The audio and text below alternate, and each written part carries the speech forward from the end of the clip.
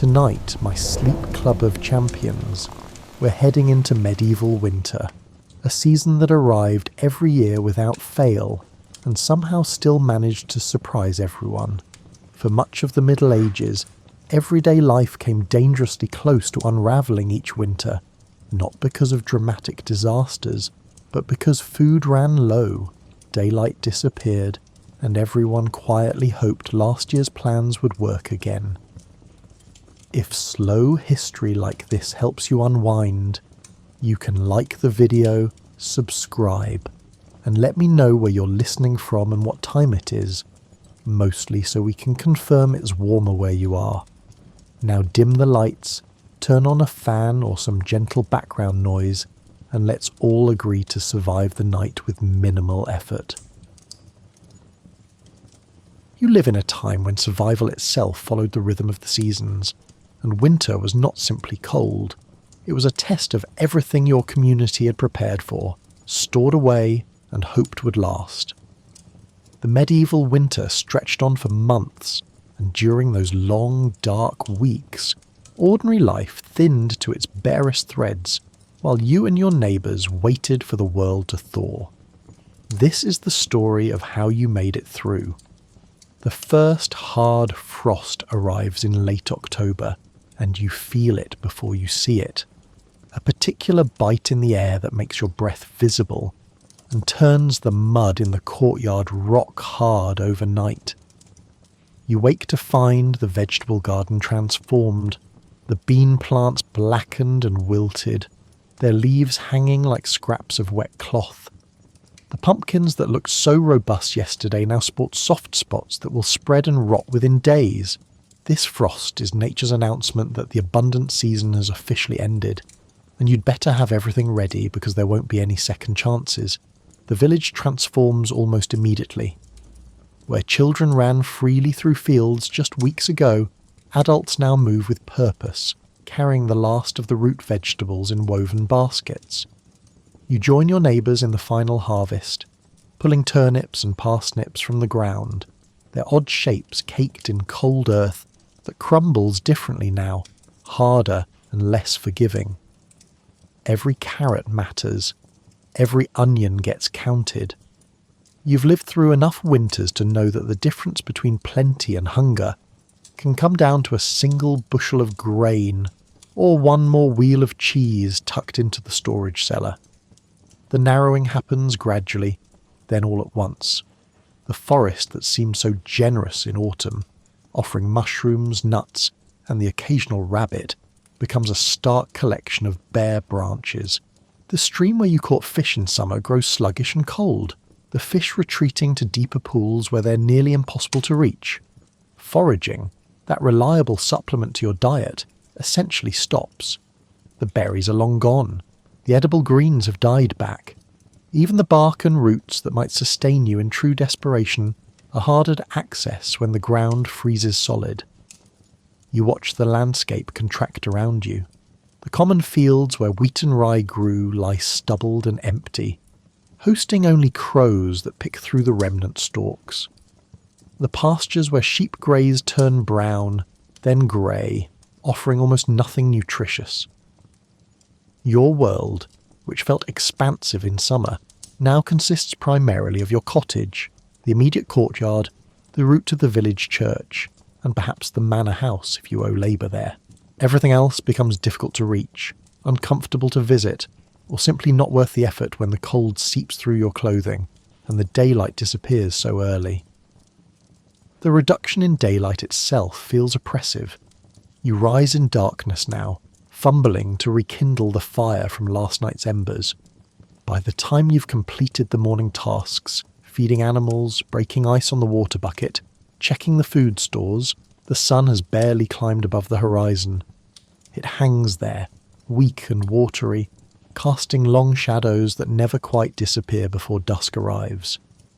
You might get 6 hours of genuine daylight if you're lucky, and those hours must accommodate all outdoor work, all travel, and all tasks that require seeing clearly. The funny thing about this narrowing is how your priorities shift without you quite noticing.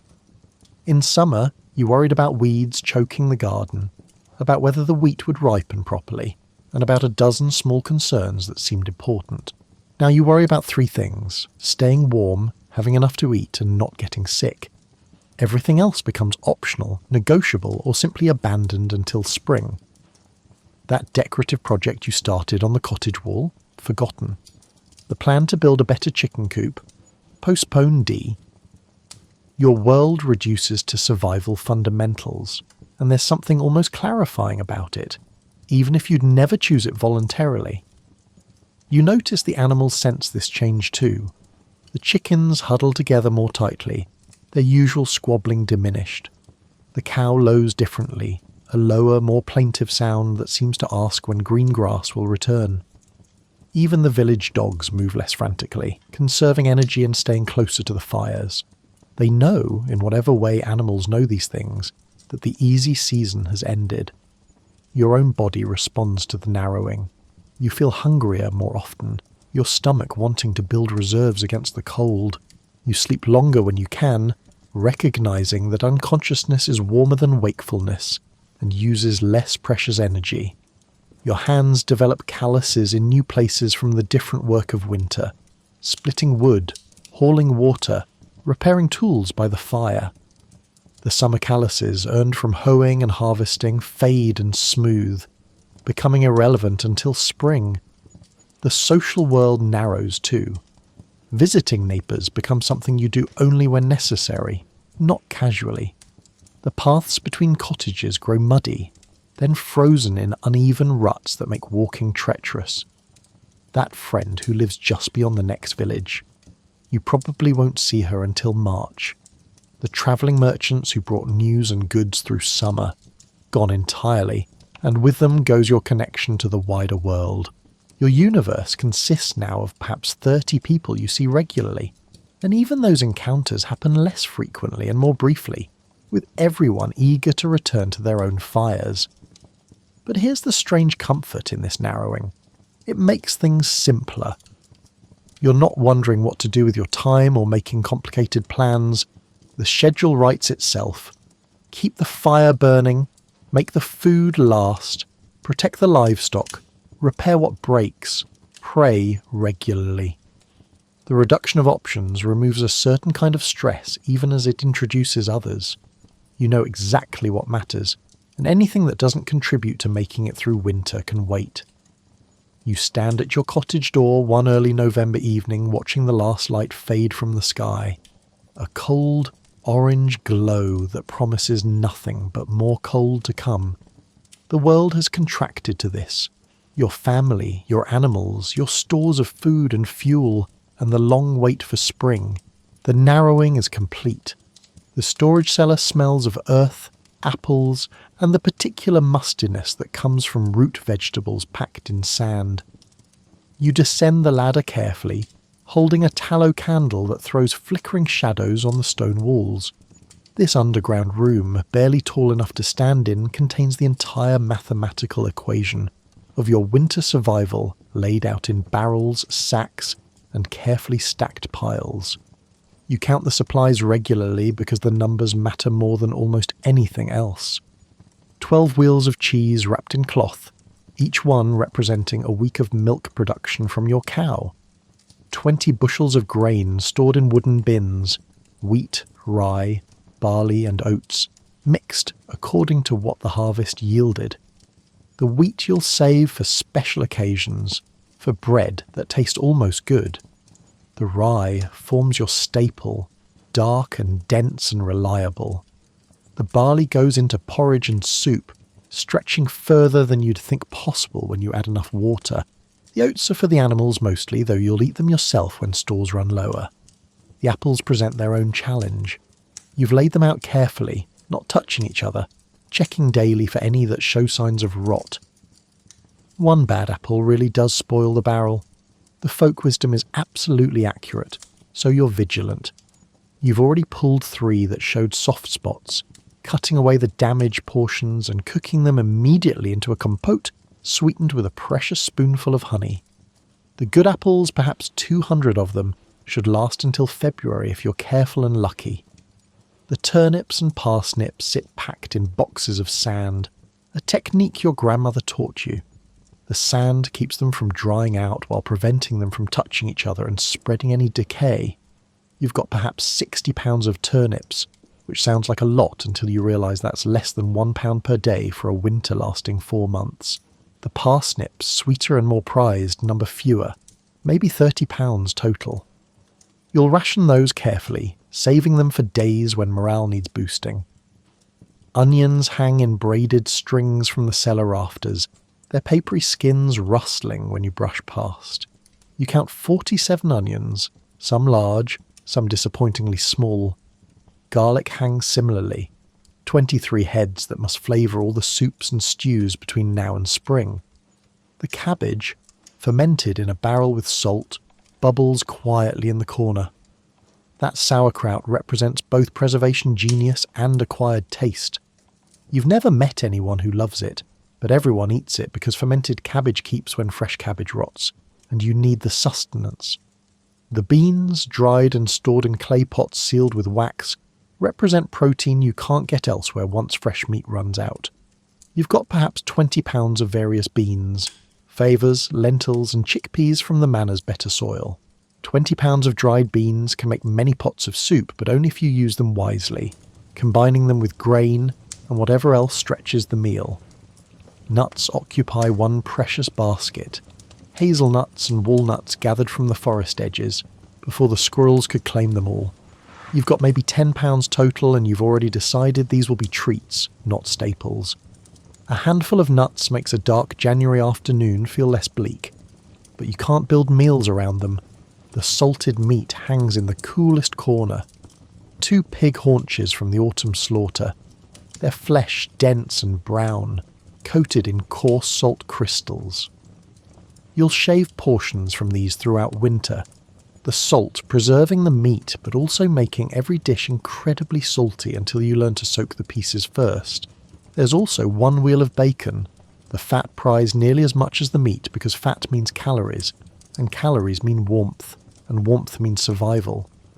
Herbs hang dried in bundles, sage, thyme, rosemary, and the precious bay leaves you traded for at market. These don't provide nutrition exactly, but they make the difference between food that sustains you and food you can actually bear to eat 5 months running.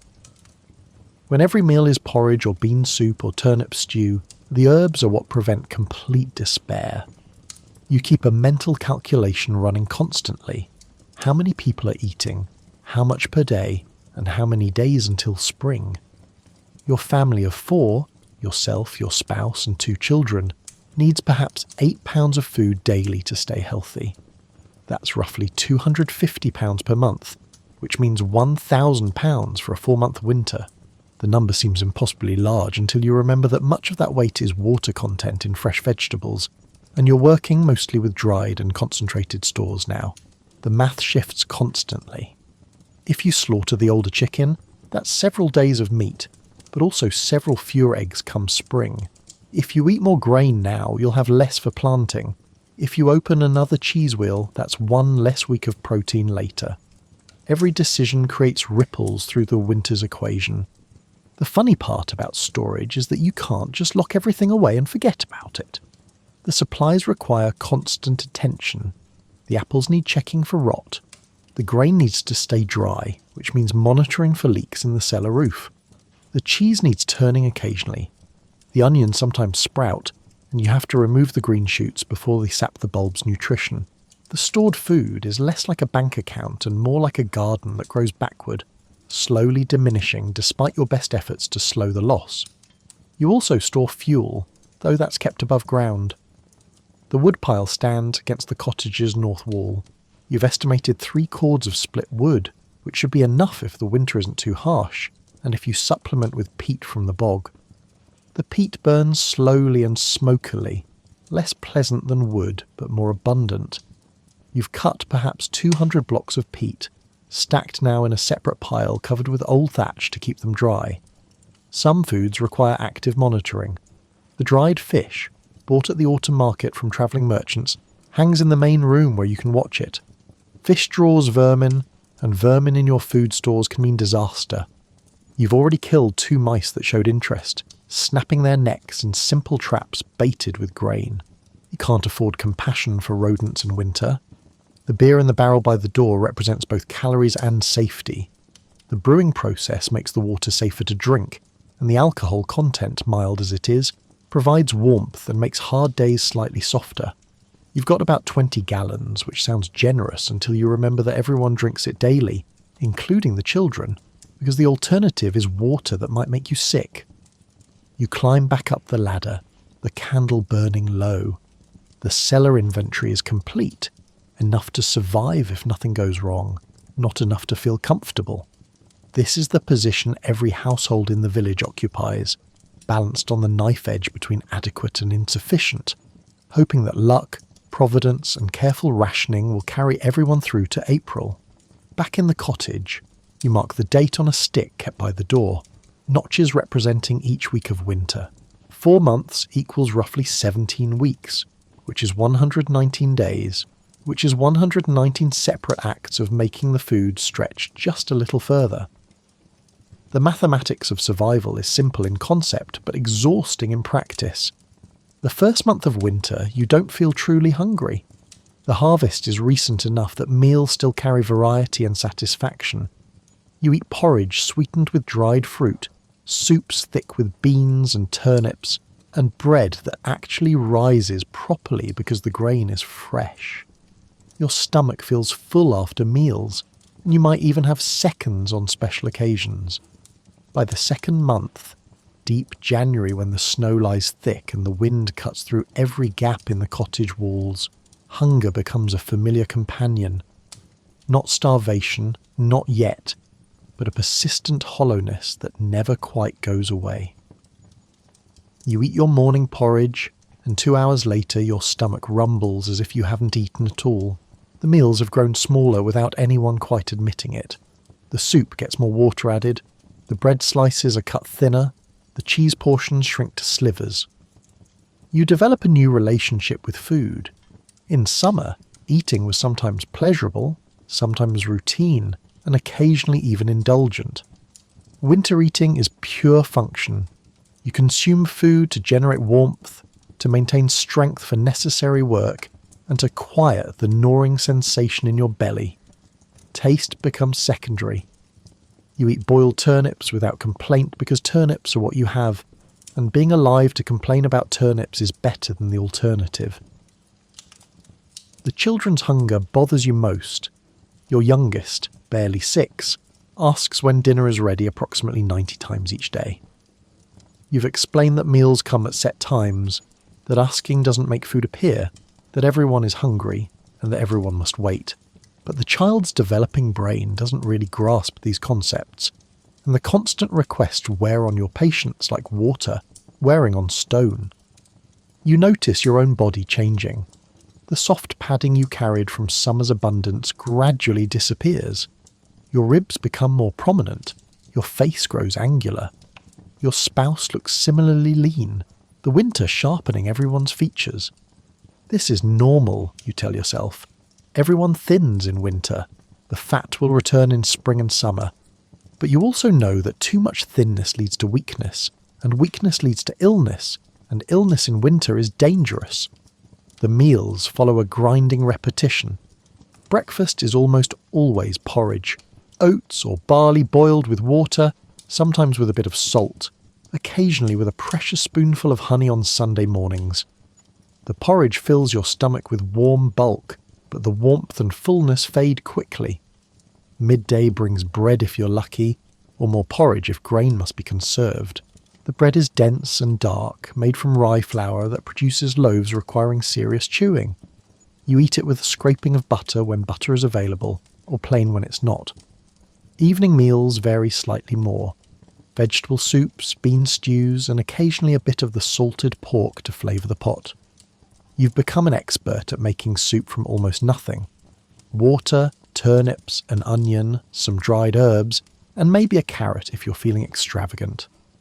The resulting liquid is thin and barely flavoured, but it's hot, and hot food creates the illusion of satisfaction better than cold food does. You find yourself thinking about food constantly. While feeding the animals, you imagine roast chicken. While repairing tools by the fire, you remember summer berries with an almost painful vividness.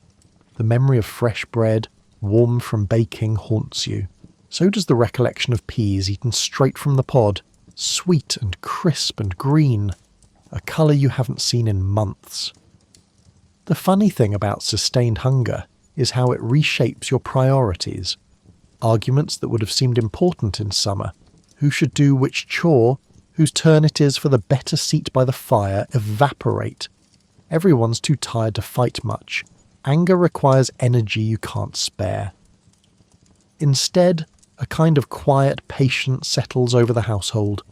You wait for spring the way you wait for a toothache to fade, knowing that endurance is the only strategy that works. You also develop tricks to manage the hunger. Drinking water helps temporarily, filling your stomach with weightless bulk. Staying busy distracts the mind from its preoccupation with food. Going to bed early means fewer waking hours to feel hungry. You've noticed that the worst hunger hits in late afternoon, that peculiar time when the day's small breakfast and smaller lunch have thoroughly worn off and dinner still lies hours away. During that time, you try to do engaging work, mending clothes, carving wooden spoons, anything that occupies both hands and mind. The church provides both comfort and complication around hunger. The priest reminds everyone that fasting is holy, that Christ himself fasted, and that restraint in eating brings one closer to God. This theology is convenient for people who are hungry anyway, offering spiritual meaning to physical deprivation. But it's also genuinely helpful. Believing that hunger serves a higher purpose makes it slightly easier to endure. You're not just suffering randomly, you're participating in a sacred tradition of self-denial. Of course, you've also noticed that the priest himself doesn't look particularly thin, and the manor house residents still appear well fed. The theology of holy hunger seems to apply more strictly to peasants than to those collecting tithes. You don't voice this observation aloud, but you think it sometimes while gnawing on your thin slice of bread and watching smoke rise from the manor's kitchen. The livestock face their own version of hunger. The cow grows gaunt despite the hay you've stored.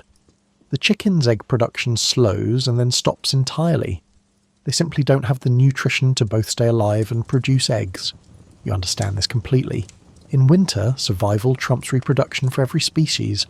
The horse at the manor, you hear, has developed a concerning cough, likely from the combination of cold and insufficient feed.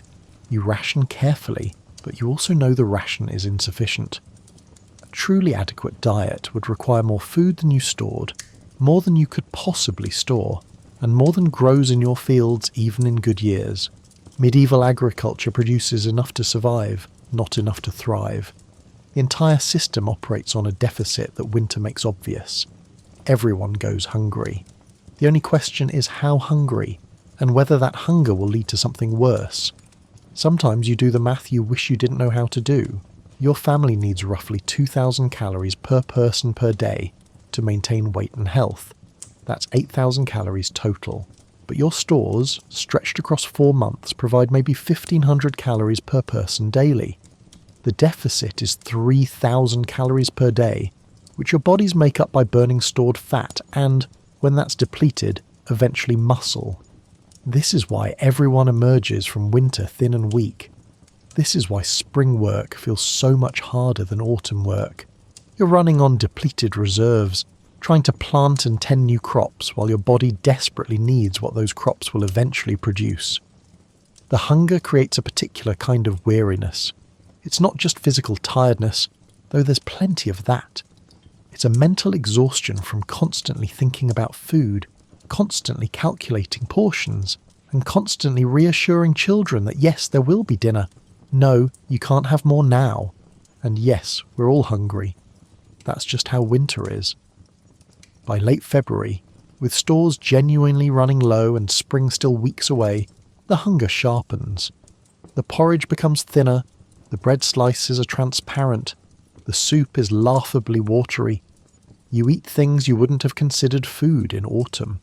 Bark tea, leather boiled until it yields some minimal nutrition, and the green shoots of sprouting grain that should be saved for planting, but the stomach overrules wisdom. Yet somehow, most families make it through. The hunger hurts, weakens and depresses, but it doesn't quite kill, not in normal winters. You survive by accepting a level of discomfort that would seem intolerable if you didn't know it was temporary. Spring will come, food will grow, hunger will fade. This knowledge sustains you almost as much as the inadequate portions do.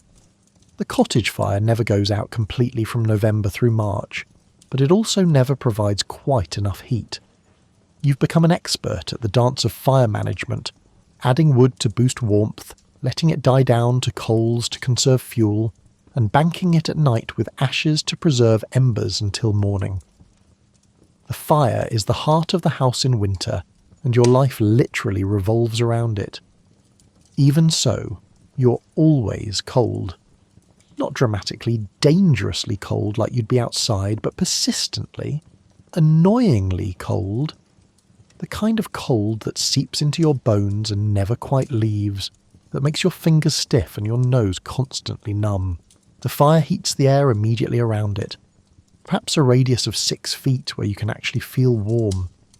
Beyond that, the cottage temperature drops precipitously. The corners are barely warmer than outside. The loft where you sleep might be 5 degrees warmer than the night air, but that still means it's well below freezing on the coldest nights. You wear layers constantly. Your linen underclothes, worn until they're soft and dingy, a wool tunic over that, a second wool layer if you have one, a cloak wrapped around your shoulders, wool stockings that never quite dry completely because there's nowhere properly warm to dry them, shoes stuffed with straw for insulation. Even dressed this way, you feel the cold probing for weaknesses, a gap between sleeve and glove, the collar that doesn't quite close, the inevitable drafts that find every crack in the cottage walls. The cottage itself is built to retain heat as much as medieval construction allows, but that's not very much. The walls are wattle and daub, woven branches plastered with a mixture of mud, straw, and animal dung. When new and well maintained, this provides decent insulation, but cracks develop. The daub dries and crumbles. Gaps appear around the window shutters and the door frame. You stuff these gaps with moss, rags, or anything that might block the wind, but the wind finds new routes. Cold air is patient and persistent, and your cottage is full of opportunities. The floor is packed earth, which means cold radiates up from below. You've scattered straw to provide a minimal barrier, but the straw gets damp and compressed and loses its insulating value. Your feet are always cold. At night you sleep with wrapped stones heated by the fire. They provide warmth for perhaps an hour before becoming just lumpy obstacles that make finding a comfortable position difficult. Morning is the worst time. You wake in the dark, your breath visible even inside the cottage. The fire has died to bare embers. The water in the bucket has frozen solid. The simple act of getting out from under the blankets requires genuine courage, because you're leaving the only warm space that exists. You force yourself up, wrap a cloak around your nightclothes, and hurry to the fire to coax it back to life. Getting the fire restarted is critical. You kneel by the hearth, carefully pushing aside the ashes to find the living coals beneath. You add dry kindling, precious splinters of wood kept in a box by the fire specifically for this purpose. You blow gently, and if you're lucky and skilled and the wood is dry enough, small flames appear. You add larger sticks, then split logs, and gradually warmth returns to your personal universe. The rest of the family wakes to this warmth, emerging from blankets only after the fire is clearly established. Everyone huddles near it, putting off the necessary ventures into the cottage's cold regions. The morning tasks require leaving the fire's warmth, getting dressed in the frigid loft, visiting the outdoor latrine where your backside freezes, fetching more wood from the pile outside, and breaking ice on the animals' water. The animals suffer their own cold torments. The chickens huddle in their coop, which is barely warmer than outside, but at least blocks the wind. You've stuffed the walls with extra straw, but the birds still look miserable, fluffed up to twice their normal size, moving as little as possible. The cow in her small barn breathes out clouds of steam. You can see her ribs more prominently now. the winter diet and cold burning through her reserves. When you milk her, on the days when she still produces any milk, your fingers go numb within minutes. Washing in winter is a theoretical concept. You might heat a small pot of water and wipe your face and hands when they're truly grimy, but bathing? Unthinkable. The entire village goes unwashed from November to April, and you all smell like it. The odour of unwashed human bodies, stale wood smoke and damp wool becomes so ubiquitous that you stop noticing it. Only in spring, when people finally bathe and change into cleaner clothes, do you realise how rank everyone became? The cold affects everything beyond your body. Tools become harder to use, the wooden handles feel harsh and rigid, and metal components frost over and numb your hands. Cloth grows stiff and resistant. Leather harnesses become inflexible and prone to cracking. Simple tasks that took minutes in summer require much longer in winter because your cold-stiffened fingers fumble and your body moves slower, trying to conserve heat. You develop a new appreciation for the sun. On rare winter days when it actually shines, even weakly, you stop whatever you're doing to stand in its light. The warmth is minimal but psychologically powerful. You turn your face upward, closing your eyes, absorbing the palest suggestion of heat. These moments feel sacred, gifts from a sky that usually offers only grey clouds and colder winds. The wind itself is an enemy. When it blows, which is often, the cold intensifies dramatically. The wind finds every gap in your clothing, every crack in the cottage, and every weakness in your defences. Wind-driven cold feels personal, aggressive, and hostile. You've learned to read the wind's moods, the steady northern wind that brings weeks of freezing temperatures, the variable eastern wind that often precedes snow, and the occasional western wind that might hint at warmer air, but usually just brings rain that makes everything worse. Snow provides mixed blessings. Deep snow insulates somewhat, creating a barrier between the frozen ground and the air. But it also traps you, makes work harder, and introduces dampness that's nearly impossible to escape. Everything gets wet. Your shoes, your cloak, and the hem of your tunic. And wet clothing loses all insulating value while actually drawing heat from your body. You've learned to brush snow off immediately and frantically before it can melt and soak in, but you're not always successful. The children handle the cold differently than adults. They seem more resilient in some ways, still finding energy to play even when everyone else is listlessly conserving warmth. But they also complain more. They're developing minds less capable of the stoic endurance adults have learned. Your youngest cries sometimes from cold feet, and there's nothing much you can do except hold the child close and share body heat, which helps them while making you colder. Nighttime is its own special challenge. The fire gets banked down to conserve wood. The cottage temperature drops steadily through the dark hours. You sleep in your clothes, under wool blankets and sheepskins, often with the whole family clustered together for shared warmth. Despite these measures, you wake frequently, too cold to sleep soundly, shifting positions to find warmth that doesn't quite exist. The funny thing about a persistent cold is how it becomes normalised. In October, a 40-degree day would have made you bundle up and complain. By February, a 40-degree day feels practically tropical, and you might even open the shutters briefly to enjoy the warmth. Your standards adjust. Comfort becomes relative. Not actively freezing counts as a win. You also learn that different kinds of cold exist. Dry cold is easier to endure than damp cold. Still, cold is manageable compared to windy cold. The coldest nights are actually the clear ones, when heat radiates freely into the cloudless sky. Overcast nights hold warmth better. You become a connoisseur of cold's varieties, able to predict from the evening conditions how brutal the night will be. The cold makes you tired. Your body burns extra calories just maintaining core temperature, which compounds the fatigue from insufficient food. By evening you're ready for bed embarrassingly early, desperate to escape into sleep where you don't have to actively manage being cold. Sleep is warmer than wakefulness, unconsciousness kinder than awareness, yet you endure. The The cold doesn't defeat you because you simply don't have the option of defeat. There's nowhere warmer to go. This is life. This is winter.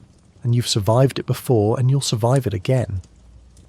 The cold is miserable, but not fatal. Uncomfortable, but not insurmountable. You persevere because perseverance is the only choice. The coughing starts in late January and your heart sinks when you hear it. Your eldest child, usually robust, wakes with a harsh, dry cough that echoes in the cottage's close quarters. You've heard this sound before. You know where it can lead. In summer, a cough is inconvenient. In winter, it's potentially deadly. You try the remedies you know. Honey mixed with warm water helps soothe the throat. Tea made from dried thyme might ease the chest tightness. You boil water and have the child breathe the steam, which provides temporary relief. But the cough persists, and within 2 days the child develops a fever. You place your hand on that too hot forehead and make rapid calculations about what you can afford to do. The village has no doctor. The nearest physician lives in the market town, 2 hours away even in good weather, and his services cost more than you're likely to earn in a year.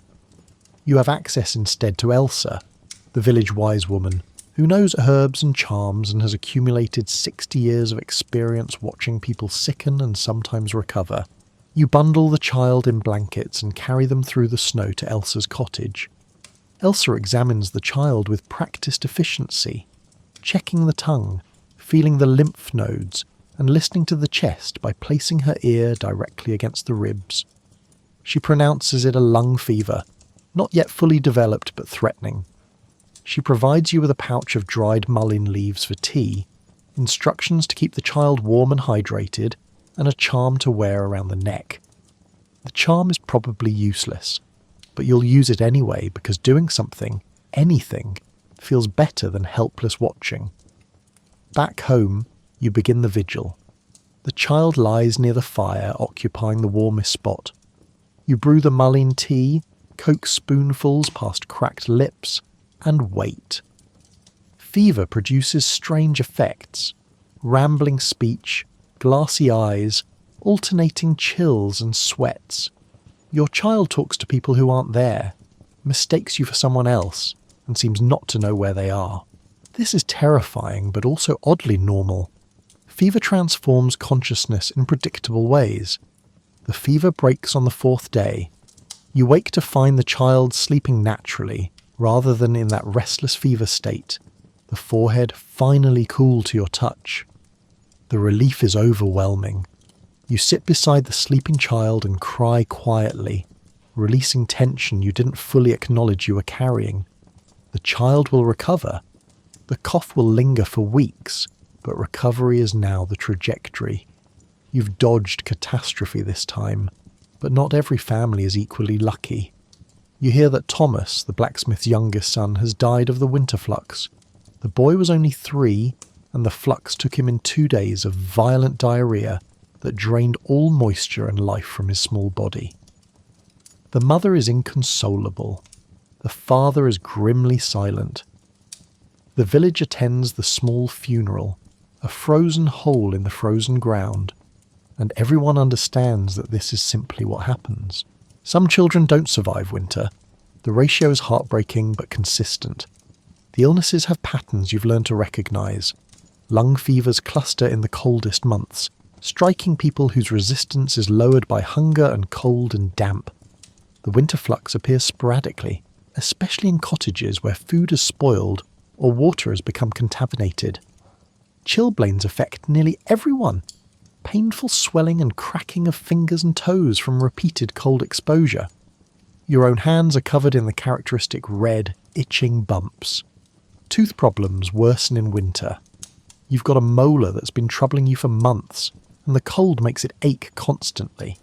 There's nothing to do about it except chew on the other side and hope it doesn't abscess. An abscessed tooth can kill you. You've seen it happen.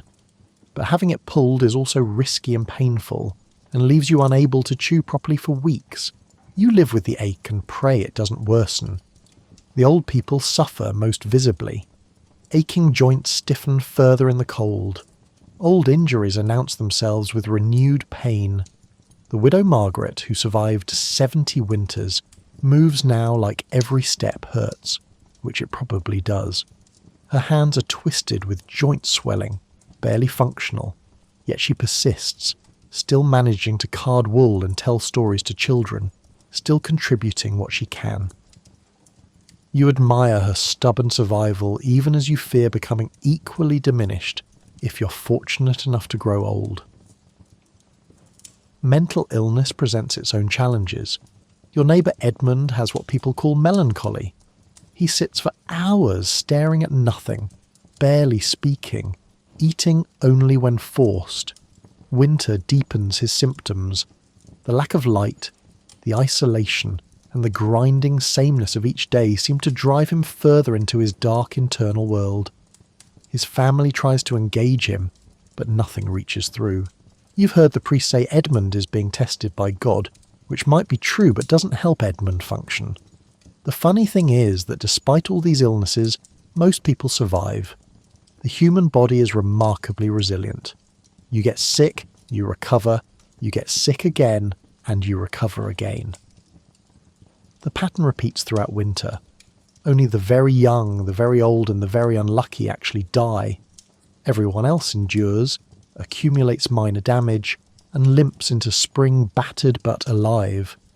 You've also developed a philosophy about illness that helps you cope. Getting sick is not a moral failure. It doesn't mean you've done something wrong or been insufficiently faithful. It's simply what bodies do when stressed by cold and hunger and crowding. The church teachings suggest otherwise, that illness is punishment for sin, but you've noticed that the most pious people get just as sick as everyone else. Germs, though you don't have that word for them, don't care about your spiritual state.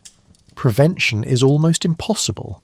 You all live too close together, share too much, and lack any understanding of disease transmission. When one family member gets sick, everyone is exposed. The cottage's single room means isolation is impossible. You breathe the same air, eat from the same pot, and sleep within arm's reach. Illness spreads because it has nowhere else to go. You do what you can. You try to keep things clean. Though with limited water and no understanding of why cleanliness matters, your efforts are inconsistent. You feed people as well as your stores allow, knowing nutrition supports recovery. You keep the sick warm and rested. Beyond that, you pray and hope and wait for the illness to run its course. Some illnesses you fear especially. The pox, whether chicken or small, can sweep through the village, killing children in terrifying numbers. You've been lucky so far, no major outbreak this winter, but the fear persists. The coughing sickness that makes people waste away over months, eventually coughing blood, is another terror. It appears sporadically and kills reliably. You know 3 people in the village who have it, and you avoid them not from cruelty but from desperate self-preservation. Spring will bring its own illnesses, the diseases that come with thawing and warming and increased contact with others. But spring illnesses feel different. Your body is better fed, warmer and stronger. You have more resources to fight disease when the world is green and growing. Winter illness feels particularly dangerous because you're already operating at a deficit. There's no margin for error when you're cold and hungry, and your body is burning reserves just to maintain temperature. By late February, almost everyone in the village bears illness marks. The children have lingering coughs. The adults move with the stiffness of poorly healed injuries and chronic pains. Old scars ache. New afflictions announce themselves, yet life continues. You work despite being sick. You care for others despite needing care yourself. This is simply how winter works. The child who had lung fever is mostly recovered now, though still weak and prone to coughing fits. You're grateful beyond words for this recovery. You fulfilled your promises to God made during the fever's peak. Extra prayers, a donation of precious grain to the church, and a renewed commitment to holy behaviour. Whether the prayers helped, or the child's constitution was simply strong enough, you'll never know. But the child lives, and that's what matters. The cow's name is Bess, and she's probably worth more than everything else you own combined. In winter, caring for her becomes a central preoccupation, a task requiring daily attention and constant worry. Bess provides milk, and from milk comes butter and cheese. She provides calves that can be sold or raised. Eventually she'll provide meat and hide, though you try not to think about that while looking into her large, patient eyes. Bess lives in a small structure attached to your cottage, barely tall enough for her to stand, certainly not spacious, but warmer than being fully exposed to the elements. You've stuffed every gap with straw and dung to block drafts. The cow's body heat actually helps warm the cottage through the shared wall, a mutual benefit arrangement. Her breathing, constant and rhythmic, is audible from your sleeping area. You've grown accustomed to the sound and find it almost comforting. Feeding her is the challenge. You harvested hay in summer, dried it properly and stored it in the barn's loft. You calculated you'd need roughly 40 pounds of hay per day to keep Bess healthy through winter. That's over 4 tons of hay for a 4-month winter. You didn't harvest quite that much, so you're supplementing with straw, which has less nutritional value but provides bulk. Bess is losing weight despite your efforts. Her ribs are visible, her hip bones prominent. This is normal, you tell yourself. Everyone thins in winter, cattle included. The morning and evening feedings create structure for your day.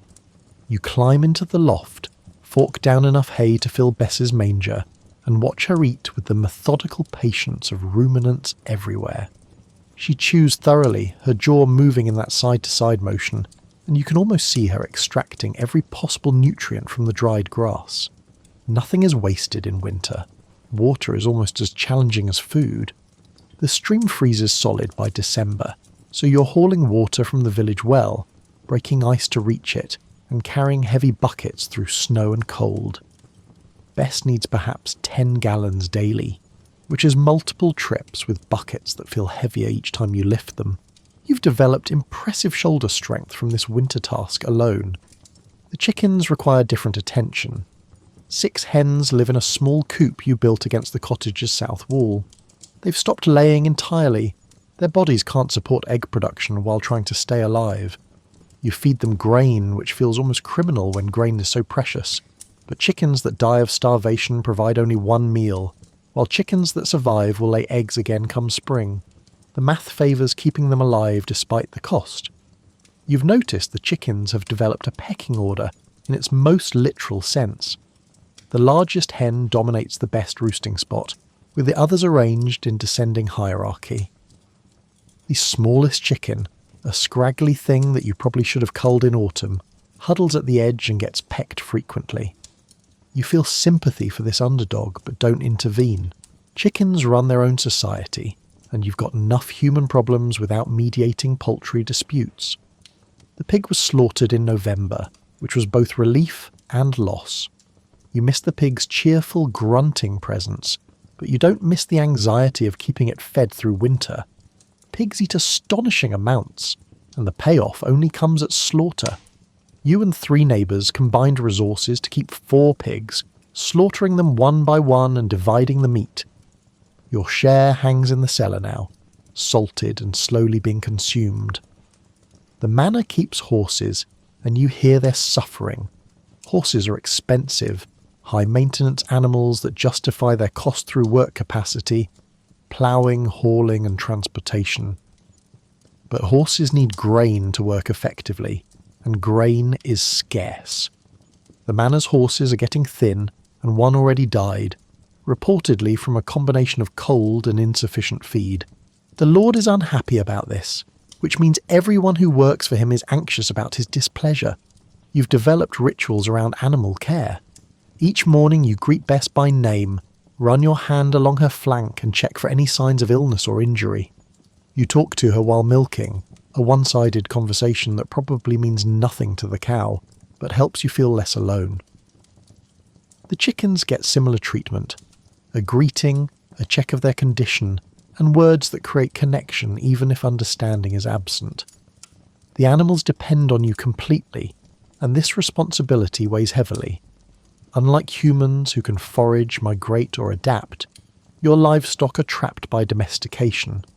They exist in these small spaces, eating what you provide, surviving only through your care.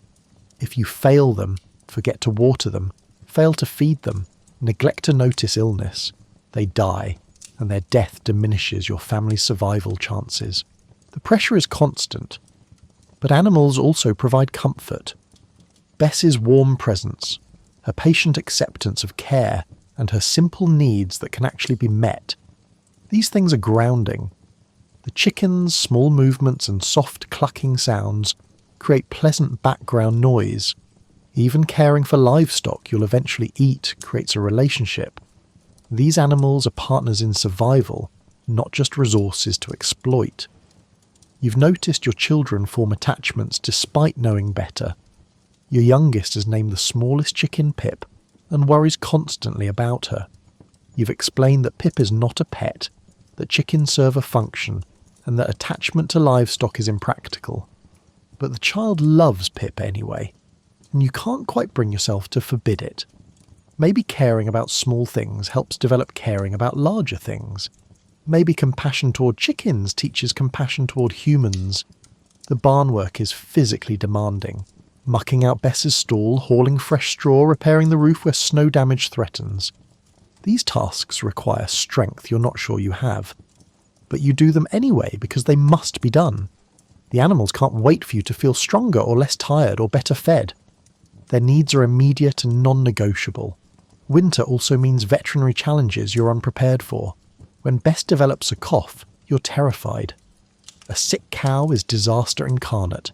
You consult Elsa, who provides an herbal poultice to apply to Bess's chest and instructions for steam treatments. You boil water in the barn, trying to get Bess to breathe the vapours, which she finds confusing and resists. But the cough improves, and you're grateful for Elsa's knowledge, grateful for luck, and grateful that disaster was averted this time. The bargain with animals is ancient and complicated. You provide food, shelter, and protection. They provide labour, products, and eventually their bodies. Neither party chose this arrangement. It emerged over centuries of mutual adaptation. But it works, mostly. The animals in your care are better fed and safer than their wild cousins, even in harsh winters, and you're better fed and safer because of what they provide. By late February, you're counting days until pasture grass returns. Bess will be so relieved to leave her small barn and graze freely. The chickens will range the yard, finding insects and greens. The whole burden of keeping animals fed will ease as nature resumes productivity. But that's still weeks away, and in the meantime you haul hay, break ice, and maintain the constant vigilance that livestock require. Sometimes you wonder what life would be like without animals to tend. Simpler, certainly. Less worry, less work, less constraint. But also poorer, hungrier, and more vulnerable. The animals are burden and blessing combined, and you're bound to them as surely as they're bound to you. All of you trying to survive together until the world warms again. Winter work is different from summer work. In summer, tasks have urgency. Planting must happen at the right time, harvesting can't wait, and hay must be cut before rain comes. Winter work is more about maintenance and survival. Tasks that don't transform anything but keep everything from falling apart. You work consistently but not frantically, conserving energy for the long duration rather than sprinting towards specific goals. Morning begins with fire management, which you've elevated to an art form. You've learned exactly how much kindling creates flame without waste, and precisely when to add larger pieces, and the optimal balance between heat output and fuel conservation. The fire is never just burning. It's being actively managed, constantly adjusted and treated as the critical resource it is. This task alone consumes perhaps an hour of focused attention daily. Water hauling is your second essential work. The well is 60 yards from your cottage, and you make this trip a minimum of 4 times daily, twice for the household, twice for the animals. Each trip requires breaking ice, lowering the bucket, hauling it up hand over hand, and then carrying the sloshing weight back home. Your shoulders ache perpetually from this work. In spring, you'll collect rainwater and use the stream, but winter offers no such convenience. Cooking takes longer in winter. The food requires more preparation. Dried beans need soaking overnight, grain needs grinding, and vegetables need careful checking for rot and cutting away of damaged portions. The fire must be fed continuously while cooking, which means interrupting food preparation to add wood. A meal that might take 30 minutes to prepare in summer can consume 2 hours of a winter afternoon. You plan meals days in advance, soaking beans while making today's soup and grinding tomorrow's flour while tonight's porridge simmers. Textile work fills the gaps. You card wool constantly, taking the raw, tangled fleece and combing it into aligned fibres suitable for spinning. Your daughter spins these fibres into yarn on a drop spindle, the weight twirling as she pulls and twists, transforming chaos into order through patient repetition. You knit when your hands aren't needed elsewhere, socks mostly because socks wear through and everyone needs socks, and you can knit while also watching children or tending fire. Mending is endless. Every piece of clothing requires constant repair. The tunic develops a tear that must be stitched. The cloak's hem unravels and needs reinforcing. Socks develop holes that must be darned before they enlarge. You patch patches, mend previous mends, and accept that nothing will be beautiful, but everything must be functional. Your needle moves through wool and linen in the firelight, creating small repairs that forestall larger replacements you can't afford. Tool maintenance occupies the men's time. Your spouse sharpens the plough blade, oils leather harnesses, and carves new handles for tools that broke during autumn's hard work. He checks the cottage structure, identifying places where daub has crumbled, where the thatch roof has thinned, and where repairs will be needed come spring. He can't do these repairs now, it's too cold, the materials are frozen, but he makes lists, plans and prepares as much as possible. Woodcutting never truly ends. You thought 3 cords would suffice, but you're burning through it faster than calculated. So whenever weather permits and energy exists, someone is out cutting more, felling dead trees, hauling branches and splitting everything into burnable pieces. Each log split is 1 more hour of warmth secured. The pile grows disconcertingly slowly despite constant effort. The funny thing about winter work is how much of it is about preventing bad things rather than creating good things. You're not building or growing or improving. You're keeping the fire from dying, keeping the water from freezing, keeping the animals from starving, keeping the cottage from collapsing, and keeping everyone from getting sick or too cold or too hungry. Success means nothing terrible happens. There's no harvest to celebrate, no finished product to admire. Success is invisible. It's the absence of catastrophe. Children's work matters too. Your eldest hauls kindling, stacks wood, and helps with animal care. The youngest, still too small for heavy work, cards wool and watches the fire while you're occupied elsewhere. Even small children contribute, collecting useful scraps, running messages between cottages, keeping themselves reasonably clean and out of serious danger. No one is too young to work in a medieval winter. Leisure is not a concept that applies to your social class. Some work is communal. When the village well's rope breaks, everyone contributes labour to its repair because everyone needs the well. When old William's roof partially collapses under snow weight, neighbours arrive with materials and effort to patch it before he freezes. This cooperation is partly altruism, but mostly enlightened self-interest. You help others, knowing you'll need similar help eventually. The village survives through mutual dependence. The church requires work too. You owe labour to the parish, helping maintain the church building, clearing snow from the path, and keeping the priest's cottage habitable. This labour is officially voluntary but practically mandatory. The church is both a spiritual centre and a social necessity, and maintaining it benefits everyone. Plus, refusing a priest's request seems unwise when he controls access to sacraments you genuinely believe you need. The manor demands its portion. Even in winter you owe the Lord certain services. Wood must be delivered to the manor house. Repairs must be completed on the Lord's property. When snow blocks roads, peasants clear them. Your labour is not entirely your own. A portion belongs to those above you in the feudal hierarchy. You fulfil these obligations without enthusiasm, but without open resentment either. Resistance is pointless and dangerous. You've developed efficiency tricks. When hauling water, you combine trips. Get well water for the household, while also filling the animal's bucket. When tending a fire, you also warm food and heat water for washing. When carding wool, you also watch the children and keep conversation going. Multitasking isn't optional. You simply can't afford to do only one thing at a time when every minute of warmth and light is precious. The work produces a particular kind of tiredness, not the good exhaustion of hard physical labour that builds things, but a grinding weariness from constant small efforts that maintain the status quo.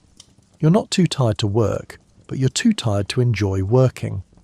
The tasks blur together into repetitive sameness.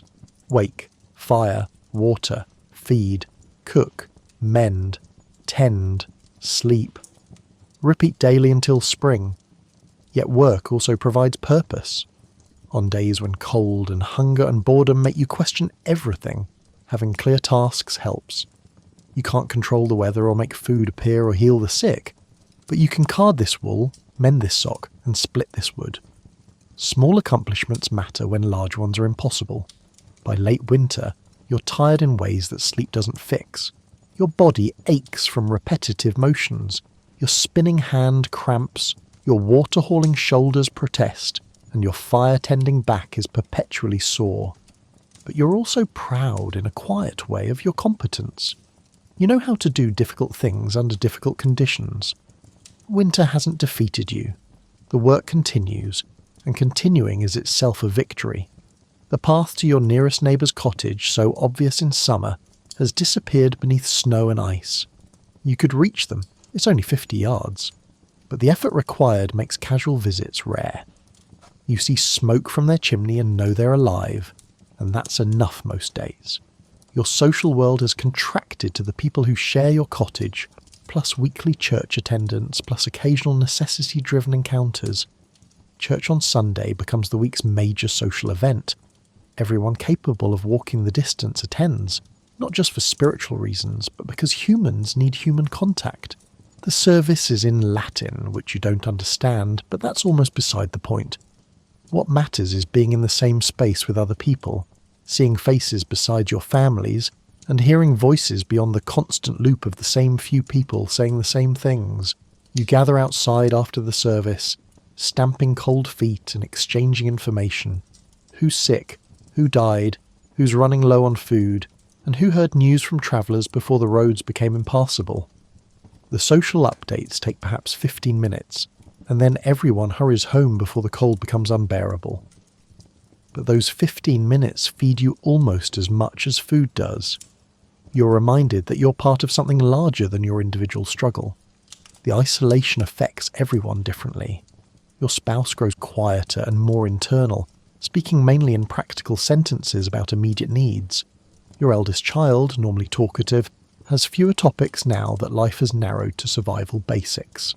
Your youngest babbles continuously, filling silence with whatever observations occur, and while normally this might annoy you, in winter you're grateful for the noise. You miss things you didn't realise you valued. The travelling peddler who came through in summer, bringing news and goods and stories from distant places, you miss him deeply. The seasonal labourers who helped with harvest, their different accents and jokes and ways of doing things, they're gone to wherever such people go, and the village is poorer for their absence.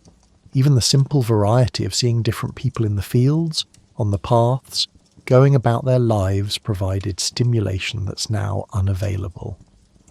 The manor house residents are visible occasionally at church or riding past your cottage, but they inhabit a different reality. They have more food, warmer rooms, and better clothing. They suffer winter too, but differently.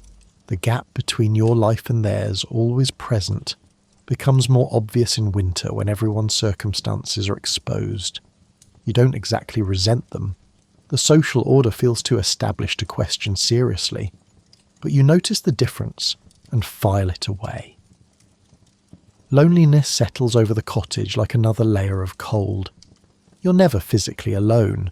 Your family is always present, but you can still feel lonely in their presence. They can't understand your particular thoughts and feelings any better than you can understand theirs, and the same faces day after day create a strange isolation even in constant company. You develop strategies against the loneliness. Telling stories helps. You recount tales your grandmother told you, making them last longer by adding details. Your spouse contributes stories from their childhood. The children request the same favourites repeatedly, and you oblige because familiar stories comfort everyone. The act of storytelling creates connection even when the stories themselves are old and known. Singing helps too. You know perhaps 20 songs, work songs, religious hymns, and ballads about ancient heroes. You sing while working, teaching verses to the children, occasionally creating harmony when energy permits. The songs aren't beautiful, your family has no particular musical talent, but they fill the cottage with sound that isn't wind or fire or coughing. The funny thing about isolation is how it makes you value even difficult people more. Your neighbour Edmund, who annoyed you in summer with his constant complaining, now seems almost dear in his consistency. At least he's someone different to talk to. At least his complaints are different from your own.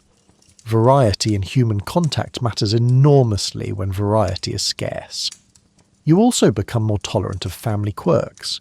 Your spouse's habit of humming tunelessly while working, which used to drive you mad, now sounds almost pleasant. Your child's tendency to ask repetitive questions becomes charming rather than annoying. When you only have 4 people to talk to for months, you learn to find value in their oddities rather than being irritated by them. Letters aren't an option. You can't write. And even if you could, winter mail service doesn't exist for people at your social level. Whatever news reaches you comes orally through the few people who still travel. The priest sometimes shares information from his bishop. Occasionally someone will have talked to someone who heard something from somewhere. The information is third-hand, unreliable and precious anyway, because it connects you to the larger world. You fantasize about spring social opportunities, the Easter celebration, which will bring extra church services and communal feasting. The spring fair, if you can spare coins to attend, is where merchants and entertainers gather. The simple ability to visit neighbours casually, dropping by to borrow tools or share news or just talk because conversation is pleasant, rather than because something is urgently needed. The isolation affects your thinking. With limited external input, you cycle through the same thoughts repeatedly. You worry about the same problems, food stores, health, cold, because these are the problems present, and there aren't new ones to distract you. Your mind, lacking stimulation, creates its own, and not always helpfully. You find yourself having imaginary conversations with absent people, rehearsing arguments that will never happen, and planning scenarios that won't occur. The children suffer their own isolation. In summer, they played with neighbour children daily, running between cottages, creating elaborate games. Now they're confined to your cottage with only each other and occasional parental attention. They fight more, whine more, and seem more emotionally fragile. You try to be patient, understanding that they're experiencing real deprivation even if they can't articulate it. They need friends their age, varied activities, and space to run. They have none of these things. You've also noticed how isolation affects dreams. Your sleeping mind processes the limited input of winter life into strange scenarios. You dream repeatedly about summer, about food, about warmth, and about people you haven't seen in months. The dreams are vivid and detailed, your mind elaborating scenarios it can't experience awake. You wake sometimes disappointed to return to the grey reality of winter cottage life. But isolation also creates intimacy. Your family knows each other profoundly now. You recognise every expression on every face, can predict responses, and understand moods with minimal communication. This depth of knowledge has value. These are the people who will care for you if you sicken, who'll share their portion if you're hungrier, and who'll mourn if you die. The bonds formed through winter isolation are strong because they're tested daily. By late February, you're desperately ready for the isolation to end. You want new faces, new conversations, and new anything. The sameness has worn you down more than you want to admit. But you also recognise that you've survived together, that isolation hasn't destroyed your family, and that the bonds formed or strengthened through winter hardship have their own value. Spring will bring welcome variety, but winter taught you who your true companions are. The church bell rings at dawn, midday, and dusk, its sound carrying across the frozen landscape and marking time in a season when days blend indistinguishably. You orient your day around these bells, using them to structure time that would otherwise feel formless and endless. The morning bell means wake and tend the fire. The midday bell means pause for prayer and perhaps a small meal. The evening bell means begin preparing for night. The bells are practical timekeepers, but they're also reminders that you're part of something larger than your individual survival. Your faith deepens in winter, or perhaps it just becomes more visible. When you're cold and hungry and isolated, prayer offers comfort that nothing physical can provide. You pray for spring to come, for health to persist, for food to last, and for protection from catastrophe. You pray for specific intentions, your sick child, the struggling neighbour, and the village as a whole. And you pray, generally, repetitively, using the familiar Latin phrases you've memorised without quite understanding them. The pater noster comes easily now, words flowing automatically while your mind wanders or focuses on the prayer's meaning, whichever seems needed. Give us this day our daily bread resonates powerfully when bread is scarce. Deliver us from evil feels urgent when winter's dangers press close. The prayer's ancient words connect you to centuries of other Christians who prayed the same phrases through their own winters, their own struggles. Sunday Mass provides weekly structure and reassurance. The service follows the same pattern every week, the same Latin liturgy, the same progression through prayer and scripture and Eucharist. This predictability is deeply comforting. So much of winter is uncertain. Will the food last? Will illness strike? Will the roof hold? But Mass is reliably the same. The priest's voice intones familiar patterns. You kneel, stand, and respond at the expected moments. The ritual enfolds you in its ancient certainty.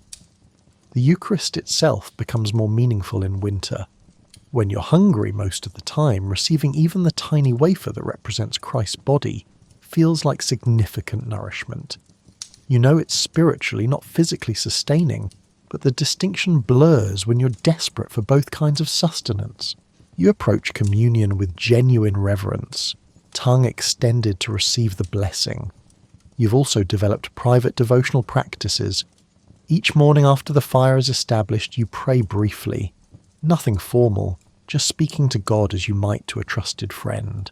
You share your worries, express your gratitude for survival so far, and ask for strength to continue. These morning conversations anchor you, providing a moment of spiritual connection before the day's physical demands overwhelm everything. The saints matter more in winter too. You pray to St. Anthony when you've lost something important. You invoke St. Agatha against illness. You ask St. Christopher for protection during the rare necessary journeys through dangerous weather. The saints are specific helpers, specialists in particular problems, and you call on them shamelessly, throwing every spiritual resource at the challenges you face. The funny thing is that you genuinely believe all this works. Your faith isn't cynical calculation, but sincere conviction that God hears prayers and saints intercede and religious practice matters. When your child recovered from lung fever, you attributed it to God's mercy, and your prayers as much as to Elsa's herbs. The two explanations don't contradict. God works through herbs and healers. Everything is ultimately divine intervention if you're inclined to see it that way. Routine extends beyond religious practice. You've created secular rituals that structure time and provide psychological comfort. Every morning, you check the weather through the shutters, noting wind direction and sky colour. Every evening, you bank the fire using the exact same technique. At midday, you pause to eat whatever constitutes lunch, sitting in the same spot, following the same pattern. These routines create islands of predictability in winter's chaos. The children's routines help them cope. Your eldest knows that after morning tasks, there's a period for learning. You teach basic prayers, simple counting, and maybe a few letters if light permits. Your youngest knows that before bed, there's story time. These patterns give them security, assurance that even in winter's narrowed world, some things remain constant and reliable. You mark time's passage through various methods. Notches on a stick record each week survived. You track saints' feast days, celebrating minor holidays that break winter's monotony. St. Blaise Day in early February brings a brief church service and blessed candles. Candlemas in February marks winter's theoretical midpoint, though you're sceptical that you're really halfway through. Still, the occasion provides reason for a small celebration. Lent arrives in late winter, and its demands feel almost redundant. You're already fasting involuntarily. The food simply isn't sufficient, but you take on additional small penances anyway, giving up the occasional luxuries you still have access to. Your spouse abandons the weak beer for water during Lent. You forgo honey entirely, though you barely have any honey left anyway. The sacrifices are tiny but intentional, offering up winter's suffering as spiritual practice. The Easter promise keeps you going. You know that Easter comes in spring, that the liturgical calendar marches toward resurrection and renewal, just as the natural calendar marches toward warmth and growth. Easter represents transformation, death giving way to life, darkness to light, and winter to spring. The theological meaning and the agricultural meaning align perfectly. You're waiting for resurrection in every sense. Prayer helps manage fear. When the wind howls particularly viciously, you pray. When food stores look dangerously low, you pray. When a child coughs in the night, you pray. Prayer doesn't eliminate the dangers, but it provides a sense of doing something when physical action is insufficient. You're placing your fears in God's hands, asking for protection you can't provide yourself. You've also noticed that faith provides community even when physical community is limited. At Mass, you stand alongside neighbours who face identical challenges. You're all cold, hungry, and scared. You're all praying for survival, for spring, for deliverance. This shared vulnerability creates bonds.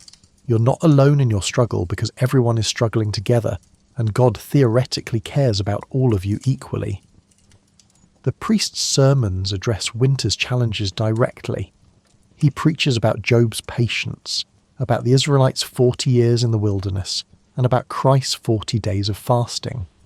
The biblical stories become mirrors for your own experience. If Job could endure catastrophic loss and still praise God, surely you can endure cold and hunger. If the Israelites could wander for 40 years, surely you can manage 4 months. Your faith is practical and immediate. You're not particularly interested in abstract theology or doctrinal fine points. You want prayers that work, rituals that comfort, and beliefs that help you survive. The church provides these things, and in exchange you provide labour, tithes when you can afford them, and genuine devotion. It's a transaction, but it's also an authentic relationship. By late winter, your faith feels tested but intact. God hasn't eliminated winter's hardships, but God has helped you endure them. Spring will come. You believe this absolutely, based both on faith in divine providence and on the empirical observation that spring always has come before. Your belief and your experience align, creating a sturdy foundation for hope that carries you through the darkest weeks. You and your neighbour Thomas share a plough. This arrangement, negotiated years ago, works because neither family can afford a plough individually, but together the cost becomes manageable. In winter, this partnership manifests differently. You share information about which families have surplus grain to trade, who needs help repairing their cottage, and who's too sick to manage alone. The economics of mutual survival operate year-round, but winter makes them essential rather than convenient. When the miller's roof partially collapses under heavy snow, 8 families contribute labour to repair it. This isn't charity, it's enlightened self-interest.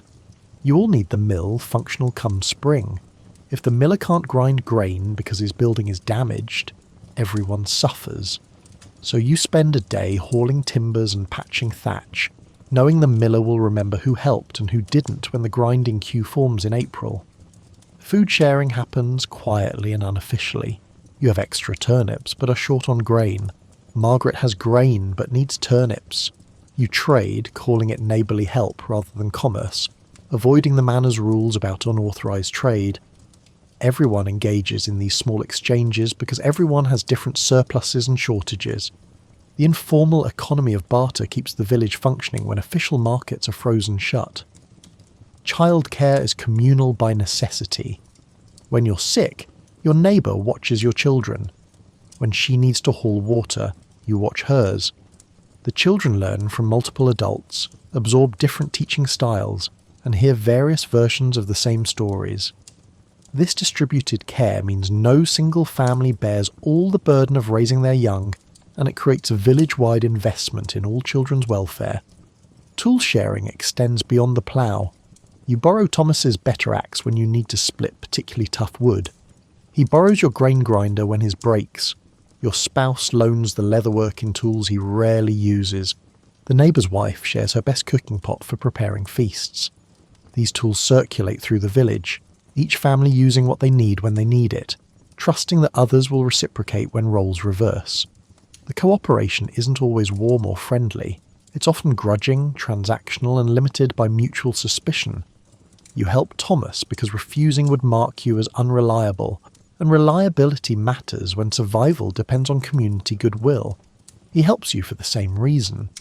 You're not necessarily friends, but you're partners in survival, and that partnership requires certain behaviours regardless of personal feelings. The village maintains common resources that require collective labour. The well needs periodic cleaning and repair. The roads need clearing after heavy snow. The church building needs maintenance. No single family could manage these tasks alone, but distributed across all families, the work becomes manageable. You contribute your share, sometimes more than your share if you're seeking community goodwill, never less than your share if you want to maintain your standing.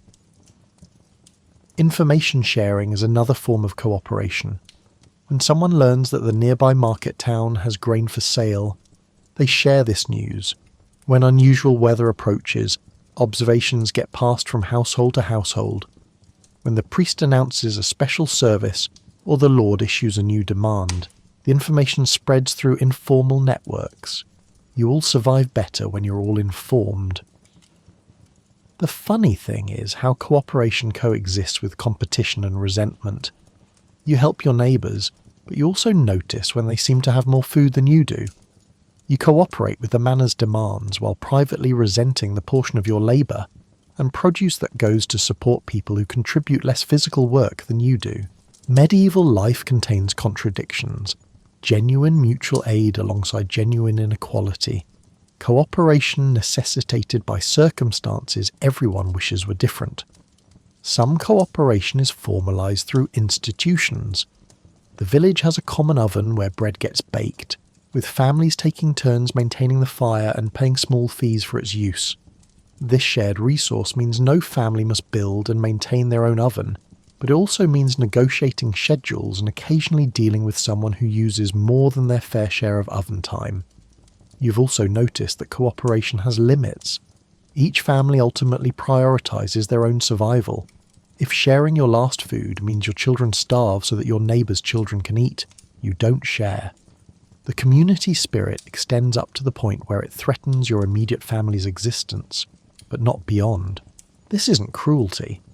It's the logic of survival in a world where resources truly are insufficient for everyone to thrive simultaneously.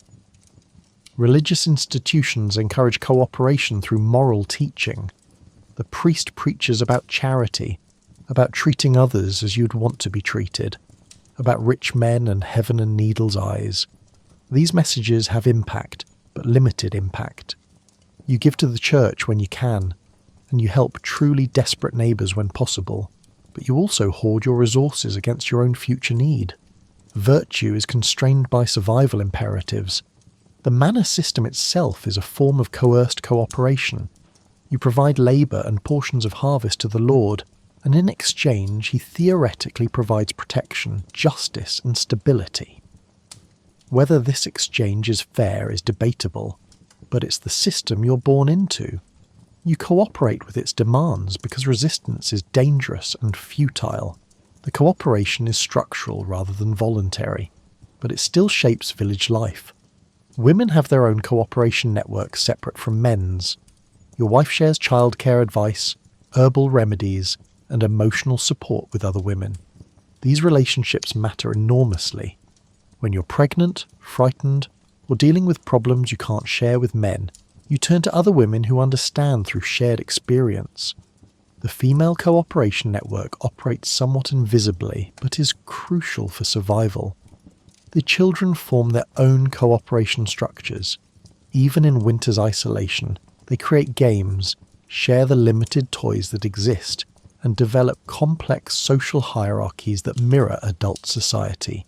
They're learning cooperation early, internalizing the lesson that survival requires alliance, that individuals can't thrive alone, and that community membership requires both giving and receiving.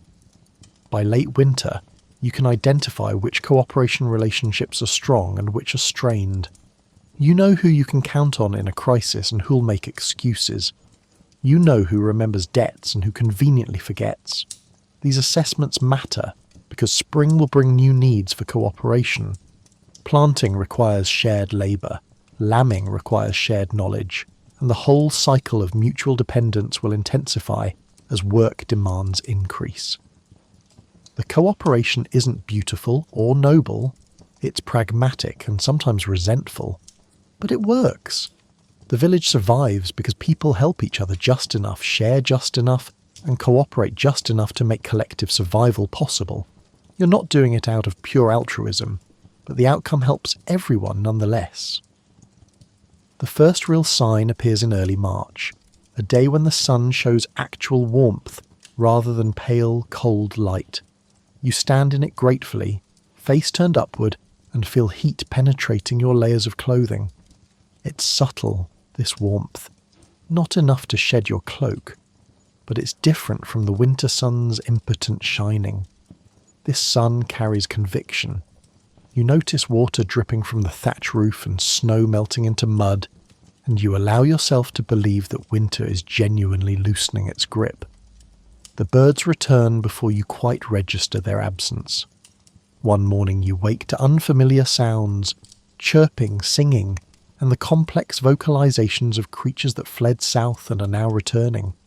The noise seems almost excessive after winter's quiet, but it's the most welcome excess you've ever experienced. Birds mean insects, which mean warmer weather, which means the whole ecosystem is reactivating. You're not alone in this frozen world anymore. The first green shoots appear in late March, tiny points of colour emerging from the brown earth. You examine them with something close to reverence. Grass beginning to grow, the earliest wild herbs pushing through the thawing ground. Your cow, Bess, seems to sense the change. She lows differently, less mournfully, as if she too knows that green food is coming. The chickens emerge from their coop more readily, scratching at the slowly softening earth. You inventory the food stores with mixed feelings. The grain is nearly exhausted. Perhaps 2 weeks' worth remains. The apples are gone entirely the last eaten weeks ago. The turnips have dwindled to a handful, many showing rot despite careful storage. You've survived, but barely. If spring were delayed by even a month, you'd be in genuine crisis. The timing has worked, as it usually does, but the margin feels terrifyingly thin. The work changes as spring approaches. Instead of pure survival maintenance, you're beginning to prepare for the new growing season. Tools need sharpening for planting. Seeds must be sorted and organised. The fields, frozen and dormant for months, need to be assessed for drainage and fertility. You're transitioning from endurance to action, from waiting to working towards something productive. The social world reopens gradually. Neighbours emerge from their cottages more frequently, visiting to share news and assess who survived winter intact. You learn that 2 village elders died, neither unexpectedly, both simply worn down by the accumulated stress of one winter too many. 3 babies were born, which feels miraculous given winter's harshness. The village has changed slightly, its composition shifted by death and birth and the random variations of human experience. The paths between cottages reappear as snow melts and mud dries. You can visit neighbours without struggling through snowdrifts. The walk to church becomes almost pleasant on mild days. The world is expanding again. Your universe is no longer contracted to the cottage and immediate surroundings. The expansion feels psychological as much as physical. Possibilities re-emerging, life resuming complexity and variety. You notice changes in yourself and your family. Everyone is thin, more so than you realise while it was happening gradually. Your children have grown despite insufficient nutrition, though not as much as they should have. Your spouse looks older, the winter having etched new lines around eyes and mouth. You probably look similarly aged, though you have no mirror to confirm. Winter leaves marks. Easter arrives in early April, and the celebration feels genuinely joyful rather than merely obligatory. Christ's resurrection parallels nature's resurrection, and both seem miraculous after winter's death-like suspension. You attend the special Mass, which is longer and more elaborate than usual Sunday services. You receive communion with profound gratitude. You've survived to see another Easter, which is never guaranteed. The Easter feast, though modest by prosperous standards, feels extravagant after winter's deprivation. There's fresh bread made with the last precious wheat. There's roasted meat, contributed collectively by several families who slaughtered animals for the occasion. There are the first spring greens, tender, slightly bitter, and utterly delicious after months of turnips and grain. You eat slowly, savouring every bite, eating past fullness for the first time in months. The funny thing about spring's arrival is how quickly winter begins to seem unreal. Was it really that cold, that hungry, that difficult? The memories start to blur almost immediately, your mind perhaps protecting itself from dwelling on hardship, now that hardship has eased. You know intellectually that winter was brutal, but the emotional memory begins fading as soon as the present improves. The first planting happens in mid-April, and despite your exhaustion, you feel excitement. Seeds going into the warming earth represent hope, investment in future abundance, and the beginning of the cycle that will hopefully prevent next winter from being quite as desperate. You drop seeds into furrows, cover them with soil, and pray for their growth, with the same fervour you prayed for survival weeks earlier. Bess goes to pasture in late April, and watching her graze on fresh grass is nearly as satisfying as eating yourself. She moves slowly at first, weakened by winter, but she's eating living food again, and you can see relief in her large eyes. The chickens resume laying sporadically, 1 egg here, 2 eggs there, gradually increasing as their nutrition improves. These eggs taste impossibly rich and good after winter's deprivation. You begin the work of restoring the cottage, which suffered through winter despite your best efforts. The daub needs replacing in multiple places. The thatch has gaps that must be filled before next winter. The whole structure needs attention, but now you have time, daylight, and slightly better energy to address these needs. The work is still hard, but it's hopeful hard, building toward improvement rather than merely preventing collapse. The village gradually resumes its fuller rhythms. Markets reopen as merchants resume travelling. News arrives from the wider world, stories of what happened during winter in places you've never seen. Workers arrive seeking harvest employment later in the year. The population of faces you see regularly expands, and the expansion itself brings joy. You'd forgotten how much you need variety and novelty. By early May, winter feels definitively over. The mornings are warm enough that the fire can be allowed to die out during the day. You open shutters and doors to let fresh air circulate through the cottage, expelling winter's accumulated staleness. The children play outside extensively, burning off energy that had nowhere to go during confinement. Life has resumed, not exactly where it left off in October, but in a new iteration of the endless cycle. You reflect on what winter taught you, though you're not sure you wanted the lessons. You learned how little you truly need to survive. Warmth, basic food, shelter, and companionship reduced to essentials.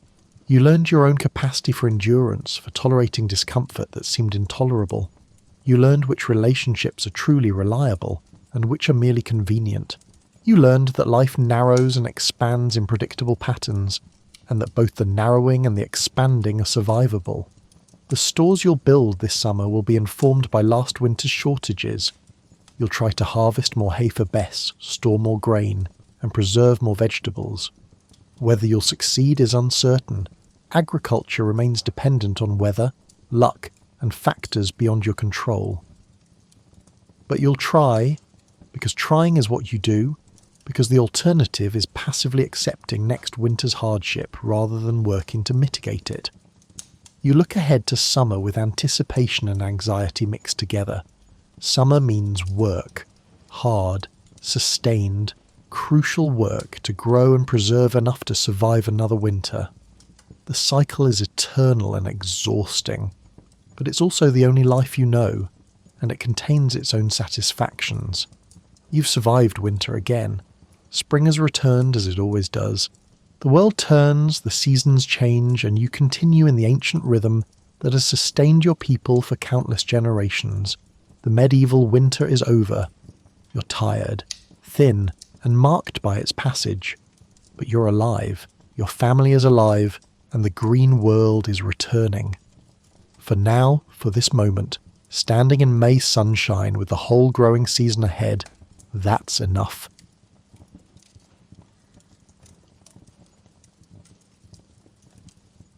Leonardo da Vinci was born on April 15th, 1452, or 1452 by the Florentine calendar, 1452 to 1453 by modern reckoning, in the Tuscan hamlet of Anciano, near the town of Vinci. He came into a world undergoing seismic changes. Florence was a republic brimming with artistic energy, and Europe was on the cusp of the Renaissance's full flowering. His father, Ser Piero da Vinci, was a notary of moderate renown, while his mother, Caterina, is believed to have been a local woman of humble background. The boy's illegitimacy meant he was never part of the upper echelons, yet it freed him from certain constraints that might have shackled a legitimate son to family business. Even as a child, Leonardo is said to have displayed an intense curiosity, wandering fields and streams, sketching plants, small creatures, or swirling eddies in the water. At this time, many children in Tuscany received minimal formal education, but Leonardo's father recognised the boy's precocious mind.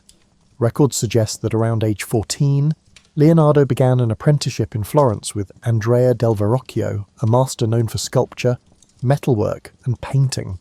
The workshop bustled with talented pupils and assistants, forging a collaborative environment. Apprentices learned to prepare pigments, craft details, and replicate the master's style. Leonardo's innate knack for observation set him apart. His notebooks from that era, though mostly lost, would have contained anatomical sketches, mechanical doodles, and fleeting notes on geometry. While other students memorized standard forms, Leonardo probed the underlying structures, dissecting how limbs attached or how light refracted on glossy surfaces. An early turning point arrived when Verrocchio assigned him to paint a small angel in the corner of the Baptism of Christ. Legend has it that upon seeing Leonardo's contribution, Verrocchio felt overshadowed and vowed never to paint again. Though that story might be apocryphal, it underscores how swiftly Leonardo's skill gained recognition. He brought a fresh approach to shading, employing what we now call chiaroscuro to infuse figures with tangible volume. While older masters often used linear outlines, Leonardo blended tones so that forms emerged gracefully from shadow. Despite his promise, Leonardo's early years in Florence carried frustrations. Some commissions fizzled due to political upheavals or patron shifts. Eager to expand his reach, Leonardo sought new vistas. Around 1482, he journeyed to Milan, offering his services to Ludovico Sforza, the ruling duke. He wrote a letter extolling his engineering prowess, listing designs for bridges, cannons, and war machines, only concluding with a mention that he could paint. This detail reveals how Leonardo viewed himself, not merely an artist, but a multifaceted engineer who happened to paint. Sforza, intrigued by such potential, welcomed him. In Milan, Leonardo thrived. The ducal court was a centre of intellectual pursuits, blending politics, the arts, and emerging sciences. He tackled a massive equestrian statue project for Ludovico, intending to cast a colossal bronze horse to honour the duke's father. For years, Leonardo studied horses' musculature, sketched them in various gaits, and designed elaborate foundry techniques. Ultimately, political strife disrupted the project. French armies invaded, and the raw bronze allocated for the statue was repurposed into cannons. The uncompleted clay model became a casualty of war, shattered as Milan fell. This fiasco, however, did not dampen Leonardo's thirst for grand challenges. During his Milanese phase, Leonardo also produced The Virgin of the Rocks, a painting that showcased his mastery of atmospheric perspective. He experimented with layered glazes and gentle transitions, making the rocky grotto and figures radiate an otherworldly hush. Simultaneously, he furthered his anatomical investigations, dissecting animals to refine his knowledge of muscle groups. He documented swirling water patterns in the city's canals, studied the flight of birds, and toyed with the idea of a flying machine. Milan's environment gave him the space to roam intellectually, bridging artistry with scientific speculation in a manner rarely seen before. Yet these pursuits coexisted with real-world demands. The Sforza court needed fortifications, festival designs, and mechanical contraptions. Leonardo obliged, penning treatises on geometry, building stage sets for pageants, and engineering ephemeral wonders. Some found him eccentric, especially as he scribbled notes in mirror writing. Others recognised him as an inexhaustible thinker who might at any moment produce the next stroke of genius. By the late 15th century, Leonardo had established himself as a leading figure of the Renaissance, though his restless mind kept him pushing forward, always hungry for the next frontier of knowledge. Leonardo's life in Milan was bustling, yet destiny had other turns in store. In 1499, French forces under King Louis XII conquered Milan. The once powerful Sforza dynasty collapsed, leaving Leonardo and his patrons scrambling. With the city's patron gone, Leonardo lost his secure base. He departed Milan, travelling to Venice, then briefly to Mantua, carrying an uneven portfolio of half-finished commissions and a head brimming with experiments. The aftermath was a tumultuous period, marked by shifting alliances across Italy's city-states. In Mantua, the Marchioness Isabella d'Este welcomed him, seeking a portrait. She was a formidable patron, but Leonardo's restlessness prevailed. He quickly moved on, possibly uninterested in the standard portrait tasks. By the mid-1500s, he found his way back to Florence after 2 decades away. The city had changed. It was now under the sway of the Republican government, briefly influenced by the fiery preacher Savonarola. Tensions simmered, and art commissions had a new flavour, patriotic or moralistic. Yet Florence remembered Leonardo's early promise. He was invited to paint a major altarpiece, though negotiations stalled. Instead, he seized on a more prestigious assignment, a mural in the Palazzo della Signoria, the seat of Florence's government. This mural project, known as the Battle of Anghiari, was meant to commemorate a 1440 Florentine victory. Across town, Michelangelo was commissioned to do a different battle scene in the same hall. The city braced for a competition between two towering geniuses. Leonardo approached the mural with an experimental technique.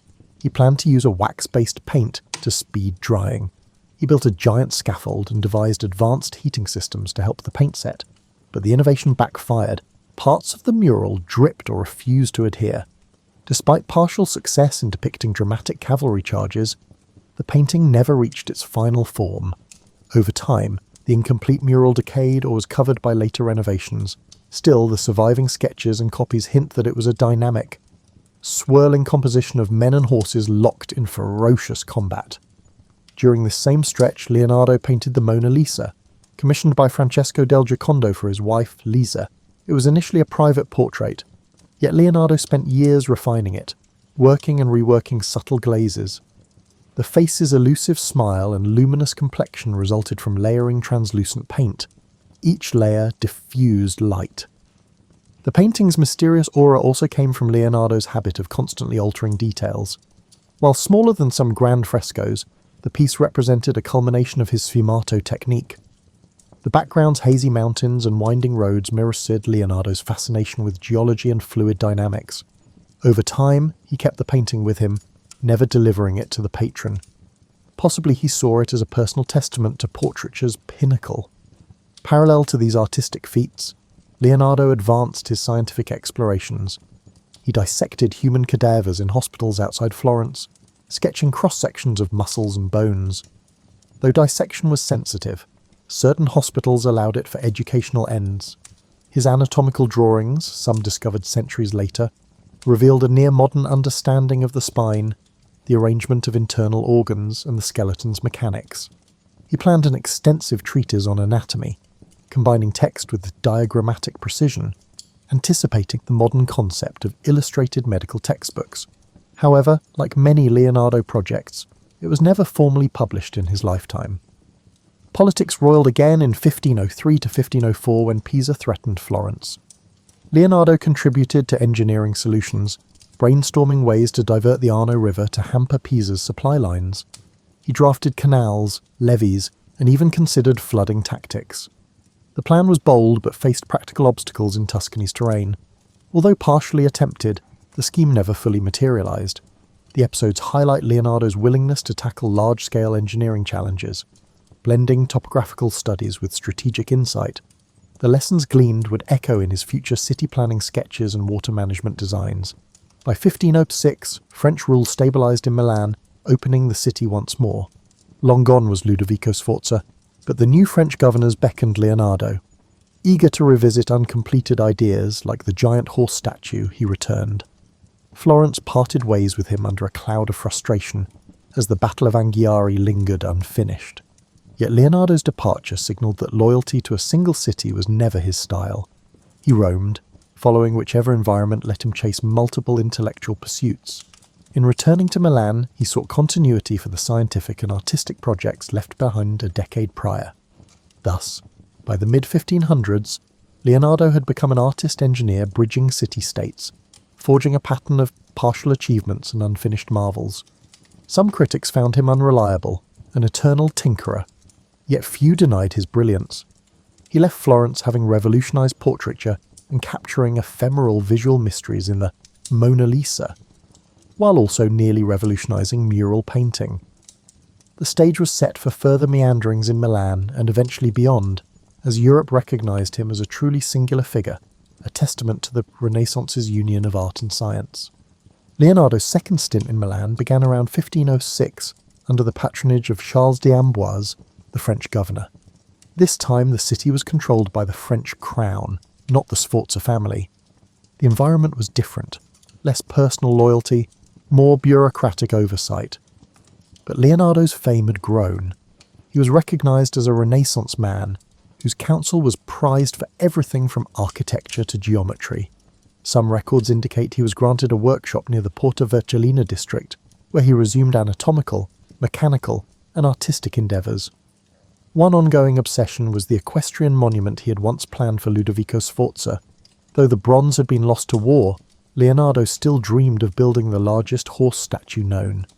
He refined the design, adjusting how a rearing stallion might balance on hind legs. He sketched innovative casting methods, hoping to circumvent earlier meltdown issues. However, the politics had shifted.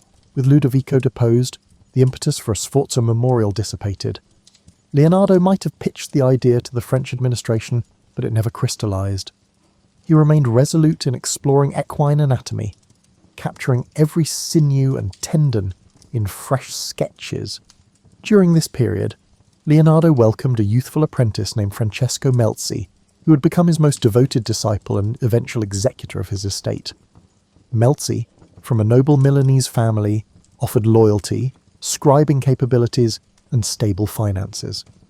He accompanied Leonardo on trips, helped organize notes, and became the master's confidant. The presence of a still or respectful apprentice might have provided Leonardo the continuity he'd long sought, especially after dealing with earlier assistants who sometimes parted on mixed terms. Meanwhile, glimpses of his scientific mania multiplied. He dissected more cadavers, filling notebooks with nuanced drawings of hearts, muscles, the bronchial system. Observing that heart valves directed blood flow, he speculated about circulation decades before William Harvey's formal discovery. He studied the vitreous humour in an ox's eye, investigating how images formed. While the Catholic Church mostly tolerated such dissections for medical progress, certain clergy frowned on it, so Leonardo often performed them discreetly or at night. Had he published these findings, he might have revolutionised medicine centuries earlier, but perfectionism and continuous revision meant his data stayed personal, locked in cramped notebooks and penned in a mirror script. In parallel, Leonardo authored treatises on flight. Fascinated by birds' wing structures, he dissected wings to decode the interplay of feathers. He built mechanical prototypes, ornithopters, aiming to replicate flapping flight. Though never tested on a large scale, these contraptions presaged modern aviation concepts. He recognised that pure flapping wouldn't suffice for human flight. He studied gliding surfaces, suspecting that air currents could keep a craft aloft. Yet the technology of the era, no engines or suitable materials, curbed these ambitions. Even so, the sketches reveal an acute understanding of aerodynamics. Around 1510, Leonardo's patron Charles d'Amboise died, prompting another shift in Milan's political circle. Still, the French King Louis XII valued Leonardo. Another momentous figure emerged. The newly ascendant Giuliano de' Medici, brother of Pope Leo X, invited Leonardo to return to the Florentine orbit or possibly move to Rome, where the papacy was fueling grand building projects. Leonardo, now in his late 50s, weighed these overtures carefully. The lure of Rome's architectural expansions and advanced scientific resources might prove irresistible. Eventually, around 1513, Leonardo departed Milan for Rome, with an entourage that included Melzi and some assistants.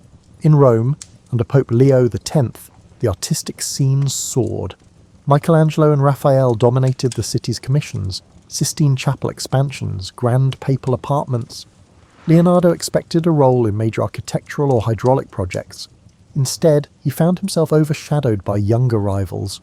Michelangelo, known for moody brilliance, had little patience for Leonardo's diversions, while Raphael's rising star enthralled the papal court. Leonardo was offered small tasks. For instance, the Pope asked him to devise mechanical amusements or stage designs, but no major papal commission emerged. Despite the frustration, Leonardo utilised Rome's libraries, continuing anatomical dissections. He took advantage of more cadaver supply from local hospitals. Some rumours suggest friction with the Vatican Curia, especially after a cardinal supposedly saw dismembered bodies in Leonardo's quarters. The environment felt stifling. He wrote letters implying that the papal circle favoured spectacle over more profound research. With insufficient official support for his large-scale experiments, Leonardo grew restless again. Yet he found fleeting satisfaction exploring the Belvedere Gardens, measuring ruins of ancient Roman structures. He studied geometry with scholars, exchanging ideas about perspective and the Ptolemaic universe. Perhaps a quieter dream to unify art and mathematics kept him going. Still, the unstoppable politics of Italy soon overshadowed local tasks. The shifting alliances in 1516 catapulted France into dominance once more. Francis I became king, eyeing Italy hungrily. For Leonardo, the swirling intrigue spelled an opportunity to pivot yet again. The next invitation from the French crown would beckon him across the Alps for what would become the final chapter of his life's remarkable journey. In 1516, King Francis I of France, a young monarch intrigued by art and technology, extended an invitation to Leonardo da Vinci. Tired of Roman politics and seeing limited scope for big projects there, Leonardo accepted. He travelled north, crossing the Alps at an advanced age, bearing precious paintings and volumes of notes, among them the Mona Lisa and likely St. John the Baptist. Francis offered him the manor house of Clos-Lucé, near the royal Château d'Amboise in the Loire Valley. This arrangement put Leonardo under royal patronage, granting him comfort and a platform for his creative urges. At Clos-Lucé, Leonardo enjoyed relative calm, gone were the fierce rivalries of Florence and the ephemeral commissions of Milan. Francis I often strolled over, discussing fortifications, canal systems, or mechanical contraptions. The king revered Leonardo as a living legend, a reservoir of Renaissance brilliance. The older man reciprocated with sketches of improved weaponry or designs for a grand palace. However, age and ill health limited the impetus for new large-scale ventures. Some accounts claim Leonardo tried to outline an ideal city for Francis, merging symmetrical layouts with efficient waterways, but no direct implementation followed. Amid this peaceful setting, Leonardo's health issues worsened. He wrote fewer lines in his notebooks, and his once dexterous hand might have trembled from possible strokes or nerve troubles, yet his mind remained inquisitive. He refined old anatomical drawings, re-examining them in the quiet orchard near his manor. Melzi, ever faithful, organised the piles of manuscripts, ensuring references to geometry, geology, optics, and anatomy didn't vanish into chaos. The older assistant Salai, who had begun as a teenage model with a mischievous streak, also lived there, though rumoured tensions occasionally flared between him and Melzi. A highlight of this period was visits by French courtiers who marvelled at the Mona Lisa. They admired her half-smile, rumoured to be a representation of intangible grace. Francis I himself is said to have purchased the painting directly from Leonardo, or inherited it after the artist's death, eventually placing it in Fontainebleau. Then it travelled to the Louvre centuries later. Another puzzle, St. John the Baptist, a moody, half-lit figure, pointing heavenward, also accompanied him to France. Its swirling hair and ambiguous expression invited speculation that it was a deeply personal reflection on spiritual transformation. Though slowed physically, Leonardo sometimes produced ephemeral amusements for the court. Francis might request a mechanical lion that roared, or a winged contraption to amuse guests. These ephemeral wonders were reminiscent of his younger days planning festivals for the Milanese dukes. In letters, watchers described him as gracious but occasionally melancholic, lamenting the ephemeral nature of grand projects he never completed. The once unstoppable polymath was contending with the reality that time was finite. He also penned reflections on theology, bridging Catholic doctrines with his own scientific viewpoint. While devout in belief, he had long championed rational inquiry, sometimes rattling clergy with statements about Earth's position or the universal laws of nature. In France, the monarchy had a slightly more flexible attitude toward intellectual exploration, so long as loyalty to church dogma wasn't overtly challenged. This gave Leonardo space to fuse spiritual musings with scientific wonder. A few cryptic lines in his notebooks hint that he believed the study of anatomy and nature only deepened reverence for a divine creator. Socially, the small circle at Clos Lucé was cosy. Francis I occasionally dined with Leonardo, absorbing tall tales from Italy's golden cities. Melzi recorded these dialogues, though few transcripts remain. Meanwhile, rumours circulated about Leonardo's final unseen manuscripts. Some believed he was penning a definitive treatise on flight or a universal theory of water currents. In truth, he likely polished segments of older notes rather than forging a single cohesive magnum opus. The scattered nature of his archive meant the future would discover his brilliance piecemeal. During the winter of 1518 to the 1519, Leonardo's condition deteriorated. Chronic arm pains, possibly from a stroke, forced him to rely heavily on Melzi for everyday tasks. Francis, hearing of the decline, visited more often, hoping for final insights from the master. Legend has it that the king was at Leonardo's side as he passed on May 2nd, 1519. While romanticised accounts depict Leonardo dying in Francis's arms, the historical veracity is uncertain. Still, the bond between them was genuine, a deep mutual respect between an ageing Renaissance titan and a monarch hungry for cultural ascendancy. Thus ended Leonardo's mortal journey far from the Tuscan hills of his birth, in a French manor brightened by orchard blooms. This final French chapter was quieter, reflective, yet still brimming with sparks of creativity. From building ephemeral mechanical lions to preserving the greatest paintings humankind had known, Leonardo's culminating years embodied a spirit that refused to go dim. He might not have erected a final monument, but he left behind a personal realm of knowledge-bridging art, science, and imagination, a legacy that would endure for centuries to come. In the immediate aftermath of Leonardo da Vinci dying, the question arose, what would become of his manuscripts and personal effects? According to some accounts, Francesco Melzi emerged as the designated heir, entrusted with safeguarding the thousands of pages brimming with sketches, notes and drafts. Salai, an earlier companion, received certain paintings and minor possessions. Yet the sheer volume of Leonardo's papers posed a challenge. Melzi dedicated years trying to organise them, hoping to publish coherent treatises, but the scale was daunting. Over time, bits of the collection were dispersed, sold, or gifted by Melzi's heirs across Europe. This fracturing explains why Leonardo's notebooks eventually surfaced in places from Spain's royal libraries to British aristocratic collections, each chunk unveiled in irregular intervals. Europe of the 16th century recognised Leonardo's artistic brilliance. The Last Supper in Milan, though deteriorating due to his experimental fresco approach, was already hailed as an emotional masterpiece. The Mona Lisa, now in French royal possession, attracted courtly admiration for her haunting expression. Yet the fuller scope of his genius, engineering drawings, anatomical plates, or treatises on geometry remained largely hidden. The slow trickle of discovered manuscripts fueled centuries of fascination. In the 17th century, a few scientists glimpsed certain sketches, marvelling at advanced concepts of gear systems or diving apparatus, but it wasn't until the 19th century that broader scholarship systematically studied his codices, unveiling a mind centuries ahead of his era. Leonardo's immediate legacy in art was clearer. His painting style influenced a generation of mannerists who admired his smoky transitions, sfumato, and atmospheric depth. Milanese artists, though overshadowed by the city's shifting political fortunes, carried forward elements of his approach. In Florence, students who'd glimpsed the aborted Battle of Anghiari mural adapted some compositional ideas, but the direct lineage was complicated. Leonardo left no formal academy. He taught a few pupils thoroughly, except for Melzi and a handful of others. The intangible aura of Leonardesque painting permeated the late Renaissance with its softness of edges and subtle interplay of light. Over the next centuries, as Baroque flamboyance rose, certain of Leonardo's works fell out of style. Others recognized them as timeless.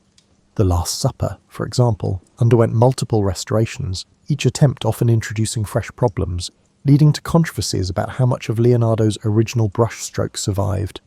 Meanwhile, in the 19th century, Romantic and Victorian scholars resurrected the cult of the Renaissance genius. Leonardo emerged as a symbol of the solitary visionary, an introspective figure bridging reason and art. Writers like Walter Pater penned rhapsodic essays on the Mona Lisa, describing her as an enigma embodying centuries of emotion. Such effusions etched the painting's fame deep into Western cultural consciousness.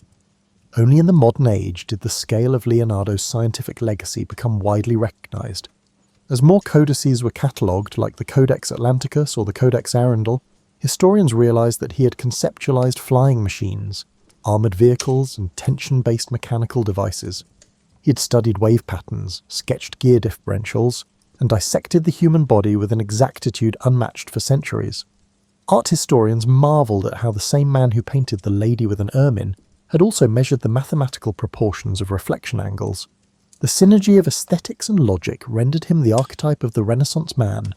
Modern architects gleaned from his city planning concepts, while robotic engineers found preludes to modern mechanical linkages in his swirling diagrams. For a time, many described Leonardo as a man out of time, but recent scholarship refines that narrative. He was indeed extraordinary, but also a product of a vibrant milieu. Italian city-states teemed with cross-pollination from Greek, Roman, and Islamic knowledge. Leonardo built on the achievements of earlier polymaths, from the classical treatises of Archimedes to the reintroduced works of Alhazen on optics. Recognizing that synergy doesn't lessen his brilliance, it situates him in the network that made such leaps feasible. Meanwhile, the mystique around Leonardo occasionally overshadowed more grounded truths. Tales of him finishing commissions in a single burst or conjuring bizarre contraptions for stage illusions became embroidered over time.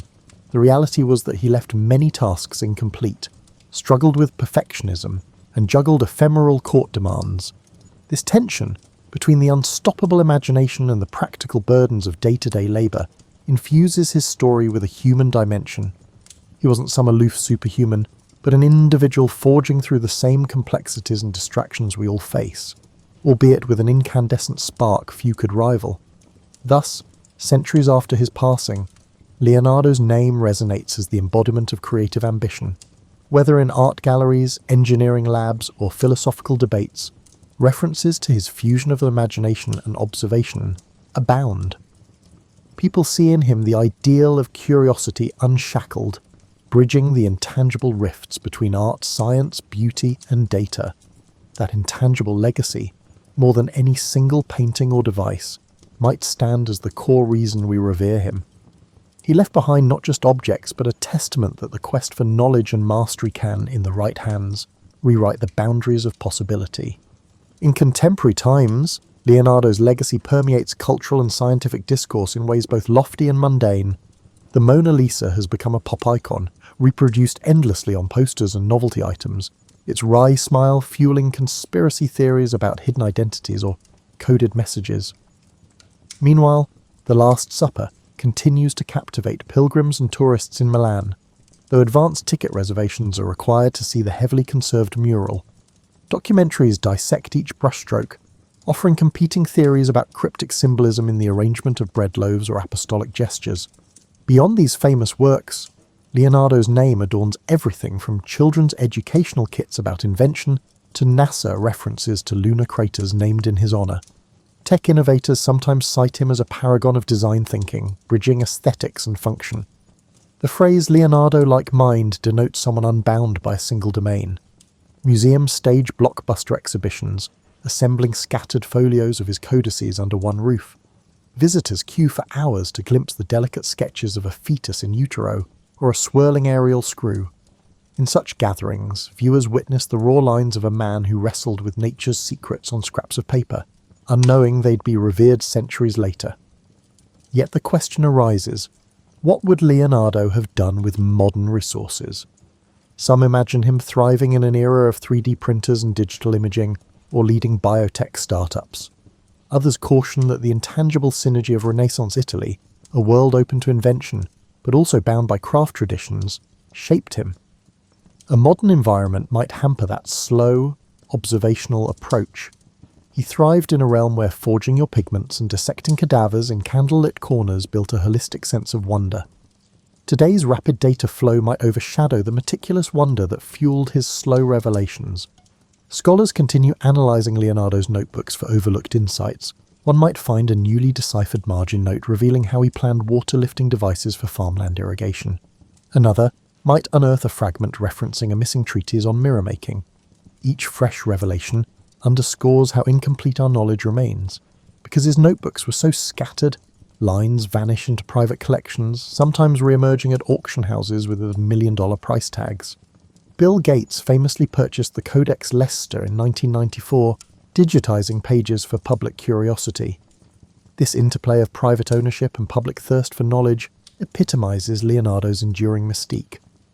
One dimension of modern interest focuses on Leonardo's personal life.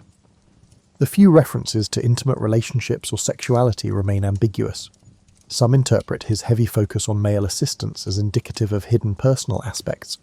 Others see no direct evidence of romance in his notes. He rarely wrote about personal feelings, preferring coded references or allegorical musings. The aura of secrecy around his private life parallels the guarded manner in which he protected his scientific methods, fueling endless speculation. At the same time, the notion of the incomplete genius resonates with modern anxieties about productivity. Leonardo's many half-finished paintings and ephemeral designs illustrate the challenge of reconciling curiosity with the finality of deadlines. In an age obsessed with completion and output, his story hints that the path of exploration, though meandering, can yield intangible but profound insights. That he never published his anatomical volumes didn't negate their brilliance. Their posthumous influence shaped fields from architecture to fluid dynamics. Many contemporary creatives draw solace in Leonardo's example. Creation can be iterative, perpetually in flux, and still crucial to progress. Even so, some critics note that praising Leonardo can overshadow other Renaissance figures, like Filippo Brunelleschi, who concretely built the Florence Dome, or Luca Pacioli, whose mathematics influenced him. They argue that the Leonardo legend occasionally romanticizes an era's synergy. While that synergy was real, credit goes to many. Leonardo's singular star shouldn't blind us to the collective genius of the period, but precisely because he integrated so many fields, art, science, engineering, and anatomy, he became an enduring symbol for the entire Renaissance moment, capturing the fervour of bridging knowledge domains. Hence, In the 21st century, Leonardo da Vinci remains less a static historical figure than a living metaphor for potential. Each generation reinterprets him, plugging his name into the contexts as varied as STEAM education, cultural diplomacy, or brand marketing. The friction between the legend and the historical details keeps him relevant. People yearn for the secret of how a single mind could roam so broadly, producing both timeless artistic wonders and notebooks brimming with half-realised marvels. That tension between the completed and the fragmentary may well be Leonardo's final gift, spurring us to question how far our curiosity might take us if we refuse to erect barriers between the arts and sciences. The story of Leonardo da Vinci serves as a lens on lifelong reinvention. Born in a modest Tuscan setting, he navigated uneven patronage system, accepted partial successes, and found resilience in perpetual learning. Each city he lived in, Florence, Milan, Rome, and ultimately France, offered fresh vantage points, reminding us that mobility can spark renewal at any stage in life. Though he occasionally lamented incomplete tasks, he pressed forward, bridging discipline after discipline. It's worth extracting lessons from his approach. He cultivated an insatiable observational habit, scrutinizing swirling water, the geometry of a flower's petal, or the subtle shift of a face's muscles. Even in an era lacking cameras or modern labs, he gleaned universal patterns by focusing on the details. As midlife adults, we too can regain that sense of direct observation, whether it's noticing minor changes in a friend's demeanour or analysing complexities at work. A Leonardesque perspective encourages seeing anew, not coasting on assumptions. Another facet resonates with modern times, the synergy of creative expression and methodical research. Leonardo was no carefree dreamer. He systematically tested ideas, building prototypes, dissecting bodies, and refining pigments. He let imagination drive him, but insisted on verifying theories with experiments. For those in middle adulthood, managing teams, families, or personal projects, balancing vision with practicality as an art, Leonardo's notebooks bristle with micro-failures, a water-lifting device that jammed, a mural technique that peeled, yet each misstep taught him something. This iterative mindset fosters resilience and yields deeper expertise. Moreover, Leonardo's story underscores the role of collaboration. He soared highest not in isolation, but in synergy with patrons, mentors, and assistants. The Sforza and French courts gave him resources to dream big. Skilled workshop members helped realise or test concepts. Even his competition with Michelangelo and Raphael, albeit fraught with tension, catalysed fresh impetus. In present life, synergy across skill sets can amplify outcomes. We see parallels in cross-functional corporate teams or community coalitions that blend varied talents to achieve breakthroughs. However, we also need to address the negative aspect, the eerie feeling of unrealised potential. Many of Leonardo's grand designs, such as the Sforza horse or the Treatise on Flight, remained incomplete. Some might interpret him as a cautionary tale about perfectionism. Indeed, he sometimes spent years layering glazes on a single painting or rewriting the same mechanical design. For busy modern adults, it can be a nudge to find closure. Not every idea demands indefinite polishing. Finishing and sharing can unlock new phases of growth. Still, Leonardo's incomplete wonders also remind us that partial efforts can spark future revolutions, even if we ourselves never see them fully bloom. His final years in the French court also highlight that one can remain relevant even in advanced age. By building a lifelong reputation for innovation, he found fresh patrons who treasured his wisdom. He might not have executed large public works then, but he contributed to strategic discussions and shaped cultural enrichment at the French court. Similarly, for those transitioning out of intense early career phases, there's a reminder that mentorship, idea sharing, or specialised consultancy can be equally impactful. Leonardo's twilight wasn't about retirement in a quiet sense, but about integrating decades of experience into a culminating sphere. Another essential angle is how Leonardo balanced religious sentiments with rational inquiry, deeply respectful of Christian doctrine. He never let dogma quell his questions about nature's mechanisms. He believed understanding creation's intricacies honoured the Creator. In an era where faith and science sometimes clashed, he navigated a personal path, for a modern audience frequently contending with polarised debates. Leonardo's outlook offers a model. Rational exploration can coexist with spiritual depth, each fueling gratitude for existence's marvels. Ultimately, the life of Leonardo da Vinci stands as an emblem of boundless curiosity, bridging disciplines that many treat as separate. He embraced incremental knowledge, acknowledging that each discovery planted the seeds for further mysteries. His notebook, though scattered and partial, reveal a mind enthralled by the interplay of form, motion, and cosmic design. 5 centuries on, we still glean from him the power of wonder, the value of dogged experimentation, and the humility to accept that mastery is a continual journey, never fully complete. In a world that yearns for innovation and empathy, he remains a shining example of what a single human can accomplish when guided by the persistent awe at the world's complexities, and that, perhaps, is Leonardo's ultimate gift, to remind us that even the simplest observation, like a swirl of water in a basin, can unravel entire universes of insight if we only dare to look closely enough.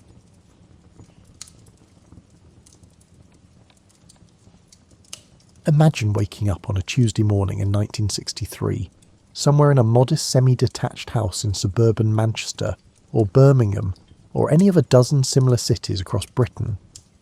The alarm clock, one of those wind-up affairs with the twin bells on top, rattles to life at 6:30, and you shuffle to the bathroom in slippers that have seen better days. The Britain outside your window is a curious hybrid of old and new. Some homes on your street still have outside toilets, relics of Victorian construction that nobody's gotten around to modernising.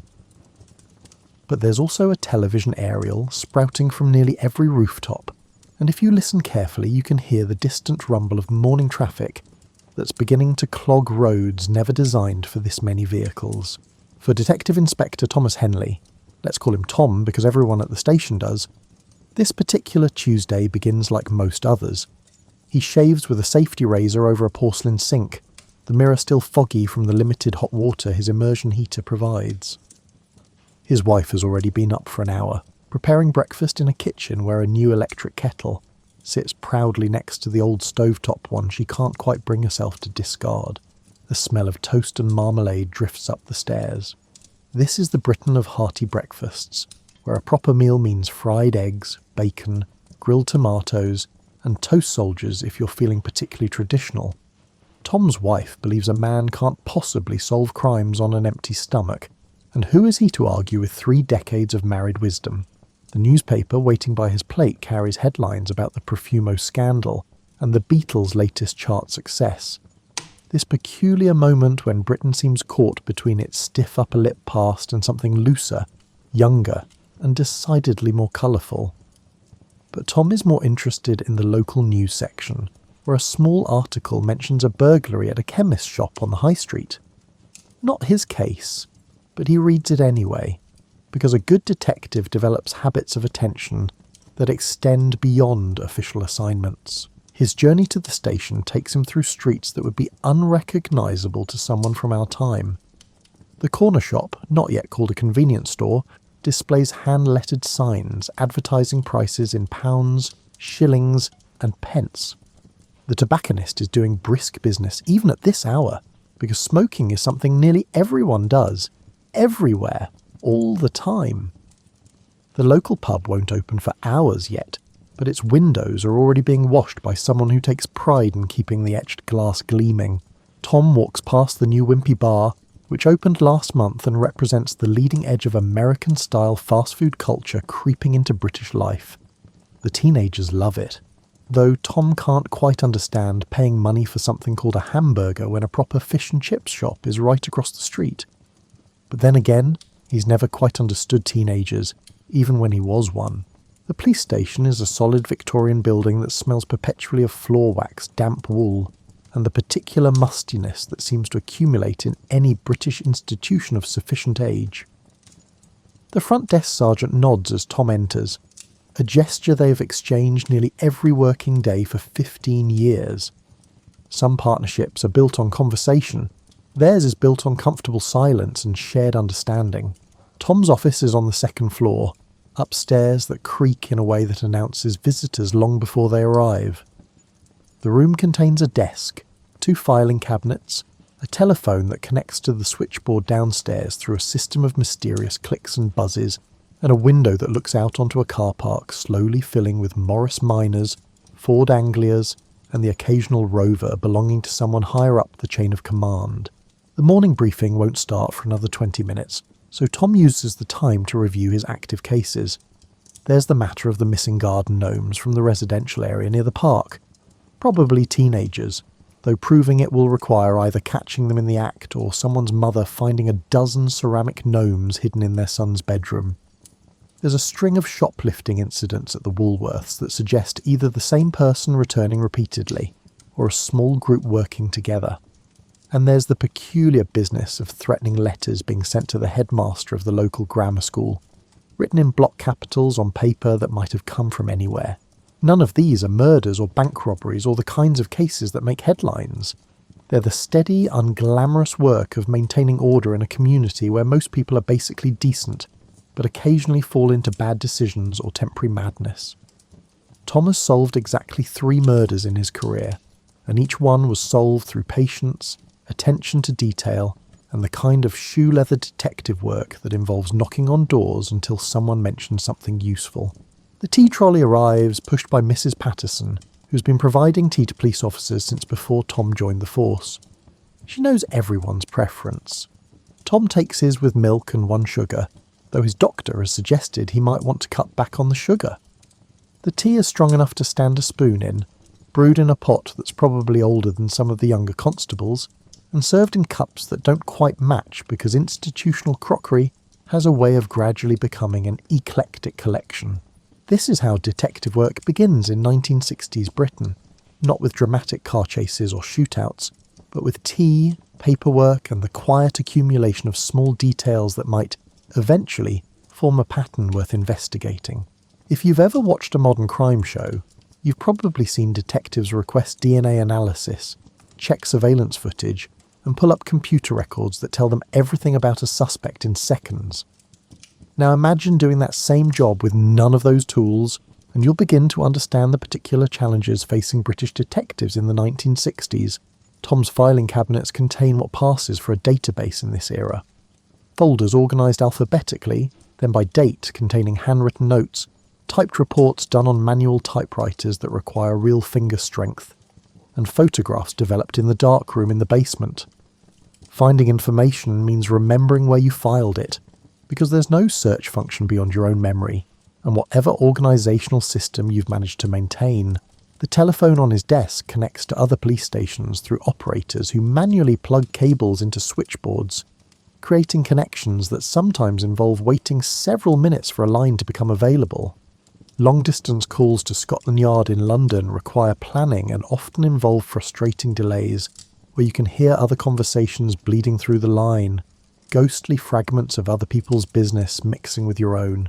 Fingerprint analysis exists and is considered remarkably sophisticated, but it requires first lifting prints from a crime scene using powder and tape, then photographing them, then manually comparing them to cards in files that are organised by pattern type, whorls, loops and arches. An experienced fingerprint examiner can perform this matching work with impressive accuracy, but it takes hours or days rather than the seconds you see on television. Photography is both essential and frustratingly limited. Crime scene photographs must be taken with film cameras, which means you get one chance to capture each angle correctly. There's no deleting and trying again, no checking the image on a screen to make sure you got it right. The film must be developed, which means waiting, and prints must be made, which means waiting more. A complete photographic record of a crime scene might not be available until the following day, by which time memories have already started to fade and details to blur. The forensic laboratory that serves Tom's region is located in a converted country house, an hour's drive away, staffed by scientists who work with microscopes, chemical reagents, and the kind of meticulous attention to detail that would make a watchmaker nod with approval. They can analyse blood types, examine textile fibres, identify soil samples, and perform other tests that would have seemed like magic a generation earlier. But each test takes time, requires careful documentation, and produces results that must be interpreted by people who understand both science and its limitations. Tom has learned to work within these constraints through a combination of experience, intuition, and what he thinks of as aggressive common sense. When a burglar strikes, Tom doesn't wait for forensic results before beginning his investigation. Instead, he walks the neighbourhood, talking to people, asking about strangers they might have noticed, unusual vehicles, or anything that broke the normal pattern of their daily routines. Most people are surprisingly observant about their own streets, even if they don't realise it. Mrs. Jenkins at number 43 might not think she knows anything useful, but when Tom asks the right questions, she remembers that there was a van parked on the corner Tuesday afternoon. Unusual because it's normally permit parking only, and she noticed because she was worried about getting a ticket herself. That van probably means nothing, but Tom writes it down anyway, because you never know which detail will matter until you've assembled enough of them to see a pattern.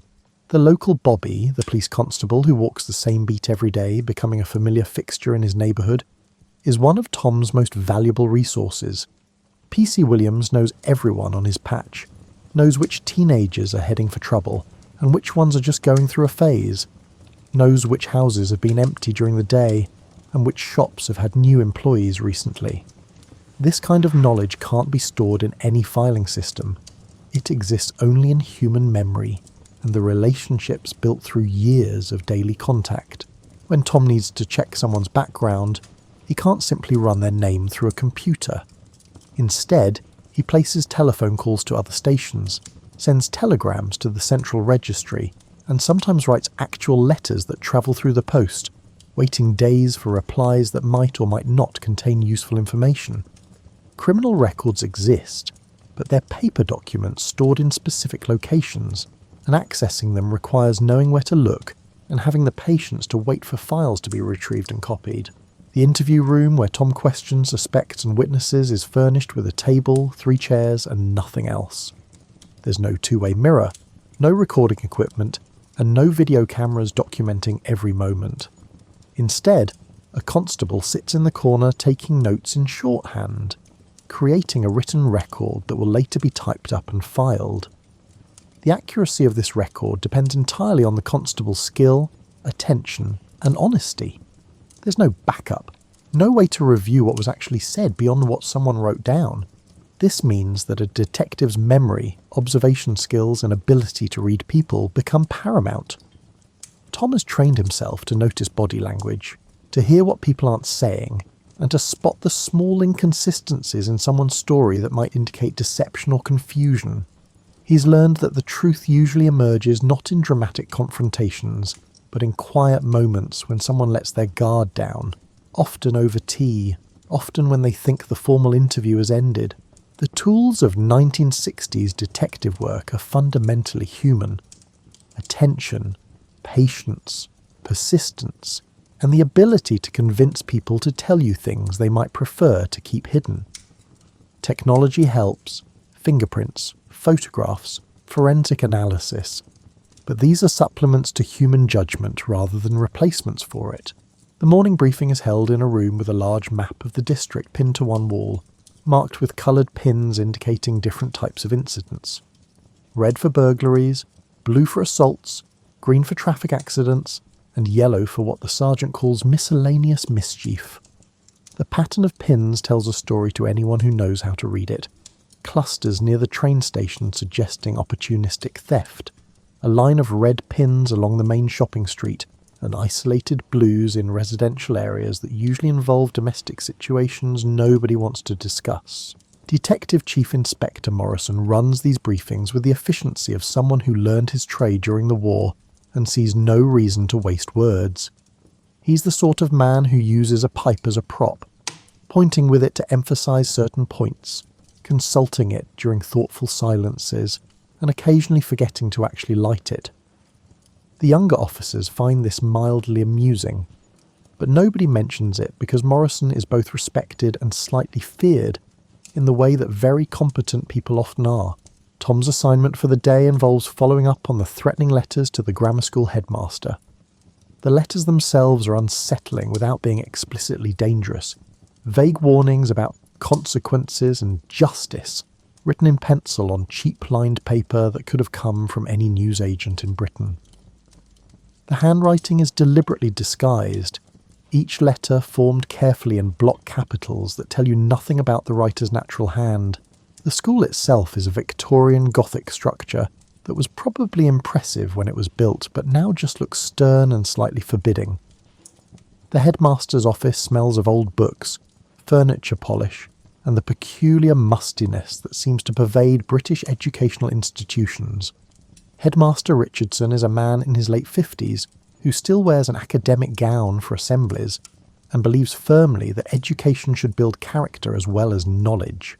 Richardson has kept all 5 letters in a folder, handling them by the corners to preserve any fingerprints, though he's probably contaminated them thoroughly already.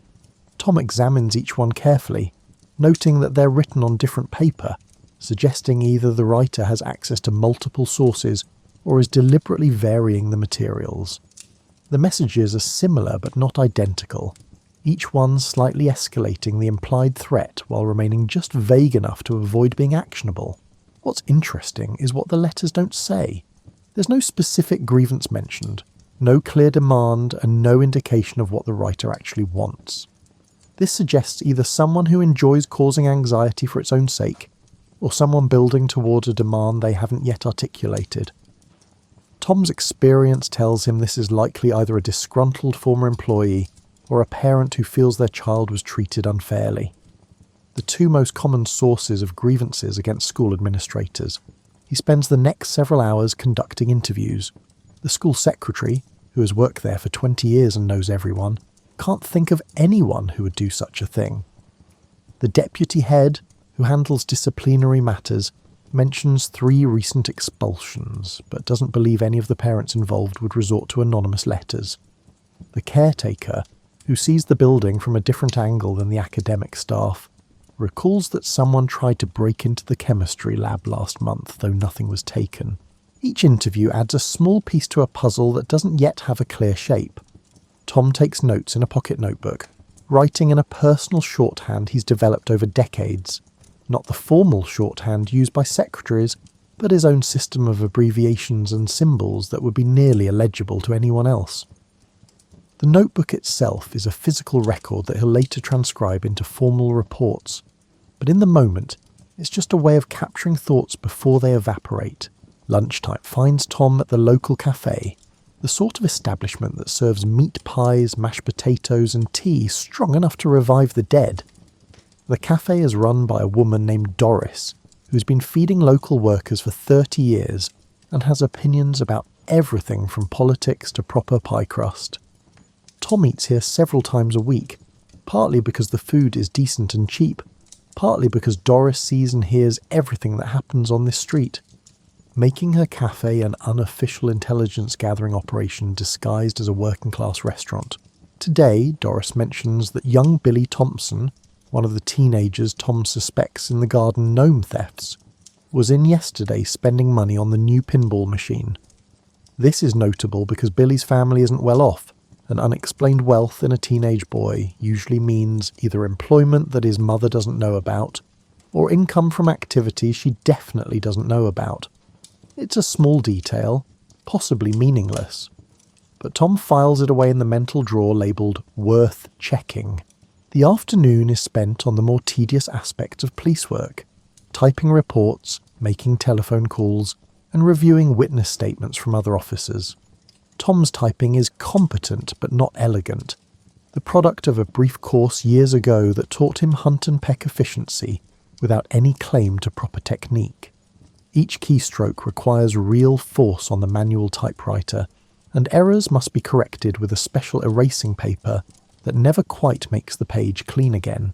A telephone call to the paper manufacturer reveals that the paper used in the threatening letters is sold at approximately 300 shops across the region, too common to be useful for narrowing down suspects.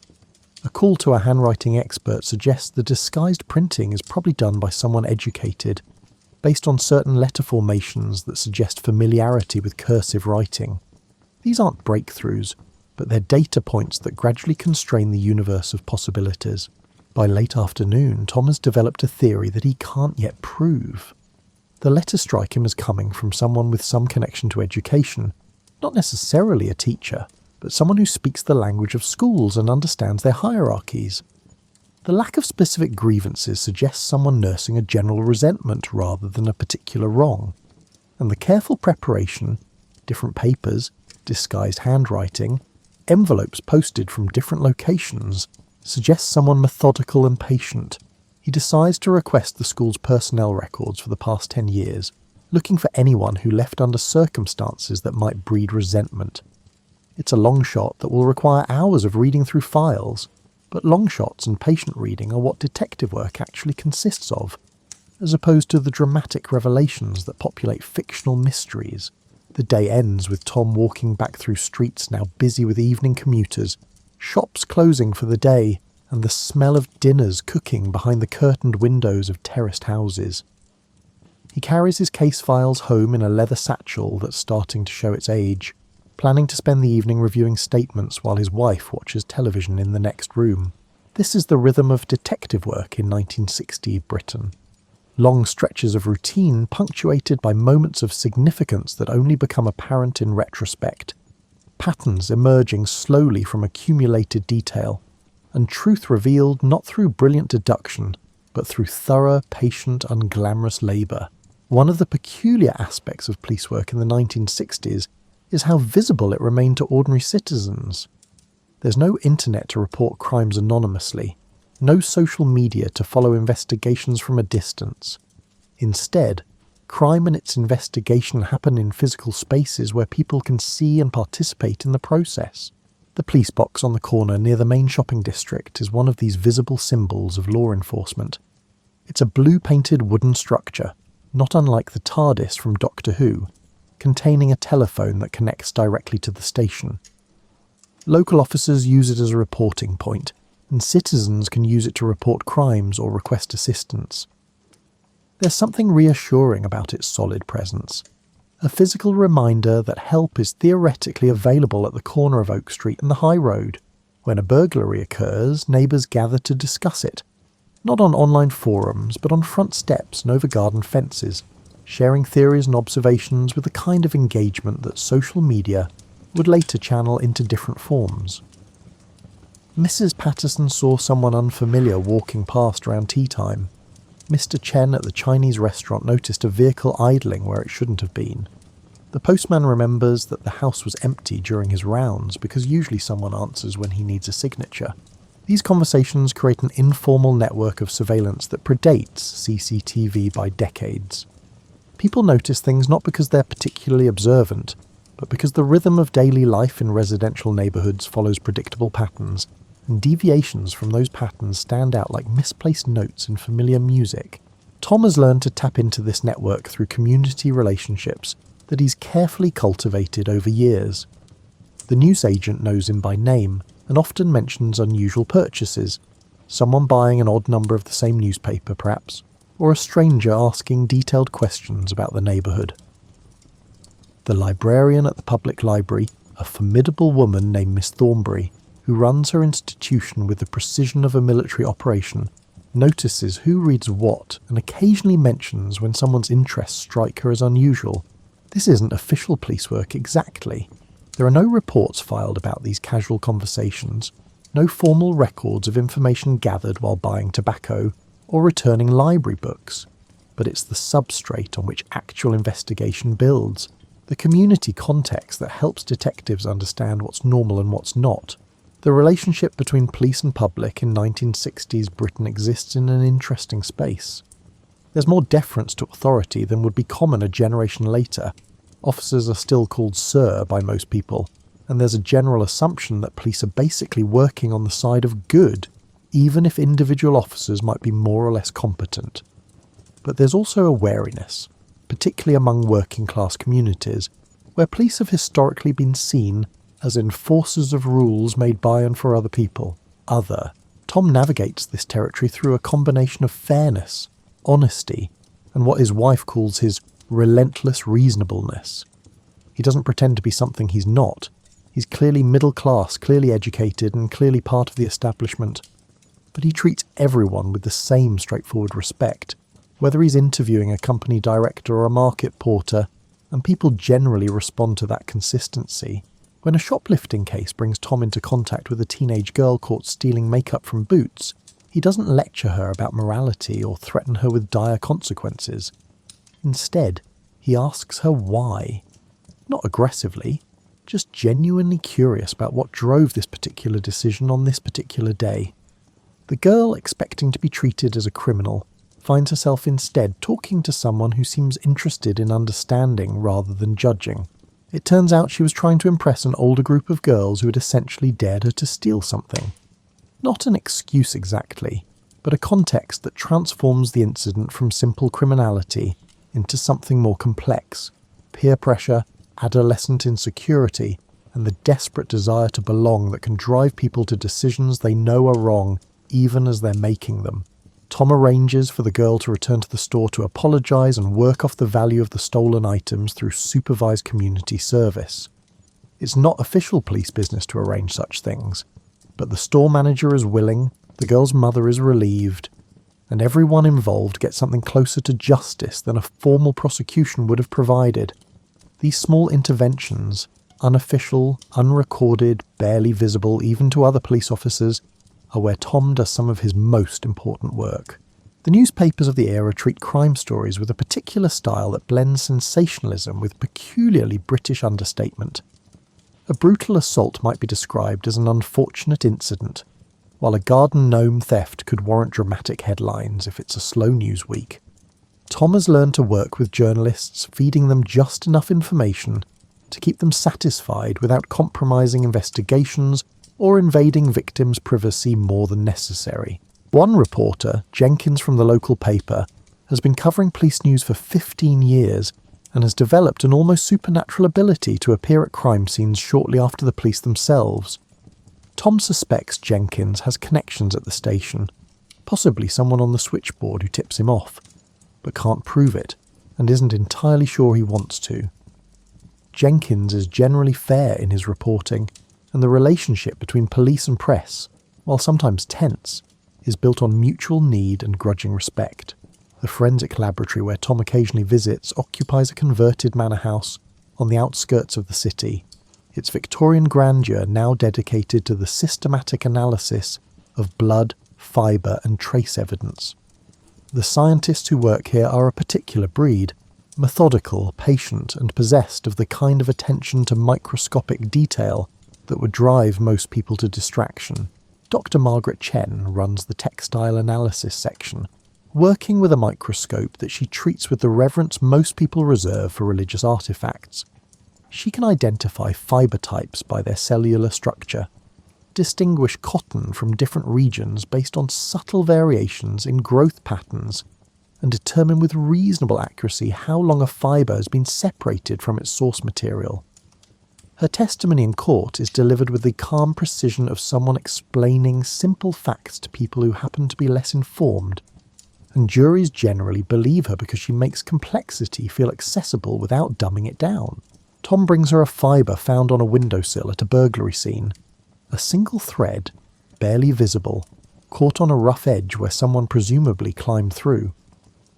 Under the microscope, it reveals itself as wool, dyed a particular shade of blue-grey that narrows down its likely source to certain manufacturers.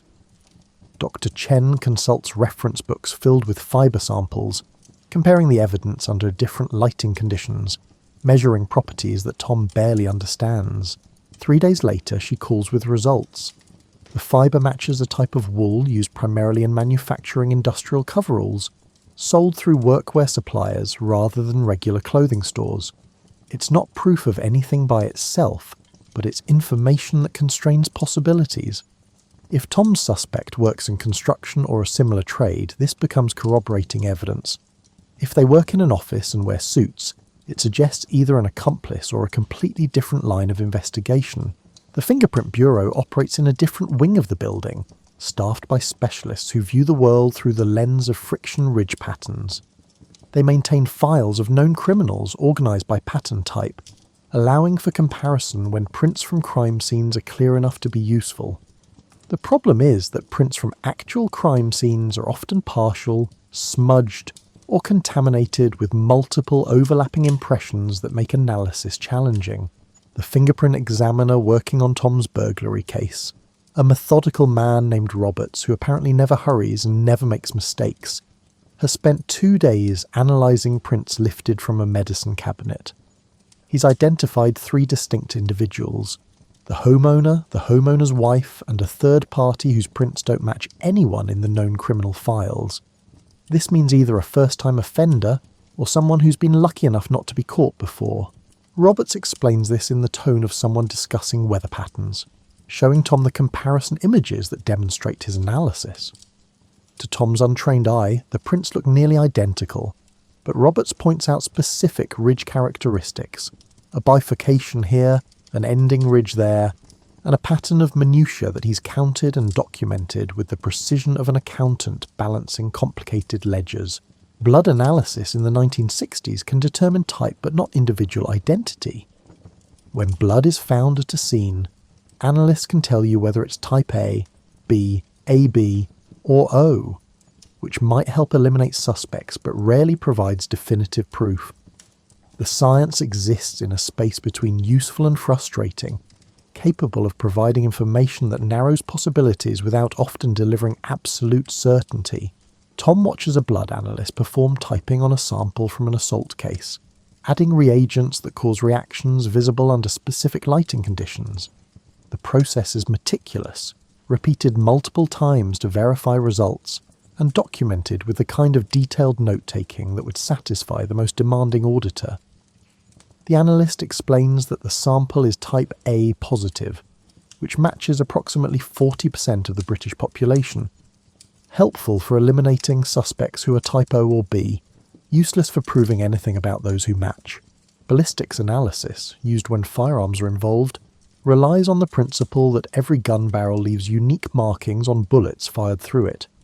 The ballistics expert maintains a comparison microscope that allows side-by-side analysis of test-fired rounds and crime scene evidence, looking for matching striations that suggest a common origin. Tom has seen this expert spend entire afternoons examining a single bullet, making measurements, taking photographs, and building documentation that might eventually support testimony in court. What strikes Tom about all these specialists is their patience with uncertainty. They understand that forensic science in this era provides suggestions and probabilities rather than certainties, that their role is to narrow possibilities and support other evidence rather than solve cases single-handedly. They're comfortable saying possibly, likely, and consistent with, rather than definitely and certainly.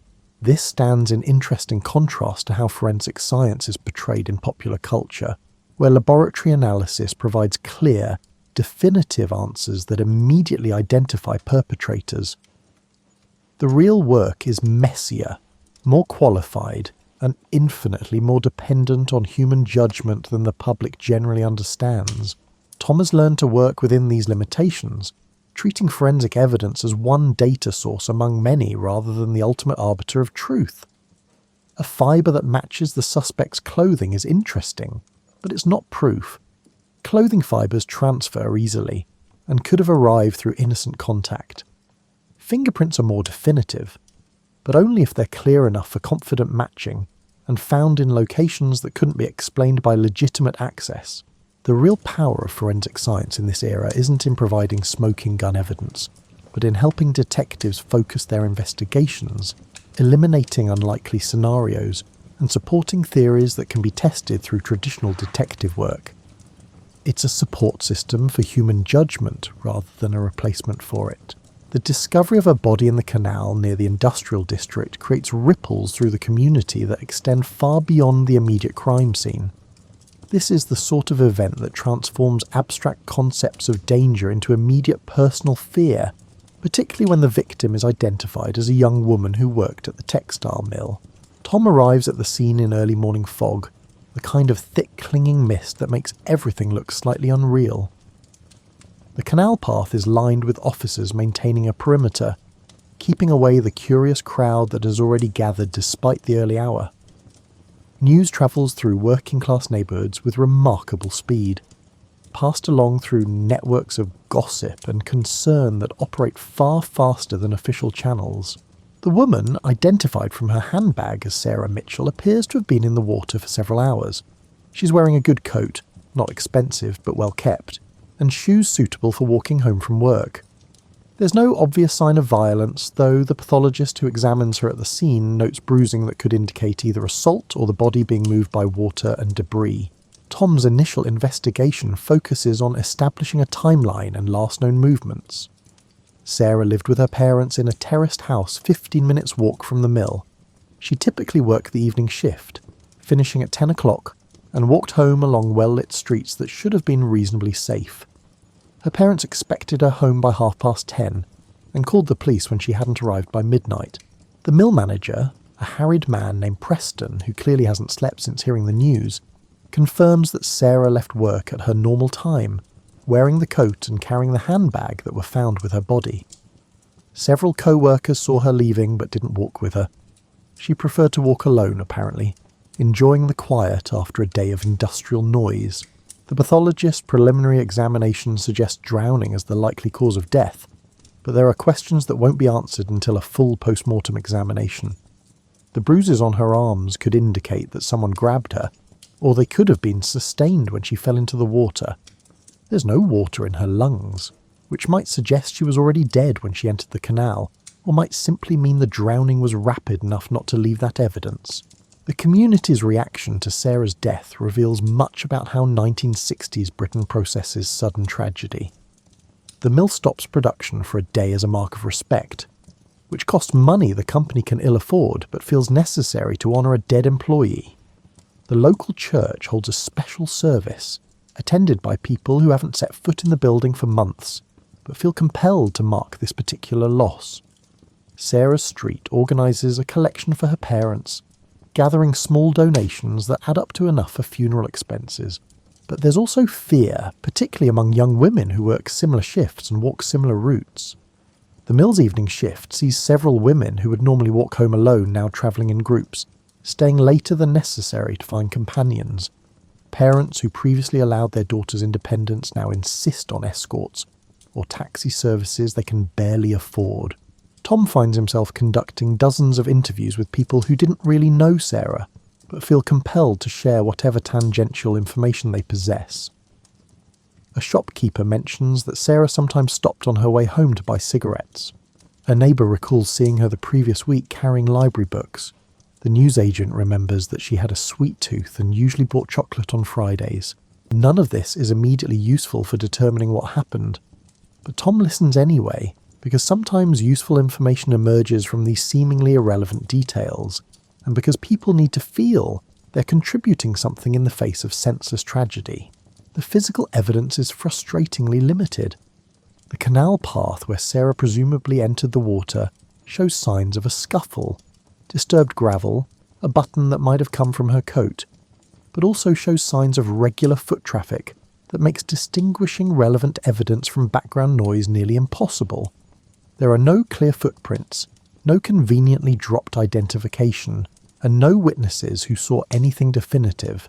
Tom's investigation expands to include known sex offenders in the area, men with previous convictions for assault or harassment of women, and anyone who might have reason to be on that canal path at that hour. Each interview follows a similar pattern, establishing alibi, gauging reactions, and looking for inconsistencies that might suggest involvement or knowledge.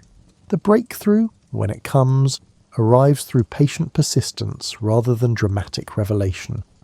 A factory worker who uses the canal path for his commute mentions, almost as an afterthought, that he saw someone running from the area around the time Sarah would have been there.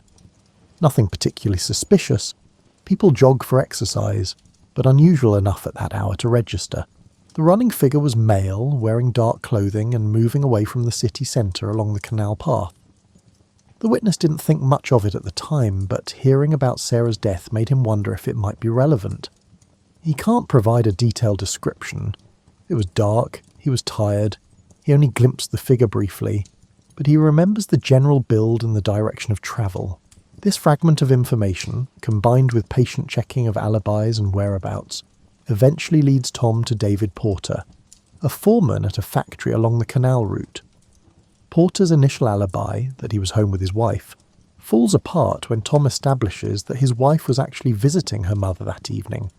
Under gentle but persistent questioning, Porter's story develops inconsistencies that suggest both guilt and poor judgment about how to handle a crisis. The truth, when it finally emerges, is both tragic and mundane. Porter had been having an affair with Sarah, conducted in furtive meetings that both parties had hoped to keep secret. On the night in question, they argued near the canal. Porter wanted to end the relationship, and Sarah was upset and perhaps threatened to reveal it to his wife. In the heat of the argument, Porter grabbed Sarah's arm. She pulled away, lost her balance, and fell into the canal. Porter's subsequent actions, running from the scene, lying about his whereabouts, hoping the death would be ruled accidental, transformed a tragic accident into something requiring criminal prosecution. His panic and poor decision-making turned him from a man who made mistakes into someone facing charges of manslaughter and leaving the scene of death. The community's reaction to this resolution is complex. There's relief that a dangerous predator isn't stalking the streets, but also discomfort with the messiness of real human behaviour, the affair, the argument, the series of small decisions that cascade into tragedy. It's harder to process than a simple story of good versus evil would have been. Sarah's funeral is well attended, the service focusing on her life rather than her death. Her mother accepting condolences with the dignified grief of someone who understands that life sometimes makes no sense, and all you can do is endure. The mill returns to its normal operations, though Sarah's usual workstation remains empty for several weeks, before someone new is quietly assigned to it. Tom files his final reports with the satisfaction of having reached truth, if not justice in any simple sense. The case will proceed through the courts. Porter will likely face prison time, and the community will gradually absorb this tragedy into its collective memory. Another story told in hushed tones about why you should always be careful, why you should never trust anyone completely, and why life is fragile in ways we prefer not to acknowledge. Between the headline cases, the deaths, the serious assaults, the crimes that communities discuss for months afterward, lies the vast majority of police work, consisting of matters so ordinary they barely register as mysteries at all. Yet these cases, in their own way, reveal as much about human nature as any dramatic investigation. The matter of the missing garden gnomes, for instance, turns out to involve exactly the perpetrators Tom suspected from the beginning. A group of teenage boys who thought relocating ceramic dwarfs to increasingly absurd locations was the height of comedy. Tom finds the gnomes arranged in elaborate tableaux in an abandoned shed, some fishing in a dry fountain, others apparently engaged in a ceramic cricket match, all positioned with the kind of creative effort that suggests these boys might have actual talent if they could find legal outlets for it. Rather than formal charges, Tom arranges for the boys to return each gnome personally, apologising to the owners face-to-face, experiencing the discomfort of seeing the actual human consequences of what seemed like harmless pranks. Most of the gnome owners, confronted with sheepish teenagers rather than faceless criminals, respond with a mixture of relief and the kind of stern lectures that British people have perfected over generations. One elderly man whose prized gnome had gone missing tells the culprit about receiving it as a gift from his late wife, who had bought it on their honeymoon in Brighton 40 years ago. The boy, suddenly understanding that he hadn't just stolen a tacky garden ornament but a tangible connection to someone's personal history, looks genuinely stricken in a way that no formal punishment could have achieved. The shoplifting ring at Woolworths proves more complex and considerably sadder than simple teenage theft. The perpetrators are a mother and her two daughters, systematically stealing food, children's clothing and other necessities that they can't afford on the mother's meagre wages from her cleaning job. The father left 2 years ago and sends no support. The mother is too proud to apply for assistance, and convinced herself that stealing from a large company that wouldn't even notice was somehow less wrong than accepting charity. Tom finds himself navigating the gap between law and compassion, between what the rules require and what actual justice might look like. The The store manager wants prosecution to deter others, which Tom understands from a business perspective, but finds deeply unsatisfying from a human one. He eventually brokers a compromise where the mother agrees to repay the stolen value through additional cleaning work and to apply for the social assistance she's entitled to, while the store agrees not to press charges. It's not elegant, and it probably wouldn't satisfy anyone looking for clear moral lines. But it addresses the actual problem, a struggling family's desperate attempt to survive, rather than just punishing the symptom. Tom drives the mother to the social services office himself, helping her navigate forms that seem deliberately designed to confuse and humiliate, and feels more satisfaction from this than from many more celebrated investigative successes. The threatening letters to the headmaster are eventually traced to a former janitor who was dismissed for drinking on the job and nursed his grievance into an elaborate revenge fantasy. The man turns out to be more pitiable than frightening, living alone in a bedsit, consuming too much cheap whiskey, clinging to imagined slights because they give shape to a life that has otherwise lost meaning. Tom arranges for him to receive a caution rather than prosecution, with the understanding that he'll seek help for his drinking and stay away from the school. These cases don't make the newspapers or feature in annual crime statistics as anything more than numbers, but they consume the majority of Tom's time and energy, each one requiring the same patient attention to detail, the same careful gathering of evidence, and the same navigation of human complexity that characterises detective work regardless of the crime's severity. If you were to chart Tom's work week on a graph, it would show a rhythm that cycles between intense focus and administrative routine, between human interaction and solitary contemplation, and between the immediate demands of active cases and the patient accumulation of knowledge that makes future investigations possible. Monday mornings typically begin with the weekend's accumulated incidents. Domestic disputes that escalated after Saturday night drinking, burglaries committed when families were out visiting relatives, and traffic accidents involving drivers who misjudged their capacity to handle Sunday lunch followed by Sunday driving. Tom reviews reports filed by weekend duty officers, deciding which require his attention and which can be handled by uniformed constables. The paperwork is relentless and multiplying. Each investigation generates reports that must be typed, filed, and cross-referenced. Witness statements require careful transcription and verification. Evidence must be logged, stored, and tracked through chains of custody that will withstand court scrutiny. Tom spends hours at his typewriter, hunting and pecking his way through formal language that transforms human drama into bureaucratic prose. Tuesday and Wednesday often involve court appearances for cases that have worked their way through the judicial system. Tom sits in witness boxes, swearing on Bibles to tell the truth, then answering questions from barristers who treat cross-examination like a competitive sport. He's learned to answer precisely what's asked without volunteering additional information, to acknowledge uncertainty when he's uncertain, and to present findings in language that juries can understand without feeling patronised.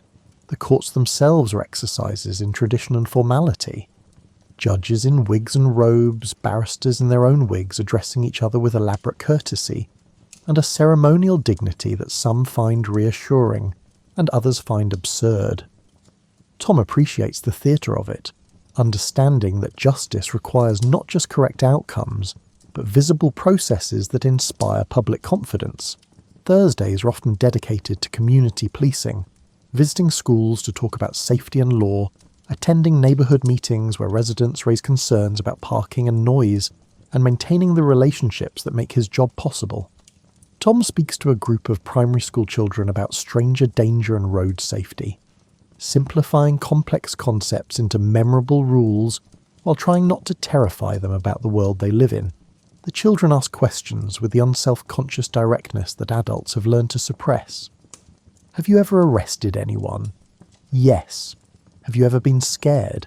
Yes. Do you carry a gun? No, British police officers generally don't. Have you ever met the Queen? No, but I met the Mayor once, which seemed impressive at the time. Friday afternoons often involve reviewing active cases with other detectives, sharing information and theories in informal sessions that generate more useful insights than formal briefings. These discussions range across topics, patterns in recent burglaries, concerns about a particular individual's behaviour, and techniques for getting reluctant witnesses to cooperate.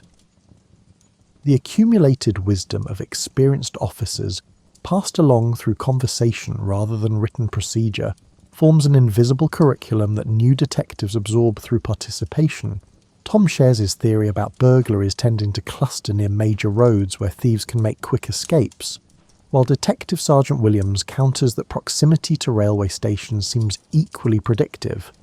Neither can prove their hypothesis definitively, but the discussion sharpens everyone's attention to these factors when examining new cases.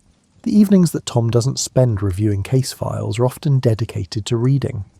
Not just detective manuals and legal updates, but psychology, sociology, and anything that helps him understand why people do what they do.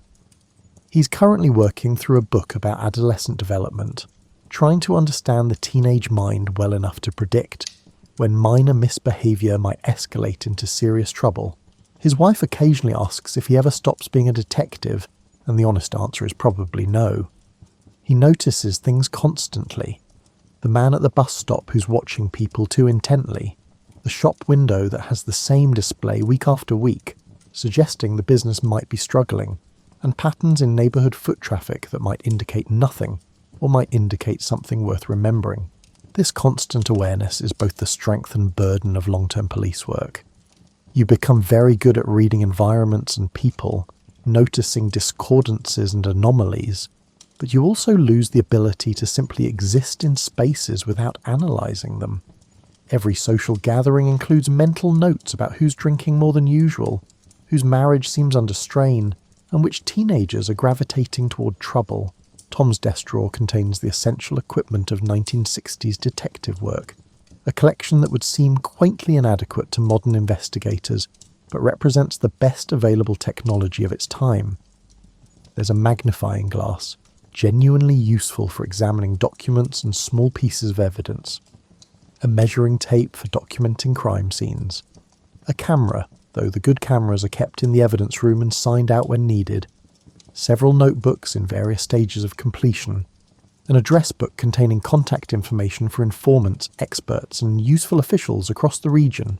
The police radio system, introduced during the 1950s and still being expanded, allows limited communication with patrol cars, but requires speaking in codes and dealing with interference that sometimes makes conversations nearly unintelligible. Officers learn to repeat information, confirm understanding, and accept that some messages will need to be delivered through other means. The squelch and crackle of radio transmission becomes background noise, occasionally punctuated by urgent calls that send everyone scrambling. The patrol cars themselves are mostly small British saloons, Morris Minors, Ford Anglias, and occasionally a larger rover for senior officers.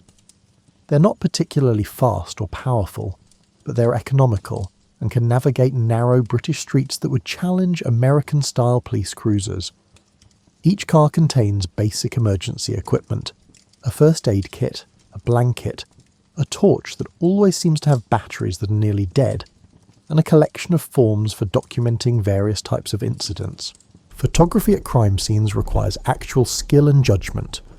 The photographer must decide which angles matter, how to light scenes in buildings without proper illumination, and how to capture both overview shots that show context and detail shots that document specific evidence.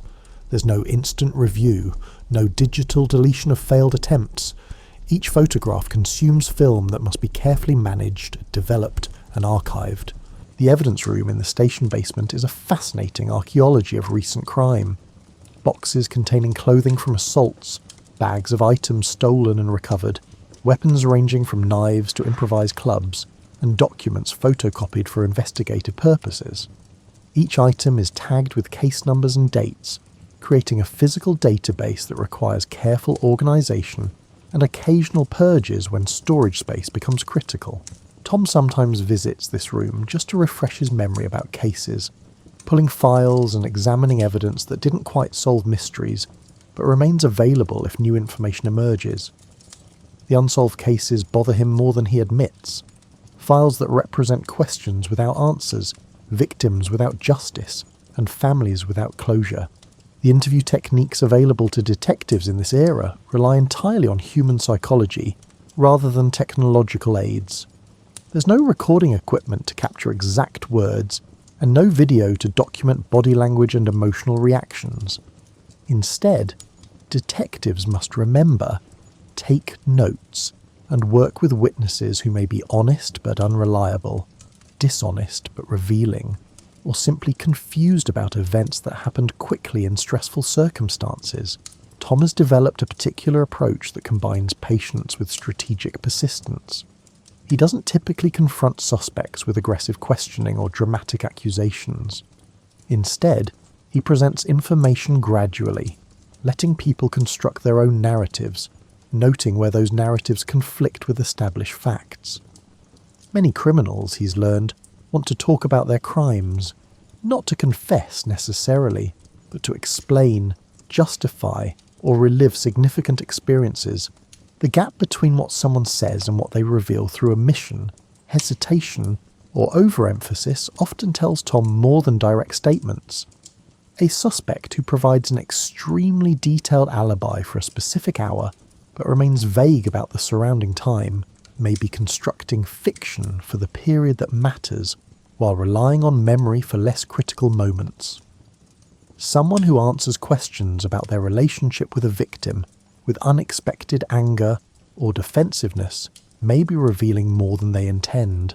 As the 1960s progressed toward their conclusion, Tom increasingly finds himself training younger detectives who will carry police work into the next decade and beyond. These newer officers have different backgrounds, some university educated, bringing academic knowledge to complement practical training, others from working class neighbourhoods, bringing street wisdom and cultural fluency that help navigate community relationships. Detective Constable Janet Morrison represents the slowly increasing presence of women in investigative roles, though she still faces assumptions and barriers that male colleagues don't encounter.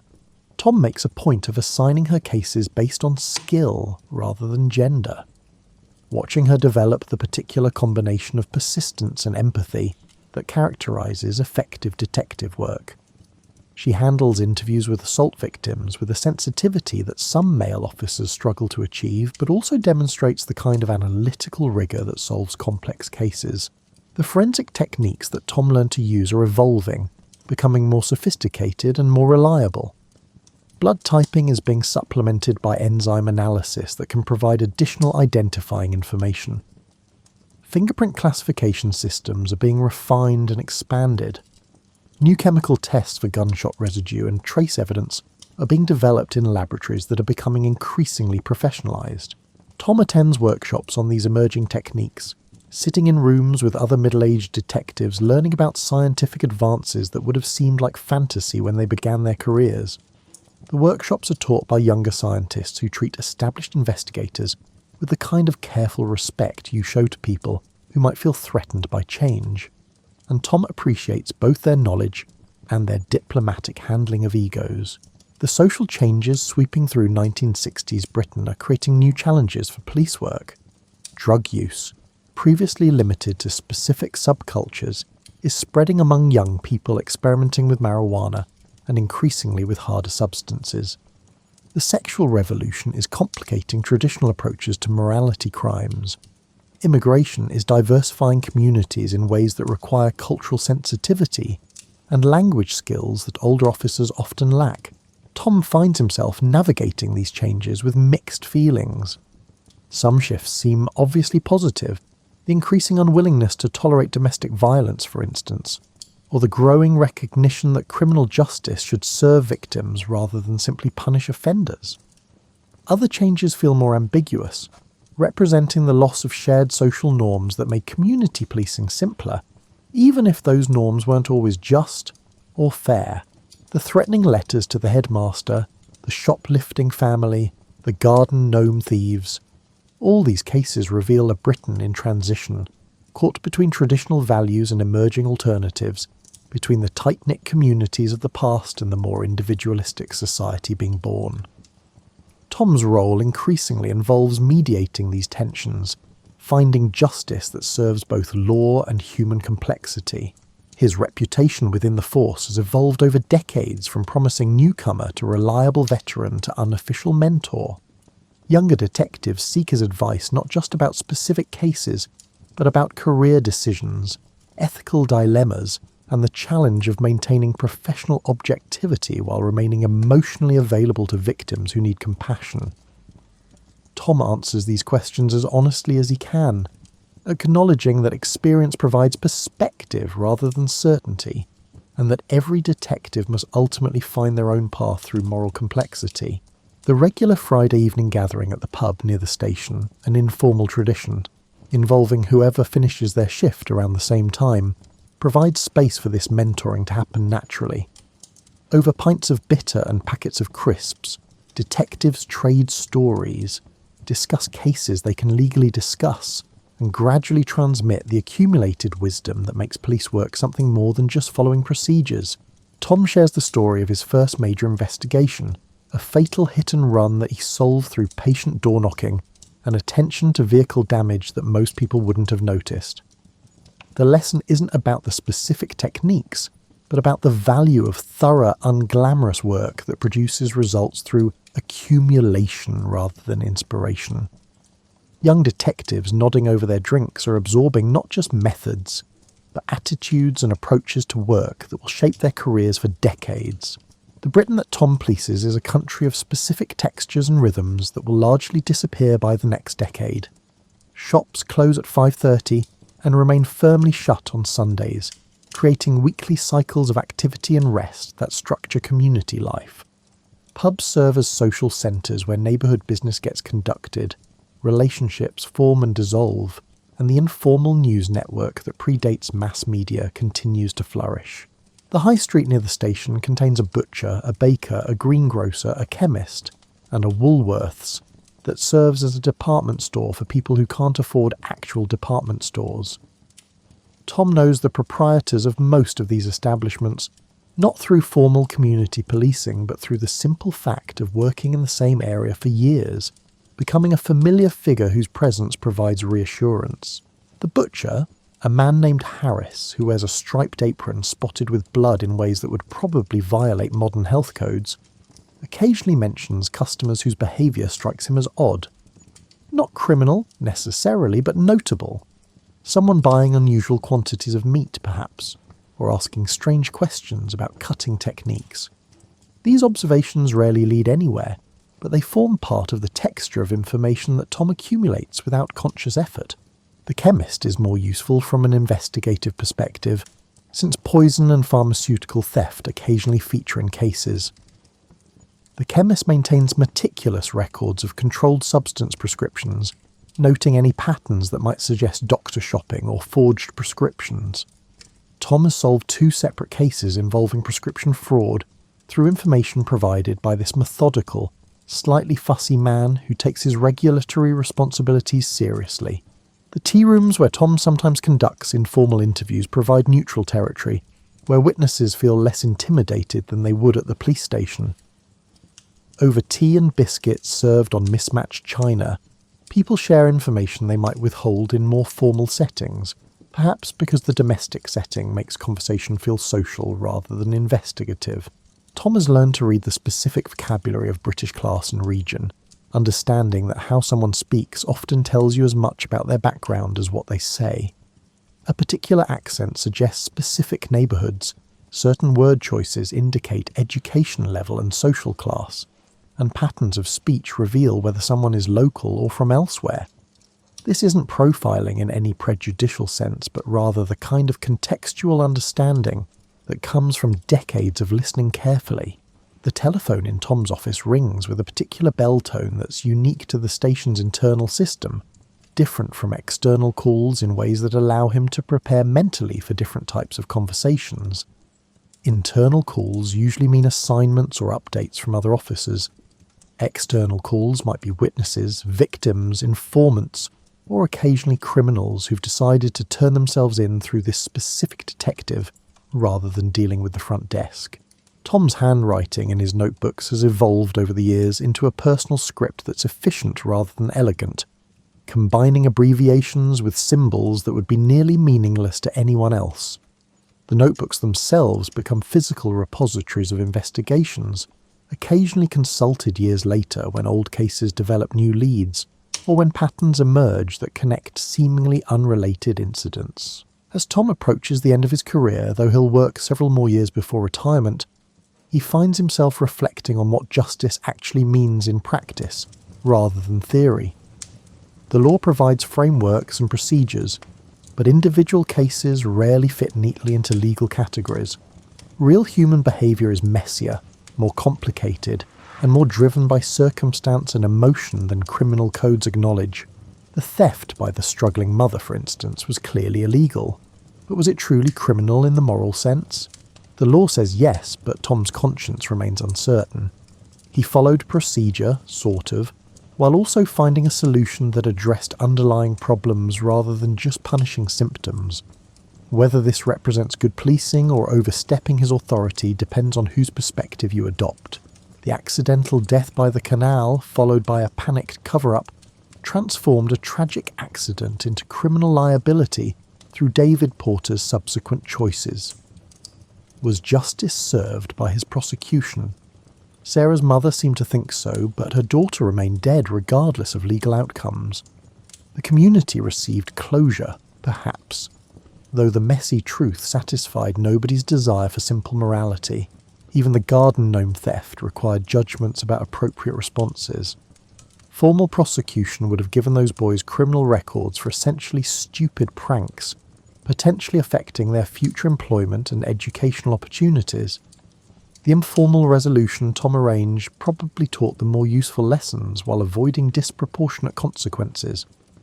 But it also meant different treatment based on Tom's judgment rather than consistent application of law. These ambiguities used to bother Tom more than they do now. Experience has taught him that justice is a direction you aim toward rather than a destination you reach. That most cases involve balancing competing goods rather than choosing between obvious right and wrong. The law provides useful guardrails, but the space between those guardrails requires human judgment that can't be reduced to procedure. The forensic science he's seen develop during his career represents humanity's attempt to make justice more objective, to replace subjective judgment with measurable facts. Blood types, fingerprints, and fibre analysis, all these reduce uncertainty and constrain possibilities. But they don't eliminate the need for human interpretation, for understanding context and motivation, or for distinguishing between legal guilt and moral culpability. Tom has prosecuted people he personally liked and felt sympathy for, because they broke laws that serve important social purposes regardless of individual circumstances. He's also declined to prosecute people who were technically guilty, but whose prosecution would serve no useful purpose. These decisions haunt him sometimes, late at night when sleep won't come, and he reviews choices that seemed clear at the time, but look more ambiguous in retrospect. The victims he served, some grateful, some disappointed by outcomes they couldn't control, some angry that justice moved too slowly or incompletely, remind him that police work affects real lives in ways that paperwork and procedures can obscure. A solved case might be a satisfying checkmark on his annual review, but for the victim, it's the difference between closure and endless wondering, between vindication and abandonment. As you prepare for deep sleep, or if you are already there, consider the detectives who work tonight in cities across Britain and beyond.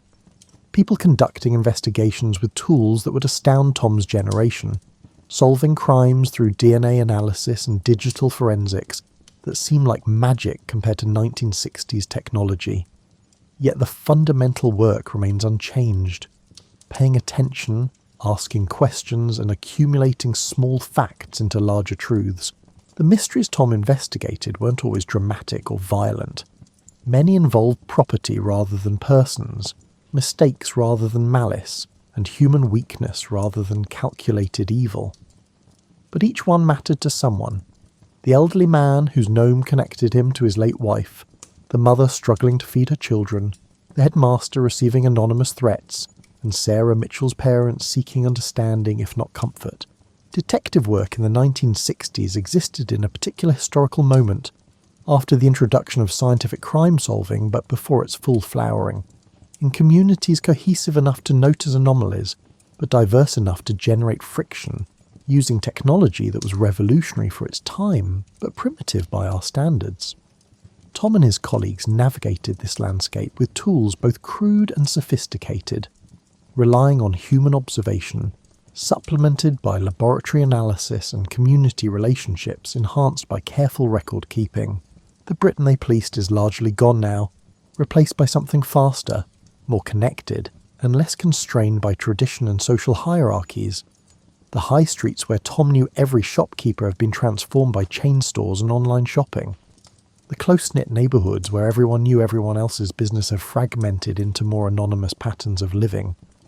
The deference to authority that made police work simpler has been replaced by healthier skepticism that makes it more accountable. But human nature, the mix of decency and selfishness, courage and fear, honesty and deception, remains remarkably constant across generations. People still steal when desperate or opportunistic, still harm each other through passion or calculation, and still make terrible decisions that cascade into tragedy. And other people still dedicate their careers to sorting through these failures, seeking truth and some approximation of justice. Tom's legacy isn't measured in dramatic cases or headlines, but in the steady accumulation of small successes, crimes solved, communities served, younger officers trained, and victims given whatever closure the law and human limitation allow. His career represents thousands of hours spent listening, observing, documenting and testifying, always working within a system that's imperfect, but striving toward ideals that justify the effort. The quiet mysteries of 1960s Britain, garden gnomes and threatening letters, accidental deaths and opportunistic thefts, reveal a society in transition, struggling to maintain order while navigating rapid change.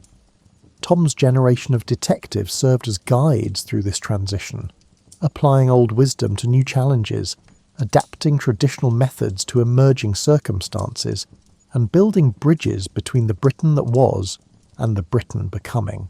As you drift towards sleep, you might imagine Tom in his later years, retired but still alert to the world around him, still noticing discrepancies and anomalies through a habit too deeply ingrained to abandon. Perhaps he volunteers with youth programs, sharing stories about justice and consequences. Perhaps he simply tends his garden, finding peace in growing things rather than hunting people. Perhaps he occasionally visits the old station, now updated with computers and modern technology, and marvels at how much has changed while recognising how much remains the same.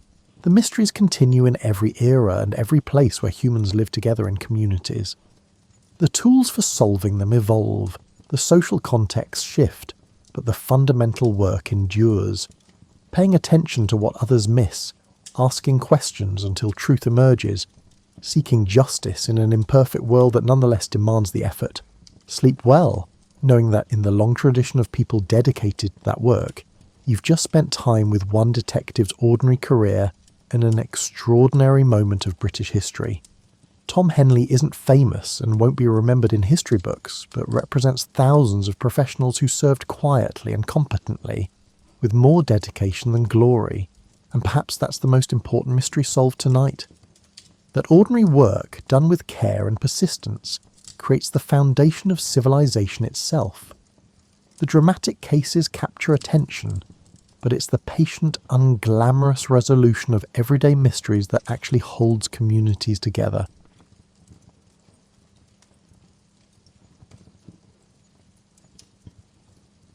Picture yourself settling into your favourite reading spot, perhaps with a warm cup of tea steaming beside you. Tonight, we're going to travel back to a time when sleep was as different from yours as a handwritten letter is from a text message. You might think sleep has always been the same, 8 hours, a pillow, maybe some tossing and turning, but you'd be wrong. Before Johannes Gutenberg changed everything around 1440, sleep moved to entirely different rhythms. Imagine living in a world where darkness truly meant silence, where the only light after sunset came from flickering candles that cost more than most people earned in a day, or smoky oil lamps that made your eyes water just thinking about them. In this world, your great-great-great and many more greats' grandmother didn't fight the darkness. She surrendered to it like a worn-out traveller finally reaching home. When the sun dipped below the horizon, most people began their journey into what historians now call segmented sleep, though back then nobody needed a fancy name for it. It was simply how humans slept, like the way birds fly or fish swim. Here's where it gets intriguing. People didn't sleep for 8 straight hours. Instead, they slept in 2 distinct chunks, like a delicious sandwich with a wide filling of wakefulness in between. The first sleep began shortly after sunset, lasting roughly 4 hours. Then, sometime between midnight and 2 in the morning, people would naturally wake up. However, the remarkable aspect is that they did not panic about being awake during the middle of the night. They did not deceive themselves by calculating the number of hours of sleep they were sacrificing, or by fretting over potential grogginess at work the following day. Instead, they embraced this midnight awakening as naturally as you embrace your morning coffee routine.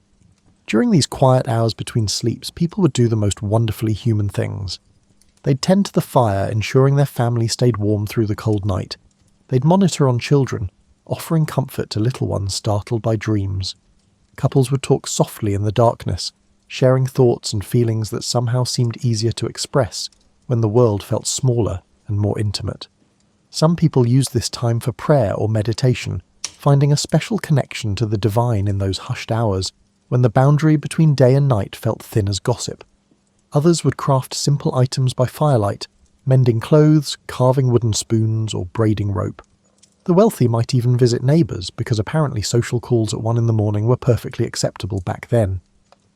Such behaviour wasn't considered insomnia or a sleep disorder.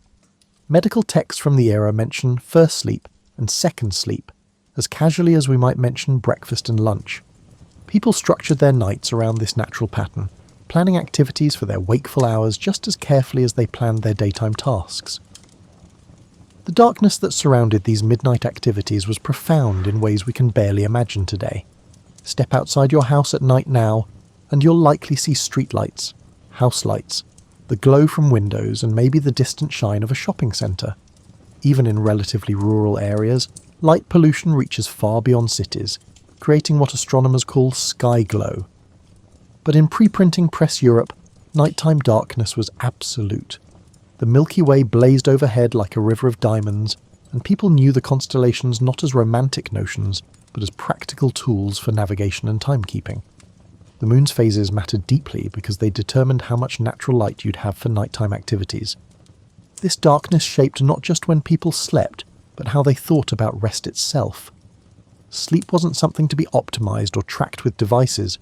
It was a natural surrender to the rhythm of light and shadow, a time when the boundaries between consciousness and dreams became delightfully blurred, and when the night held mysteries that daylight couldn't touch. Little did anyone know that a goldsmith's son in Mainz was about to change all of our lives forever. Johannes Gutenberg probably never intended to revolutionize sleep. He was simply trying to solve a problem that had plagued humanity since the first person wanted to share a story with someone who wasn't there to hear it. Before his invention, books were as rare as unicorns and almost as expensive. Each one had to be copied by hand, letter by painstaking letter, by scribes who specialized in beautiful handwriting and presumably had powerful wrists. Imagine desiring to possess a single volume, be it a compilation of prayers or perhaps a manual on herb gardening. You'd need to save money for months, maybe even years. A single book could cost as much as a farm. Most people owned exactly 0 books, not because they couldn't read, though many couldn't, but because books simply weren't available to ordinary folks. The scribes who copied these manuscripts worked in scriptoriums, which sounds much more glamorous than it actually was. Picture a large, cold room filled with monks hunched over wooden desks, carefully forming each letter with quill pens that needed constant attention. Sneezing at the wrong moment could ruin hours of work. One small mistake meant starting an entire page over again. These hand-copied books were gorgeous works of art, decorated with elaborate illustrations and ornate initial letters that looked like tiny masterpieces. But they were also riddled with errors. Errors often creep in when humans copy text by hand, much like weeds in a garden. A scribe might accidentally skip a line, misspell a word, or correct something they thought was wrong. Several copies of a text might only bear a passing resemblance to the original. Gutenberg, with his goldsmith's precision, an apparent gift for seeing solutions where others saw only problems, developed movable type printing. Instead of carving entire pages into wooden blocks, which had been tried before, he created individual metal letters that could be arranged and rearranged to form different words and pages. It was akin to possessing a highly advanced collection of alphabet blocks, yet these blocks had the potential to fundamentally alter the world. His printing press could produce books faster than a scribe could even read them. Where it might take a monk 6 months to copy a single book, Gutenberg's press could print hundreds of copies in the same time. Suddenly books weren't precious unicorns, they were becoming more like friendly neighbourhood cats, still special, but no longer impossibly rare. The first book Gutenberg chose to print was the Bible, which made perfect sense since most literacy at the time was connected to religious practice. But here's where our sleep story really begins to unfold. As printing presses spread across Europe faster than news of a royal scandal, they didn't just make books more available, they made reading itself a different activity. Before printing, most reading was done aloud, in groups. Families might gather to hear someone read from one of their precious few books. Reading was a social activity, like sharing a meal or telling stories around a fire. People read during daylight hours when they could see clearly, and reading sessions were often planned events that brought communities together. But printed books changed this dynamic entirely. Suddenly, you could own multiple books, and reading became something you could do alone, quietly, whenever you wanted. You didn't need to coordinate with others or wait for someone else to finish with the family's single volume. You could read in bed, by candlelight, in the privacy of your thoughts. This shift from communal to private reading happened gradually, like the way seasons change. You don't notice it day by day, but suddenly you realize everything is different. People began staying up later, reading by whatever light they could afford. Candle makers probably started having much better business years without fully understanding why. The content of books began to change too. Along with religious texts, printers started producing what we might recognize as the world's first entertainment reading. Stories, poetry, accounts of adventures in distant lands, and even early versions of self-help books. For the first time in human history, you could disappear into a fictional world whenever you wanted, transported by nothing more than words on a page and your own imagination. This was revolutionary in ways that go far beyond just having more books to read. For thousands of years, humans had lived primarily in the physical world, immediately around them. Your entertainment came from the people you knew, the stories they told, and the songs they sang. But books opened up infinite worlds, all accessible from the comfort of your home or even your bed. The printing press had inadvertently created the world's first truly portable entertainment system. As printed books spread through European towns like honey through warm bread, something curious began happening to the night. You have to remember, this transformation didn't occur overnight. It unfolded across generations, the way a river slowly carves a new channel through rock. But the change, once it began, was as irreversible as morning following darkness. The most immediate shift was practical. People who could now afford books, and by 1500 a printed book cost roughly what you might spend on a luxurious dinner today, suddenly had a reason to extend their waking hours. The new book owners found themselves negotiating with the night, while previous generations surrendered to darkness as naturally as flowers close at sunset. Reading by candlelight evolved into a unique art form. You learned to position yourself just so to avoid casting shadows on the page, while preventing wax from dripping onto your precious book. Candle making evolved too, with craftsmen developing longer-burning, cleaner-burning candles specifically for readers. The wealthy began investing in multiple candles, oil lamps with better wicks, and even early versions of reading glasses to make the most of their dim light. But here's where it gets fascinating from a sleep perspective. People weren't just staying up later, they were changing what nighttime meant. Previously, the hours between sunset and sleep had been family time, community time, or practical time for essential tasks. Now, nighttime became personal time, private time, and thinking time. Picture yourself as a merchant in 1520 Antwerp, finally able to afford a small collection of printed books. After a day of buying and selling, negotiating with customers, and managing your shop, you discover that reading offers something unprecedented: escape. Not only does reading provide a physical escape to distant lands described in travel narratives, but it also provides a mental escape from the immediate concerns of daily life. This mental escape had profound effects on sleep itself. For the first time in human history, significant numbers of people were going to bed with their minds racing, not from the day's physical labours or immediate social concerns, but from the ideas, stories, and emotions they had absorbed from books. Their dreams began incorporating elements from fictional worlds, characters they'd never met, and places they'd never seen. The old pattern of segmented sleep began to shift, although it did not immediately disappear. People still often woke in the middle of the night, but instead of using that time for practical tasks or quiet conversation, they increasingly turned to reading. Those midnight hours became precious reading time, when the house was quiet and distractions minimal. This created the first real tension between artificial light and natural sleep patterns. Candlelight, while dim by our standards, was bright enough to suppress the body's natural production of sleep-inducing hormones. People began experiencing what we now recognize as the early stages of artificial light's impact on circadian rhythms, even though they lacked a scientific framework to understand the changes occurring. Religious authorities noticed the change and weren't entirely pleased. Church leaders began warning against excessive nighttime reading, particularly of secular books. Worried, they realized that people were literally losing sleep over fictional stories and worldly concerns, time they could have better spent in prayer or rest. Some sermons from this period specifically mention the dangers of night reading and its effects on both spiritual and physical health. Medical practitioners of the time began documenting new types of sleep complaints. Physicians noted that patients, particularly educated ones, were reporting more difficulty falling asleep, more restless nights, and more vivid, complex dreams. The term scholar's insomnia appeared in medical texts, describing a condition primarily affecting people who read extensively.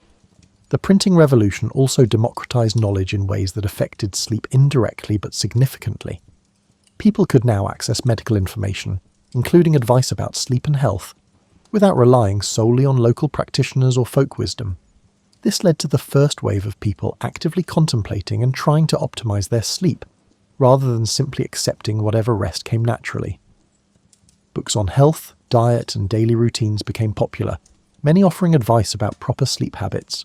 Ironically, people were staying up late reading books about how to sleep better. The more information they consumed about sleep, the more conscious they became of their sleep patterns, which often made sleep more elusive. Meanwhile, the book industry itself was creating entirely new nighttime economies. Printers worked long hours to meet growing demand. Bookbinders, paper makers, and type founders extended their working days. Candle makers and lamp oil producers experienced unprecedented demand. An entire ecosystem of night jobs emerged to support the growing appetite for reading. By the late 1500s, complaints about neighbours reading late into the night became common in urban areas. The soft glow of candlelight from windows, previously a sign that someone was sick or dealing with an emergency, increasingly just meant someone was enjoying a good paper makers, becoming less about rest and more about choice. The stage was set for sleep to become something entirely different from what humans had known for millennia. Something magical happened as books became cheaper and more abundant. They began migrating from public spaces into the most private space of all, the bedroom. This wasn't just a matter of convenience, it represented a fundamental shift in how humans related to both sleep and stories. For the first time in history, the last thing many people experienced before sleep wasn't the voice of a family member, the crackle of a dying fire, or the settling sounds of their house, but words on a page that transported them to entirely different worlds.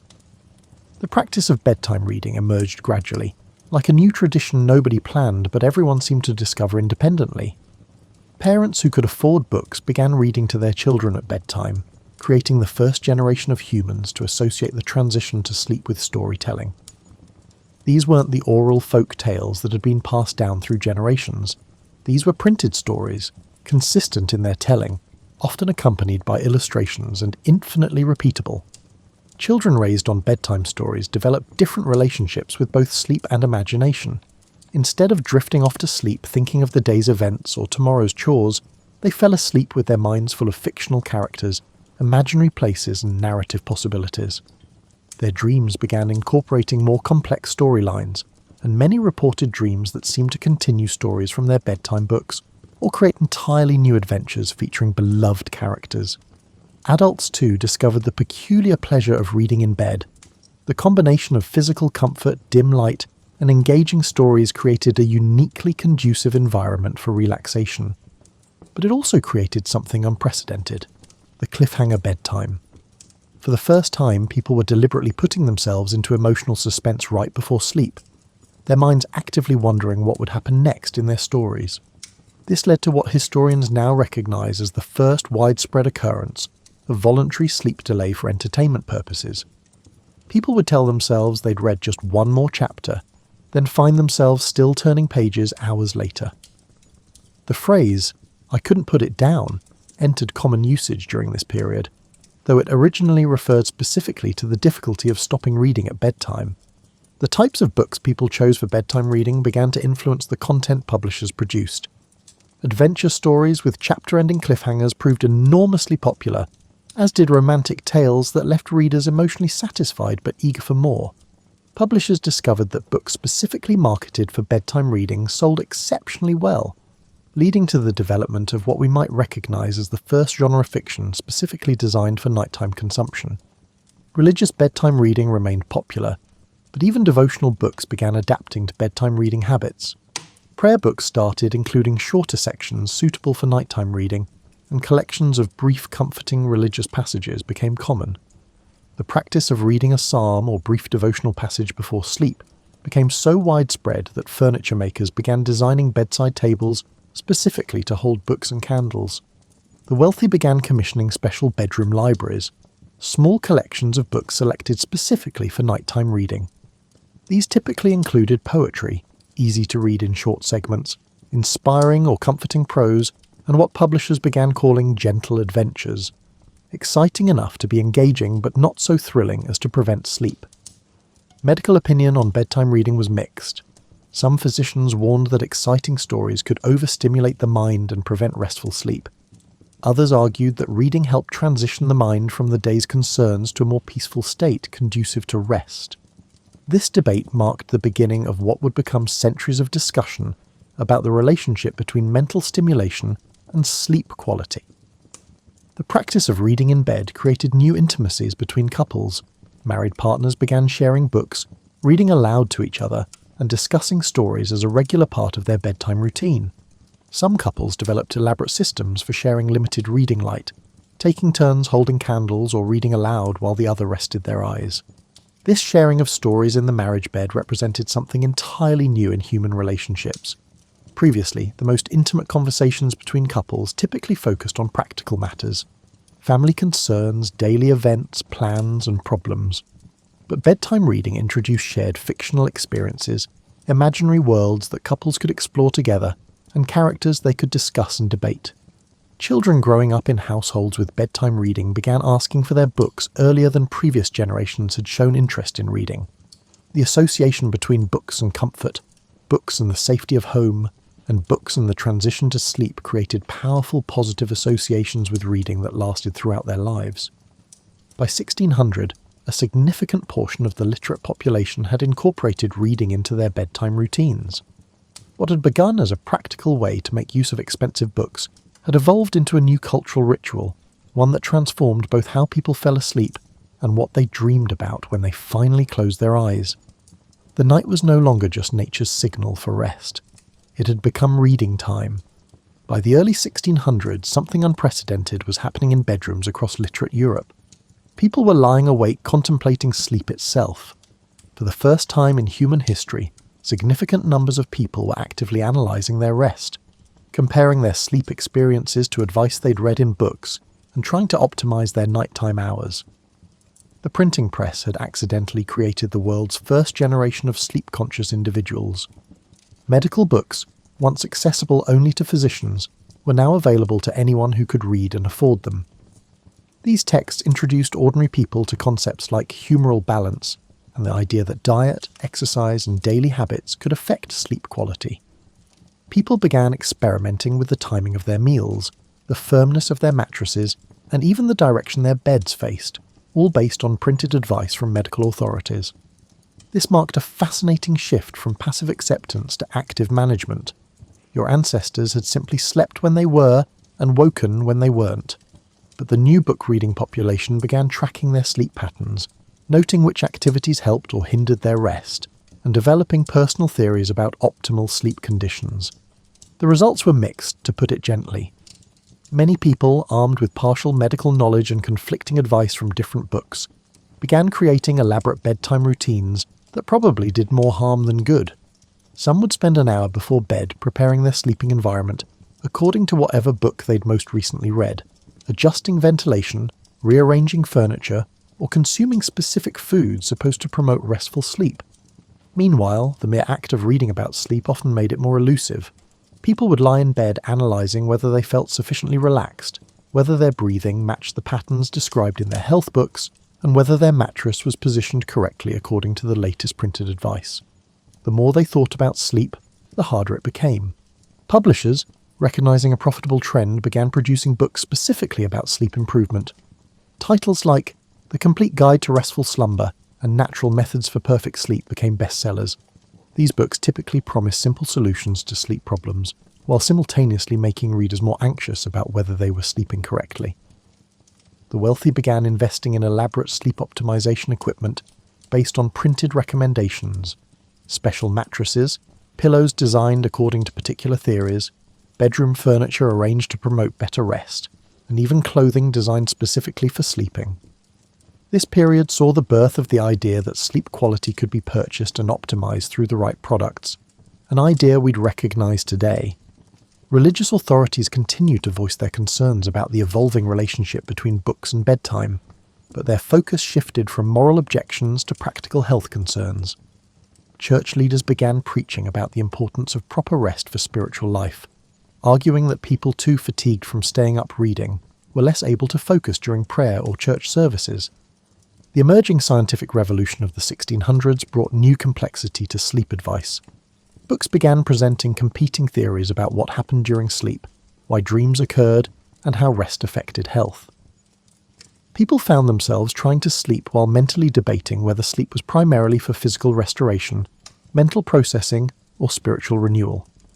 Coffee, introduced to Europe during this same period, added another layer of complexity to the sleep equation. Popular books about coffee's stimulating effects led to elaborate rules about when coffee consumption could occur without affecting nighttime rest.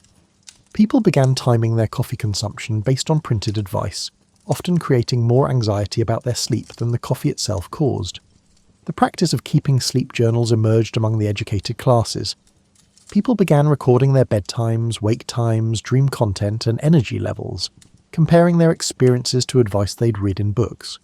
These personal sleep studies represented humanity's first systematic attempts to understand individual sleep patterns, though the data was often more confusing than illuminating.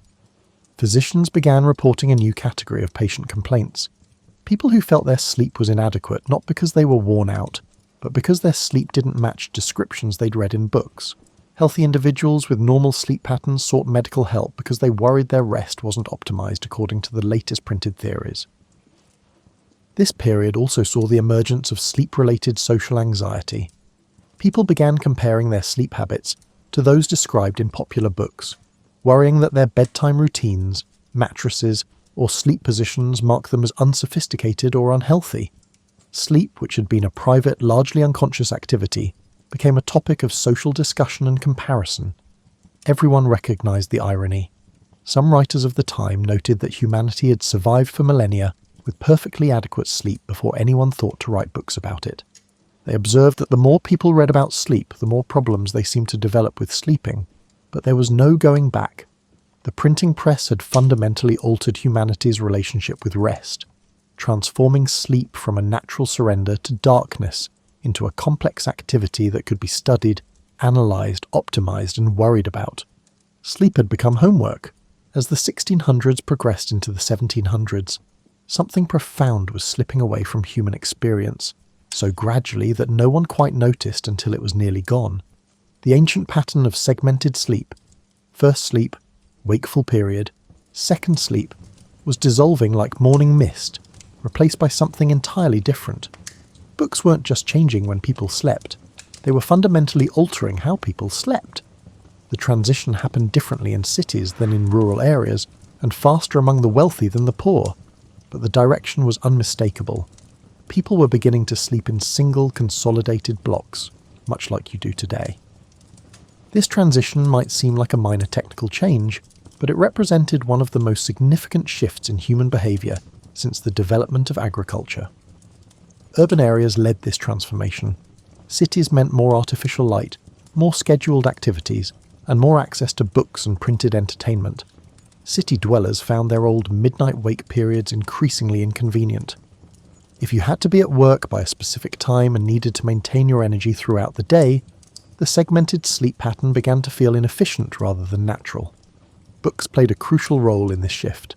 The growing practice of bedtime reading meant people were staying awake later into the evening, pushing their first sleep period later and later. Eventually, many people were going to bed so late that their natural wake period occurred uncomfortably close to dawn. Rather than wake for an hour or two in the middle of the night, they began sleeping straight through until morning. This change didn't happen without consequences. People raised on segmented sleep patterns often struggled with the new consolidated approach. They'd lie awake during what had traditionally been their midnight active period, not understanding why sleep eluded them. Physicians began documenting what they called midnight melancholy, periods of wakeful anxiety that occurred when people fought against their natural tendency to wake during the night. The loss of segmented sleep meant the disappearance of those precious midnight hours that had traditionally been used for quiet conversation, prayer, meditation, and gentle activities.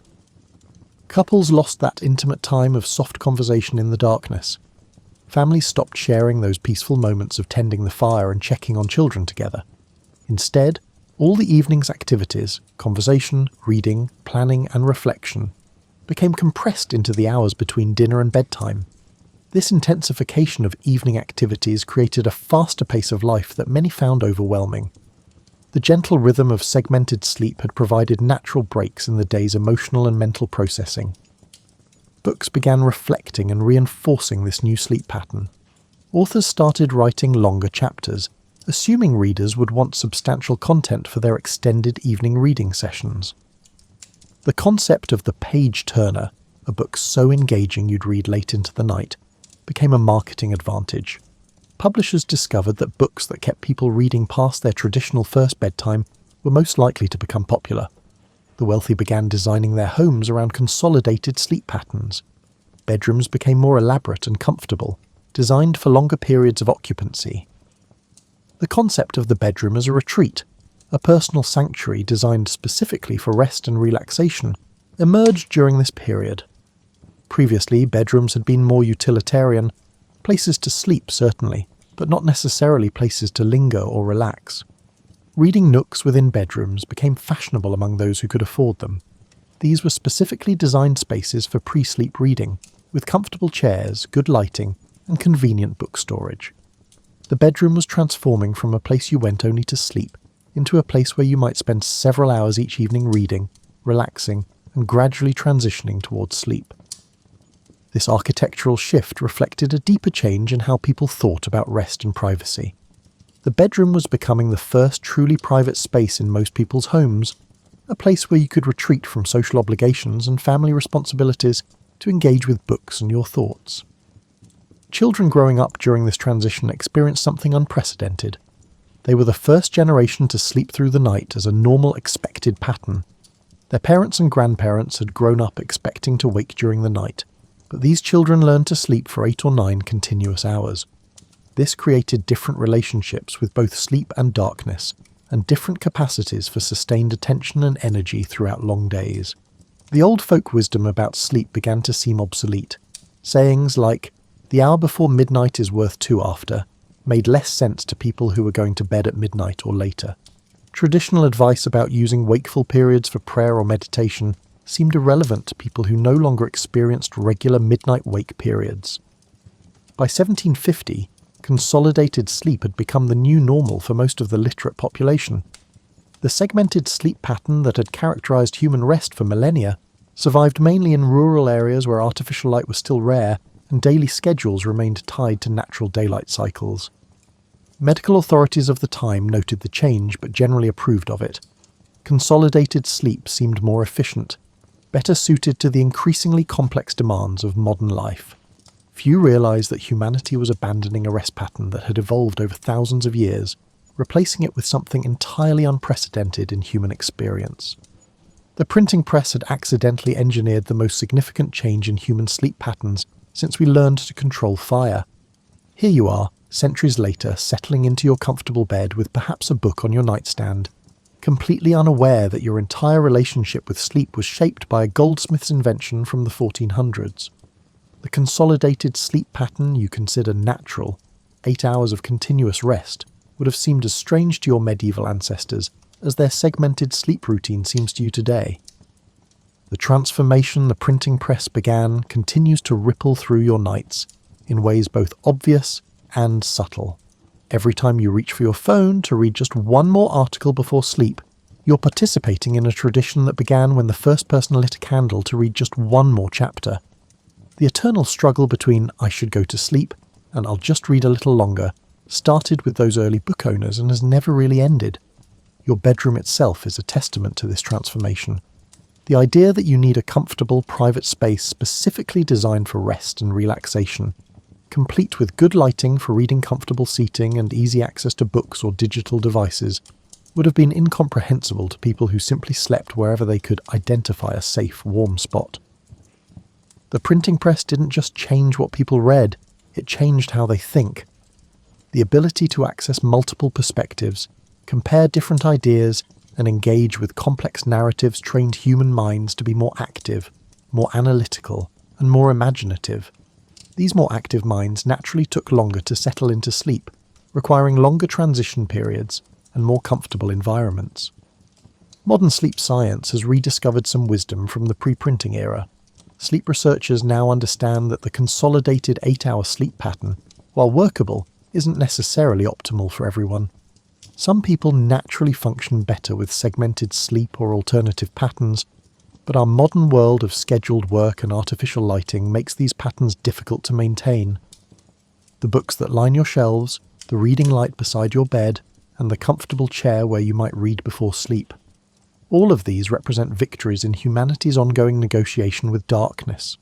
Each generation since Gutenberg has pushed bedtime a little later, made nights a little brighter, and filled the hours before sleep with more mental stimulation. Your dreams themselves carry the legacy of this transformation. The complex, narrative-rich dreams that many people experience today reflect minds trained on centuries of storytelling tradition. Your sleeping brain processes not just the day's immediate experiences, but also the characters, plots, and ideas you've absorbed from books, creating dreams that would have been impossible for pre-literate humans to imagine.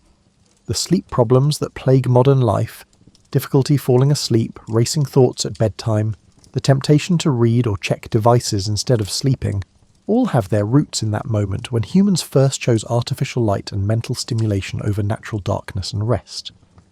We traded the simple surrender to sleep for the complex pleasure of extended consciousness, and we're still learning to manage the consequences, but perhaps this trade-off was worth it. The same printing press revolution that complicated sleep also democratized knowledge, spread literacy, enabled the scientific revolution, and created the foundation for every book you've ever loved. Those late nights reading by candlelight gave birth to the modern world, with all its complexities and possibilities. As you prepare for sleep tonight, you're participating in a ritual that would be recognizable to readers from centuries past. The details have changed. Electric lights instead of candles, printed books or digital screens instead of hand-copied manuscripts, but the basic pattern remains. You're using artificial light to extend consciousness beyond its natural limits, filling your mind with stories and ideas that will accompany you to sleep and perhaps to dreams. The printing press taught humanity that night doesn't have to mean the end of thought, that darkness can be filled with light and stories, and that sleep can be a transition to worlds even more fantastic than the ones we read about. Changing how we sleep changed us as a species, more thoughtful, imaginative, and connected to ideas and stories than before. So tonight, as you finally turn off the light and settle into sleep, you're carrying forward a tradition that began when the first person decided that sunset didn't have to mean the end of reading time. Sweet dreams. They're brought to you by Johannes Gutenberg and everyone who ever stayed up late reading just one.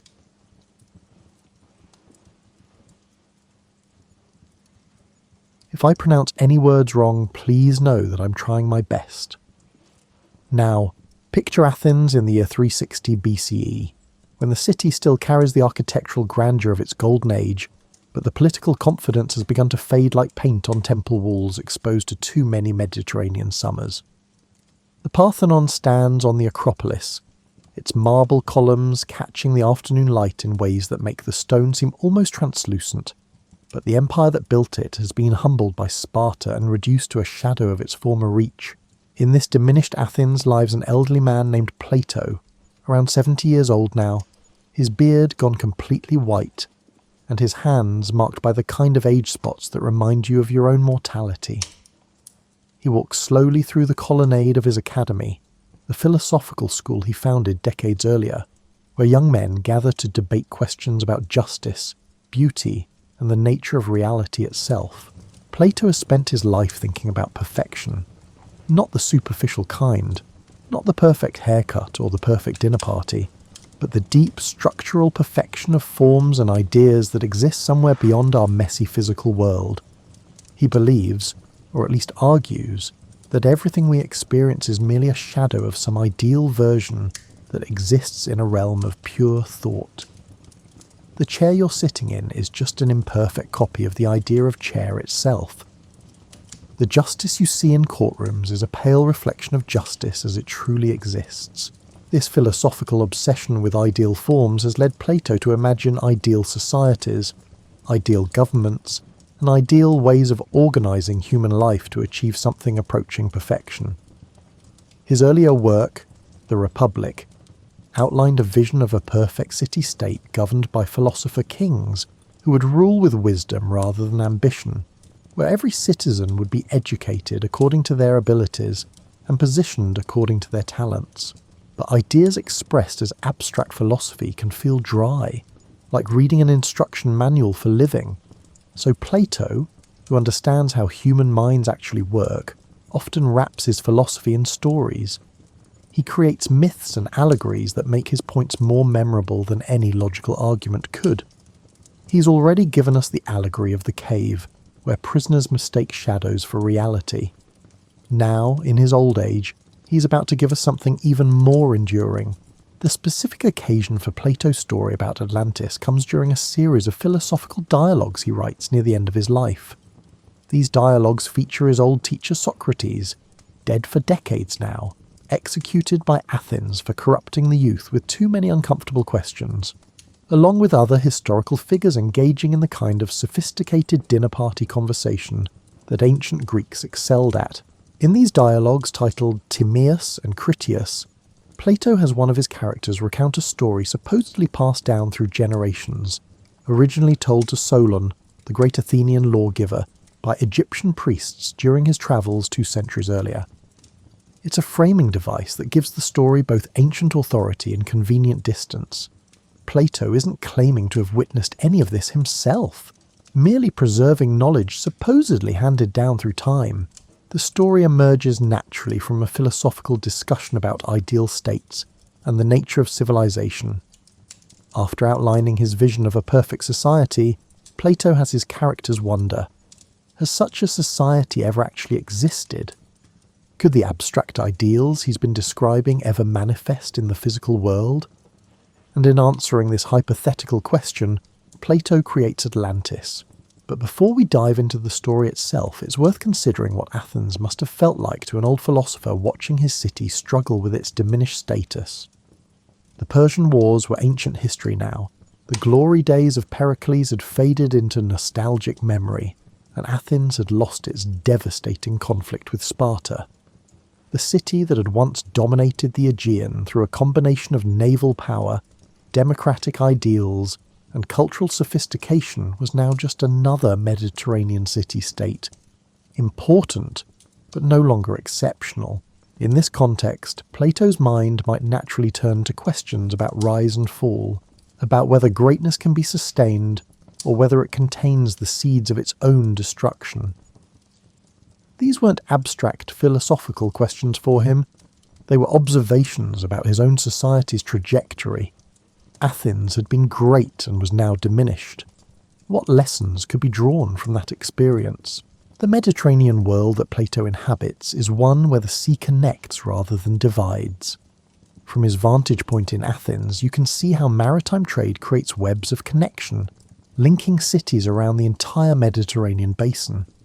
Ships carry not just cargo, but also ideas, stories, and news of distant places. Sailors return from voyages with tales of strange lands, unusual customs, and cities that excel in different arts than Athens does. This maritime consciousness, this awareness of a world much larger than one's own city, permeates Greek thinking in ways that might not be immediately obvious to us. When Plato imagines Atlantis, he places it in the ocean, specifically beyond the Pillars of Hercules, what we now call the Strait of Gibraltar, in the vast Atlantic that Greeks regarded with a mixture of fascination and trepidation. The Mediterranean was their pond, the Atlantic was something more mysterious, a realm of possibility where anything might exist. Plato himself probably never travelled far by sea. His voyages to Sicily to advise the tyrant of Syracuse were about as adventurous as he got, and those trips were motivated by his hope of implementing philosophical governance in a real city rather than any desire for maritime adventure. But like most educated Greeks, he would have absorbed countless stories from travellers, traders, and returning sailors about distant lands and unusual peoples. The physical experience of being by the sea in ancient Greece would have been quite different from our modern beach vacations. The Mediterranean isn't the gentle, tourist-friendly body of water it often appears to be in contemporary photographs. It can turn violent with stunning speed, transforming from glassy calm to white-capped fury in the time it takes to finish a meal. Greek sailors respected and feared the sea in equal measure, seeing it as a realm where human control was always provisional and nature's power absolute. This relationship with maritime unpredictability would have influenced how Greeks thought about civilization itself. Cities could rise and fall as quickly as storms could appear. Trading networks that seemed permanent could be disrupted by piracy, war, or shifts in political power. The sea connected people, but also reminded them of their vulnerability. An island civilization, however powerful, would always be subject to forces beyond its control. Plato's decision to set his imaginary civilization on an island, then, isn't arbitrary. Islands are naturally bounded, finite spaces where social organization can be imagined in its complete form. They're also inherently fragile, dependent on maritime connections for survival, and vulnerable to naval attack or natural disaster. An island civilization is a perfect setting for exploring questions about the sustainability of power and the relationship between human ambition and natural limits. As you drift deeper towards sleep, imagine yourself in Plato's position, an elderly thinker reflecting on your life's work, on the society that raised you, and on the gap between ideal visions and actual human behaviour. What story would you tell to capture everything you've learned about how civilizations succeed and fail? What details would you include to make your philosophical points feel real, lived, and experienced rather than merely theorized?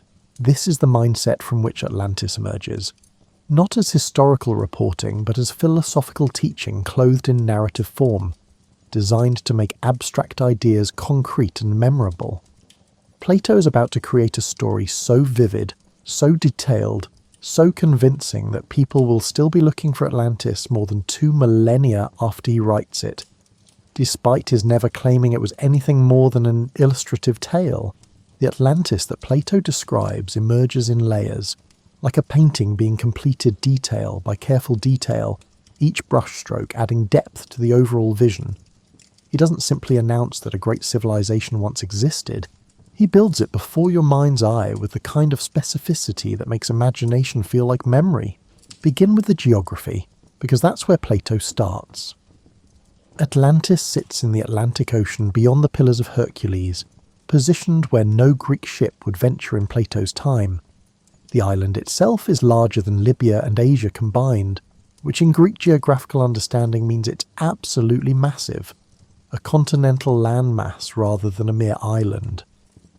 Already, Plato is signalling that this is a story operating on a grand scale, dealing with a civilization whose physical size matches its cultural ambitions. The island's landscape features a large coastal plain, rectangular in shape and surrounded by mountains that shelter it from northern winds. These mountains aren't barren rock faces, but are rich with forests, villages, and streams that feed the plain below. The plain itself measures about 330 by 220 miles. Plato gives precise measurements, the kind of specificity that lends credibility to the description. And through this plain, engineers have cut a channel connecting the coast to a circular series of waterways at the centre of the island. At the island's heart sits the capital city, and here Plato's description becomes almost architectural in its precision. Picture concentric circles of alternating water and land, like a target pattern visible from above. The central island measures about 5 stadia in diameter, roughly half a mile, and on this elevated centre sit the royal palace and the temples of Poseidon and Clito, the divine and mortal ancestors of the Atlantean royal line. Surrounding this central island are alternating rings of water and land, each precisely measured. The rings of water serve as both defensive moats and transportation channels, connected by tunnels large enough to allow ships to pass from the outer ocean through to the innermost harbour. The rings of land feature walls covered in precious metals, brass on the outer wall, tin on the middle wall, and a mysterious metal called orichalcum on the innermost wall, which glows with a ruddy light like fire. This is the part where Plato's imagination for detail becomes almost overwhelming. He describes bridges connecting the land rings, underground passages allowing ships to move between the circular harbours, and a sophisticated system of docks and naval facilities that would make even our modern port planners envious. The engineering required to create such a city would be staggering. Excavating millions of tons of earth, constructing massive retaining walls, managing water flow between the circular channels, and maintaining the structural integrity of an entire artificial landscape. But Plato isn't finished with his architectural vision. He describes the temples in detail that suggests he's thought deeply about what buildings in an ideal civilization would look like. The Temple of Poseidon features a roof adorned with ivory, walls plated with silver, and a golden statue of the sea god standing in a chariot pulled by winged horses, so tall it touches the temple's ceiling. Around the temple are golden statues of the original 10 kings of Atlantis and their wives, along with many other offerings that speak to the wealth and piety of Atlantean society. The city includes hot and cold springs, convenient for bathing, which Greeks considered essential to civilized life, along with elaborate bathhouses for common citizens and separate facilities for royalty. There are gymnasia for athletic training, racecourses for horses, and gardens that suggest Atlanteans appreciated beauty as much as functionality. The attention to public amenities indicates a civilization that valued its citizens' well-being and understood that great societies require more than military might. Moving beyond the central city, Plato describes the broader island with equal attention to detail. The rectangular plain is divided into 60,000 sections, each measuring about 10 stadia square, and each section is responsible for providing one military unit to the kingdom's defence forces.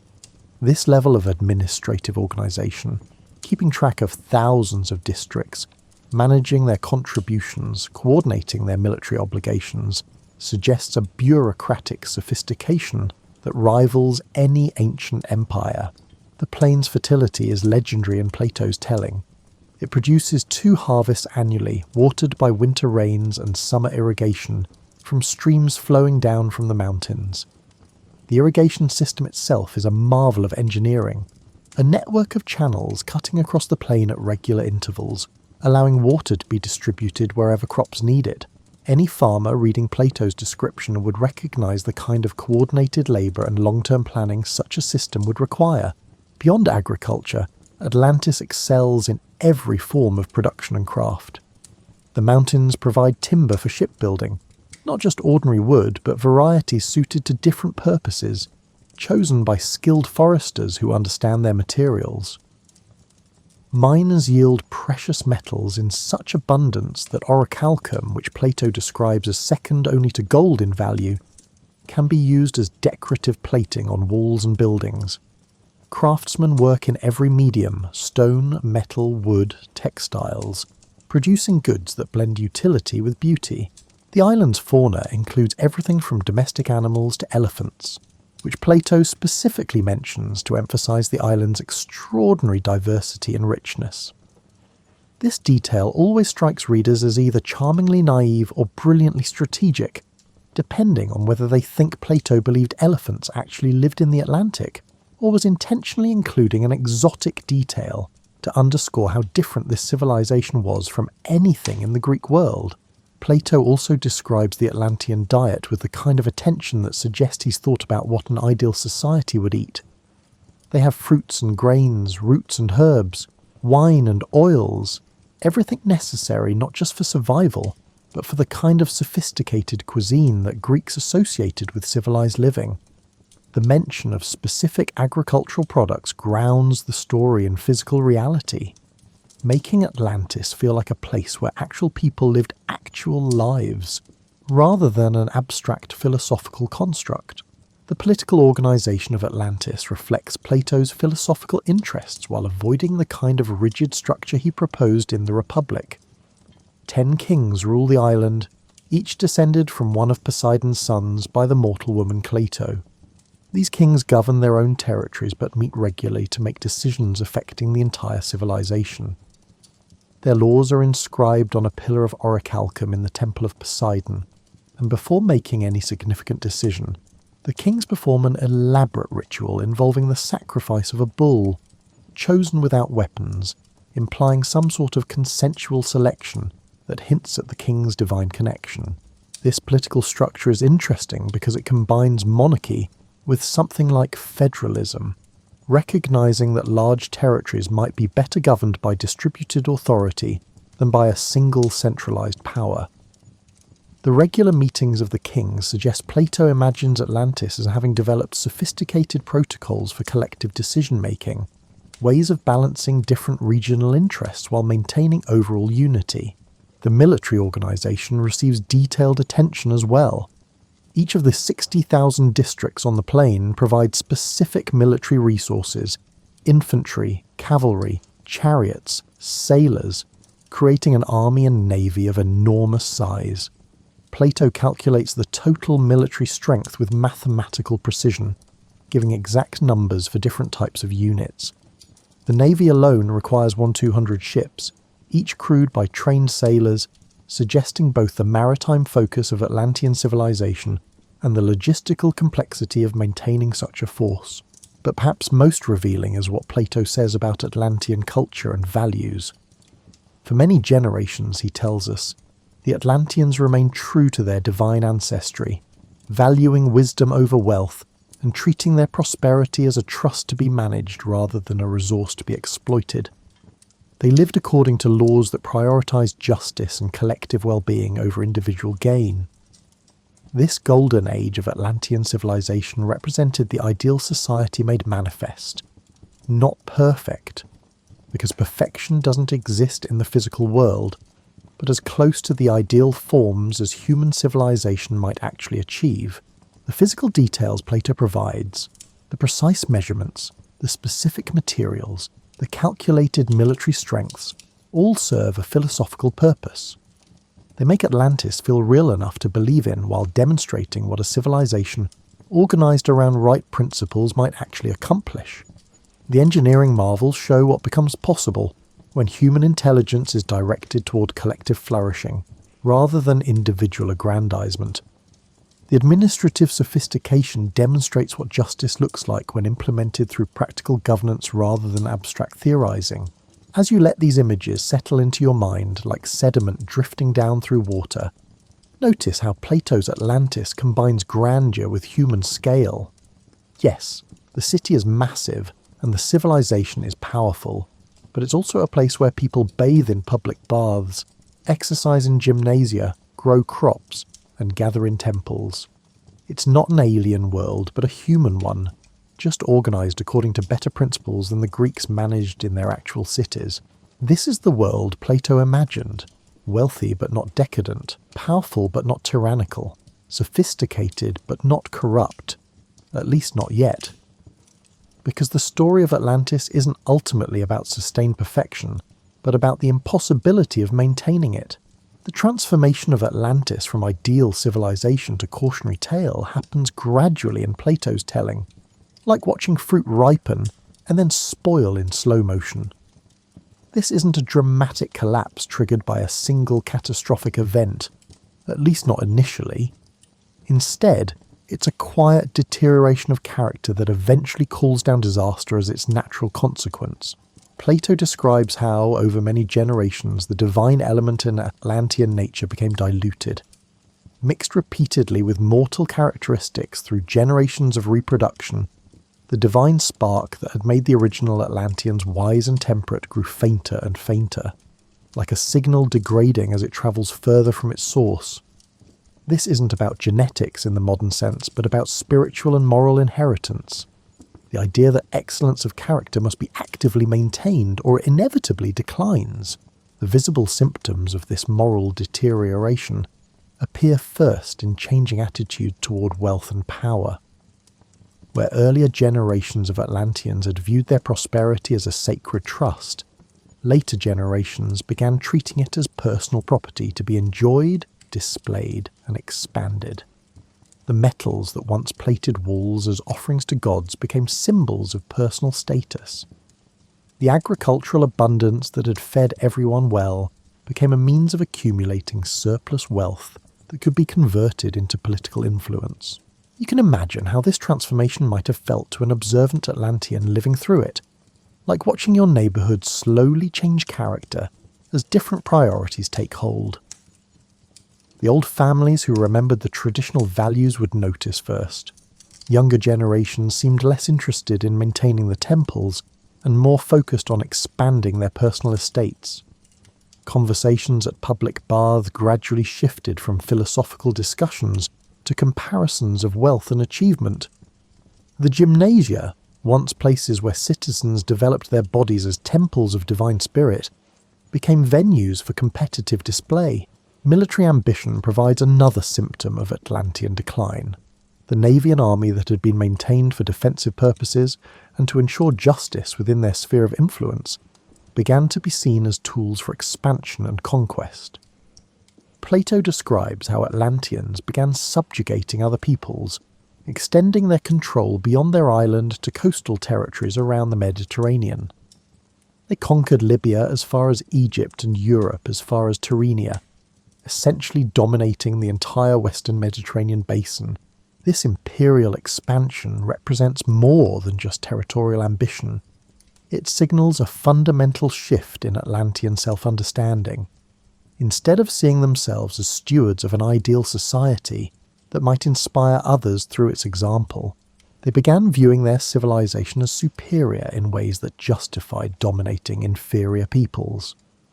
The philosophical commitment to justice became subordinated to the practical exercise of power. Might began to make right in ways that would have horrified earlier generations of Atlantean thinkers. The specific trigger for Atlantis' ultimate destruction comes when they decide to attack Athens, or rather, an ancient Athens that existed 9,000 years before Plato's time, back when the Mediterranean world was supposedly very different from the one he inhabits. This detail is important because it connects Plato's Atlantis story to Athenian glory, making Athens the city that stood against Atlantean imperialism and won. Plato's account of this conflict is brief and somewhat frustrating for anyone hoping for detailed battle descriptions.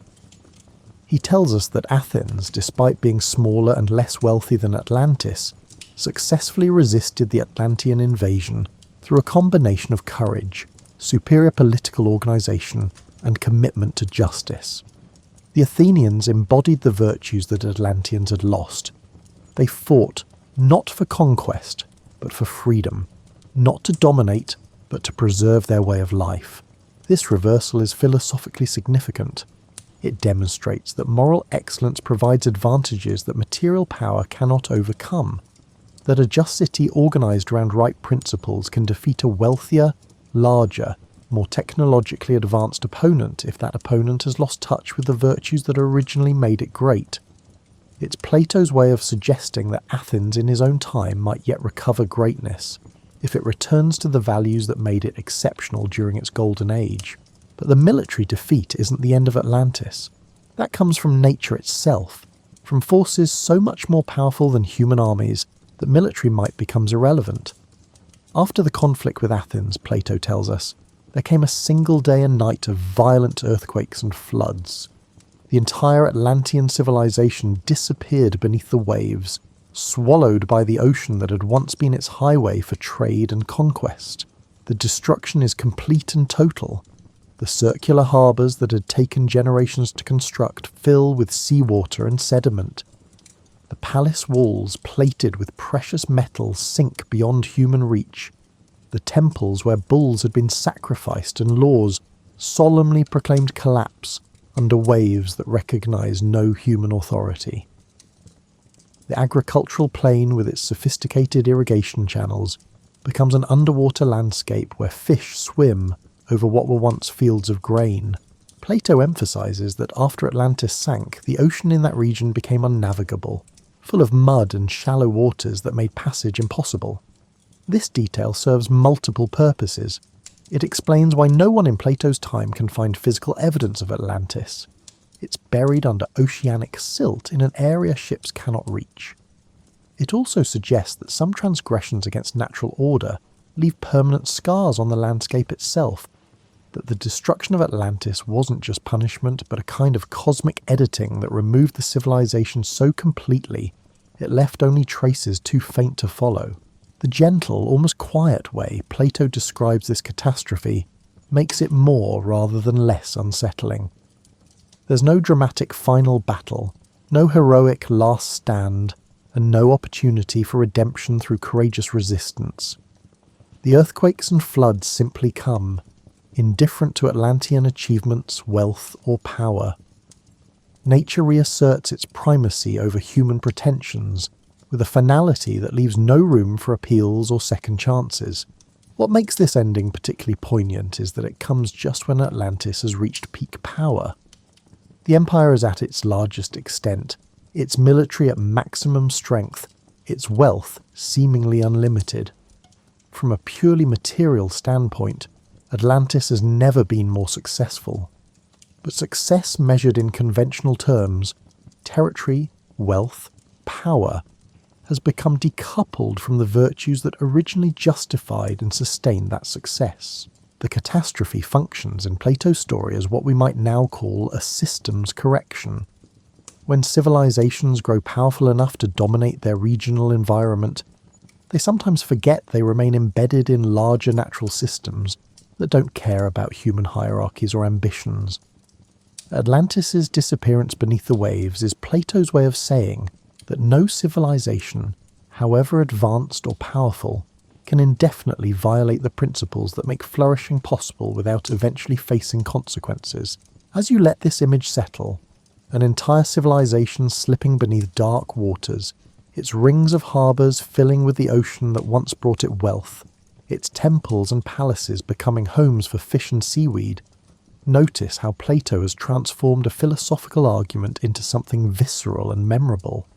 Abstract points about the relationship between virtue and sustainability become the story of an island empire that literally sinks under the weight of its own moral failure. The fall of Atlantis happens both suddenly and slowly. Suddenly in the sense that the final destruction comes in a day and night.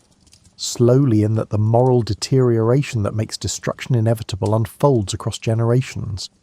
This double temporality reflects how civilizational collapse actually works.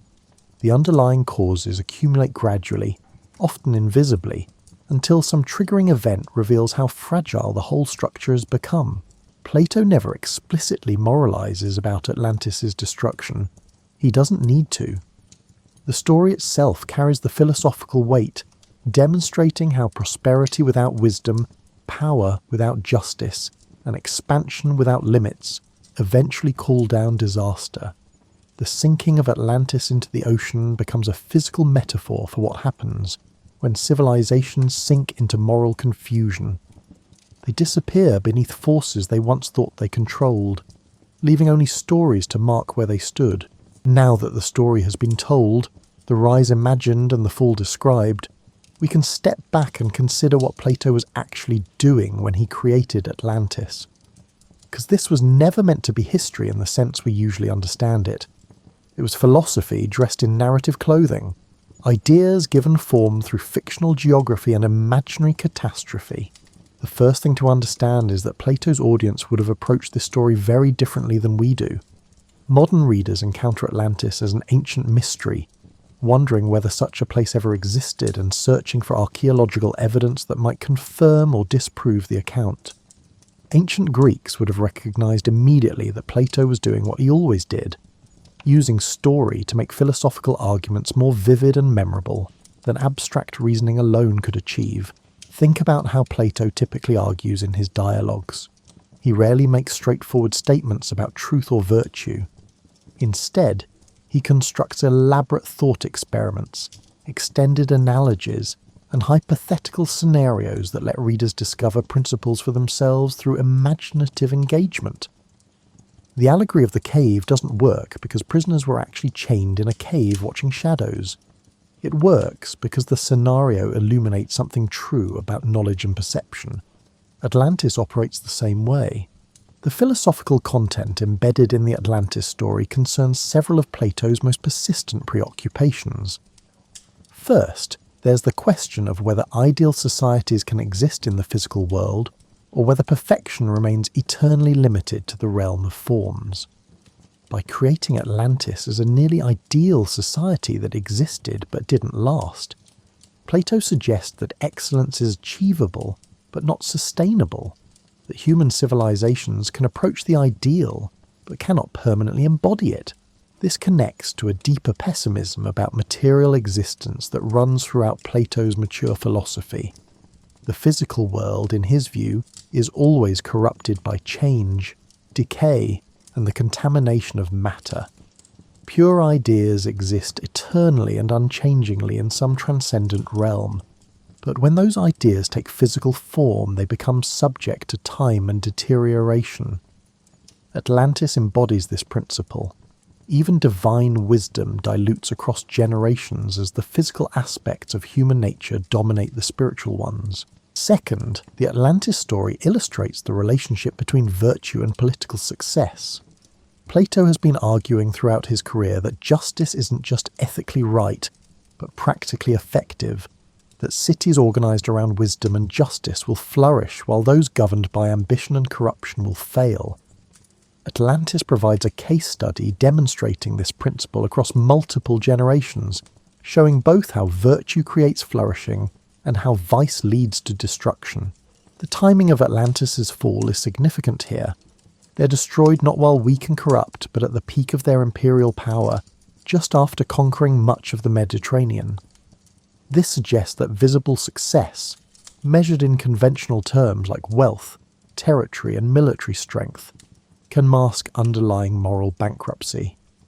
A civilization can appear strong precisely when it's most vulnerable, because the very strength it displays comes from having abandoned the principles that would make that strength sustainable. Third, Plato uses Atlantis to explore the relationship between human ambition and natural limits. The engineering marvels of Atlantean civilization, the circular harbours, the irrigation systems, the massive architectural works, demonstrate human capacity to reshape the physical world according to rational plans. But the final destruction by earthquake and flood reminds us that human power remains limited, that nature ultimately constrains what civilizations can achieve no matter how sophisticated their technology becomes.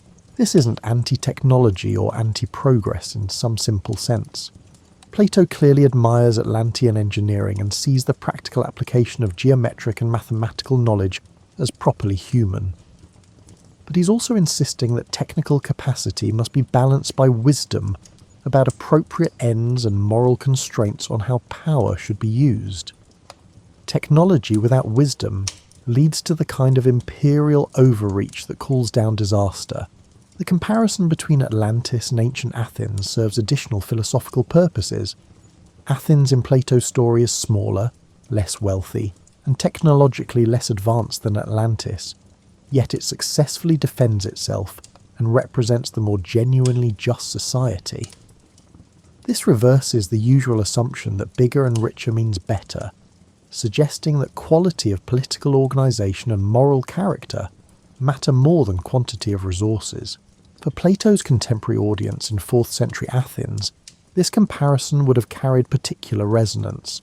Athens had lost its empire, been humiliated by Sparta, and seemed to be declining from its golden age. Plato's story offers both consolation and challenge. Consolation in suggesting that Athens once embodied the virtues that defeated a more powerful foe, and challenge in asking whether contemporary Athens still maintains those virtues, or has become more like Atlantis in its decline. The warning embedded in the Atlantis story is subtle but clear. Imperial success can corrupt the virtues that made success possible in the first place. Athens had built an empire based on naval power, cultural achievement, and democratic ideals, but maintaining the empire required increasingly aggressive tactics, extraction of wealth from subject cities, and political manoeuvring that compromised those original ideals. Was Athens becoming Atlantis? Would prosperity and power lead to moral decay and eventual catastrophe? Plato never makes this parallel explicit, but he didn't need to. His readers would have recognized the pattern. The Atlantis story functions as a mirror in which Athenians might recognize uncomfortable truths about their own civilization's trajectory. The luxury to see this mirror clearly, to consider whether wealth and power were corrupting civic virtue, was itself possible only because Athens had lost enough power to force reflection on what had been lost and why. The choice to set Atlantis in the distant past, 9,000 years before Plato's time, rather than presenting it as a contemporary civilization, creates useful distance. By pushing the story back into mythical time, before recorded history, Plato frees himself from the constraints of historical accuracy, while also suggesting that the patterns he's describing are timeless. Civilizations have always faced these same tensions between virtue and corruption, wisdom and ambition, and sustainable flourishing and overreaching destruction. The detail about Atlantis' location beyond the Pillars of Hercules serves similar purposes. Placing the lost civilization in the vast Atlantic rather than the familiar Mediterranean locates it in a realm of possibility rather than historical fact. The Atlantic represented the unknown, the area where mythical geography blended into pure speculation. Putting Atlantis there signals that this is a story operating in symbolic rather than literal geography, using physical space to represent philosophical concepts. Finally, there's something to notice about what Plato doesn't say.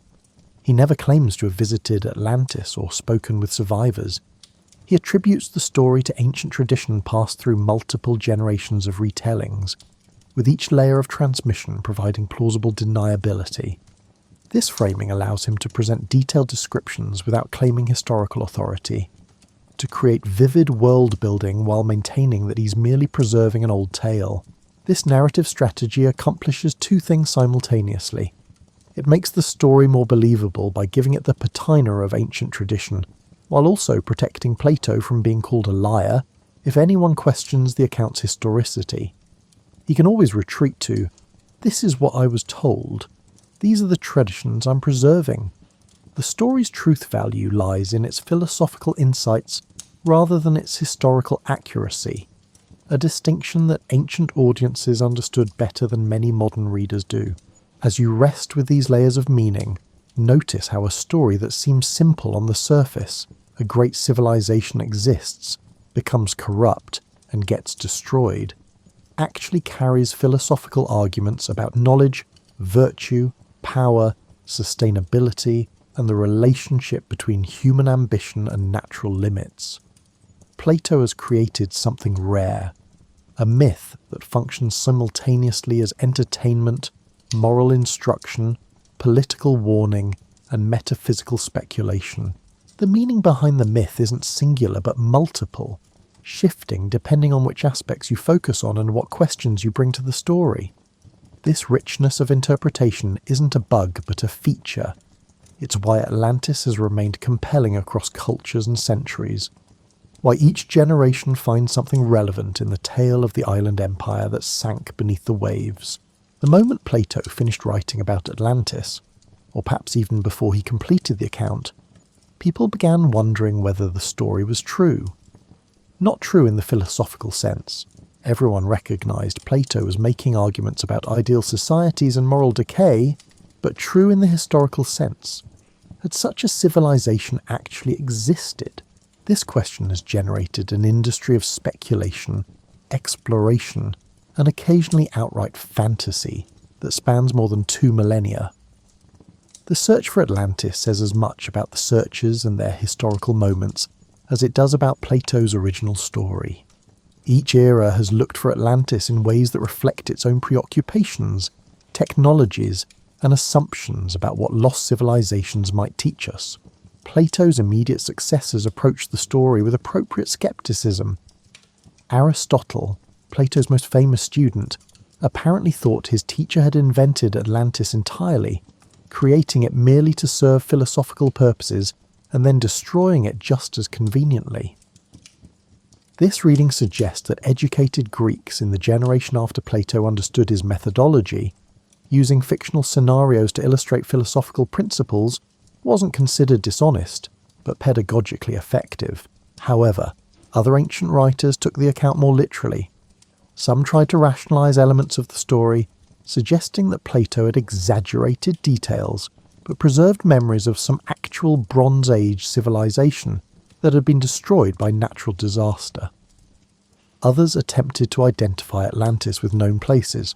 Perhaps it was Crete, which had been devastated by volcanic eruption and tsunami when Thera exploded around 1600 BCE, destroying the Minoan civilization. The Crete theory emerged because ancient writers recognized patterns in Plato's description that matched what they knew about Minoan culture. The emphasis on naval power, the sophisticated architecture, and the central role of bull worship, all these elements characterized Minoan civilization as Greeks, understood it from ruins and lingering cultural memories. Perhaps Plato or his sources had preserved garbled accounts of Minoan glory and its sudden destruction, with details becoming exaggerated through centuries of retelling. But the chronology presented problems. Plato specifically placed Atlantis 9,000 years before Solon's time, which would be roughly 9,600 BCE, if we take the numbers literally. This predates any known civilization with the kind of architectural and engineering sophistication Plato describes. Some ancient interpreters suggested that Plato or his Egyptian sources had confused years with months, or used some alternative calendrical system, but this requires assuming fundamental numerical errors in a story that's otherwise remarkably precise about measurements and quantities. As classical civilization transitioned into late antiquity, and then the medieval period, interest in Atlantis waned. Christian scholars who inherited Greek learning were more interested in reconciling pagan philosophy with biblical truth than in pursuing stories about sunken islands. If Atlantis appeared in medieval texts at all, it was usually as a minor curiosity or as an allegory that could be reinterpreted in Christian terms. The Renaissance brought renewed fascination with classical texts and the world beyond Europe. As explorers discovered the Americas, some theorists suggested that these continents might be remnants of Atlantis, or that Atlantean survivors had established civilizations in the New World. This speculation mixed genuine puzzlement about how complex societies like the Aztecs and Incas developed with racist assumptions that indigenous peoples couldn't have achieved such sophistication without outside influence. Francis Bacon's New Atlantis, published in 1627, reimagined Plato's story as a utopian vision located somewhere in the Pacific. Bacon wasn't claiming historical accuracy, but rather using Atlantis as a framework for describing an ideal scientific society, much as Plato had used it to explore questions about virtue and governance. The name had become a kind of shorthand for imagined perfect society, its specifics less important than its function as a thought experiment. The 19th century brought more systematic attempts to locate Atlantis geographically. This reflected the era's confidence in the scientific method and its belief that mysteries could be solved through careful investigation and rational analysis. Ignatius Donnelly, an American politician and amateur archaeologist, published Atlantis, the antediluvian world, in 1882, arguing that Atlantis had really existed in the Atlantic and that it explained various cultural similarities between Old and New World civilizations. Donnelly's book was enormously popular, going through dozens of printings and establishing many tropes that still dominate popular Atlantis theories. He argued that Atlantean refugees had spread to both sides of the Atlantic after their homeland sank, bringing advanced knowledge that jump-started Egyptian, Mesopotamian, and Central American civilizations. Every pyramid, every flood myth, and every seemingly inexplicable technological achievement became potential evidence of Atlantean influence. The theory was creative but required ignoring actual chronology and archaeological evidence. Egyptian civilization developed gradually over millennia, with each advance building on previous work in ways that archaeologists can trace through physical remains. The same goes for Mesopotamian, Chinese, Indus Valley, and Mesoamerican civilizations. They all show clear developmental sequences rather than sudden acquisition of advanced knowledge from outside. But Donnelly's imaginative approach to evidence established a pattern that subsequent Atlantis hunters would follow. Start with Plato's account, selectively incorporate details that fit your preferred location, ignore contradictions, and interpret any ancient achievement that seems impressive as possible Atlantean influence. This methodology produces exciting narratives but terrible history. The 20th century brought even more exotic Atlantis theories, often disconnected from Plato's original account. Some esoteric movements positioned Atlantis as the homeland of ancient spiritual wisdom, describing it as having possessed technology and consciousness that modern humans have lost. Helena Blavatsky's Theosophical Society gave Atlantis a central role in its elaborate mythology about human spiritual evolution, describing multiple Atlantean races and civilizations spanning millions of years. These mystical interpretations transformed Atlantis from a philosophical thought experiment into something like a religious revelation, positioning it as the source of all ancient wisdom and the key to human spiritual advancement. Plato would probably have been bemused by this development. His story was meant to illustrate how civilizations fall when they abandon wisdom, not to suggest that some lost civilization possessed secret knowledge we should recover. The development of modern archaeology and oceanography should have settled questions about Atlantis' historical existence, but instead it just spawned new theories. When scientists discovered the mid-Atlantic ridge, some enthusiasts suggested this underwater mountain range might be the remnant of a sunken continent. The fact that the geology doesn't support this interpretation, the ridge is spreading apart, not sinking, and has been underwater for millions of years, did little to discourage speculation. Each new archaeological discovery in the Mediterranean region sparked fresh claims that the real Atlantis had been found. The island of Santorini, with its spectacular volcanic caldera and evidence of Bronze Age civilization buried under volcanic ash, became a favourite candidate. The Minoan settlement of Akrotiri, preserved like Pompeii under layers of pumice, showed sophisticated architecture, vibrant frescoes, and an advanced urban culture, everything one might expect from a civilization like Atlantis. The Santorini theory has several advantages. The volcanic eruption and subsequent tsunamis around 1600 BCE did destroy a powerful maritime civilization. The Minoans were indeed culturally advanced and influential throughout the Aegean. The geographical details, an island with a wealthy city destroyed by volcanic catastrophe, match key elements of Plato's account. You can visit the ruins today and see what an Atlantis-like civilization actually looked like. The main problem, of course, is that Santorini is in the wrong ocean, at the wrong time and on the wrong scale. Plato specified the Atlantic beyond Gibraltar, not the Aegean. He dated Atlantis to 9600 BCE, not 1600 BCE. He described an island larger than Libya and Asia combined, not a modest Mediterranean island. Identifying Santorini as Atlantis requires dismissing most of Plato's specific details as errors or exaggerations. Other proposed Atlantis locations include off the coast of Spain near the Strait of Gibraltar, in the Black Sea, before post-Ice Age sea level rise flooded that region, in Antarctica, based on fringe theories about ancient maps showing ice-free coastlines, and even in the Bahamas, where underwater rock formations sometimes create patterns that enthusiastic interpreters read as evidence of ancient roads or buildings. Each theory follows similar logic. Identify some archaeological site or geographical feature that vaguely matches some element of Plato's description.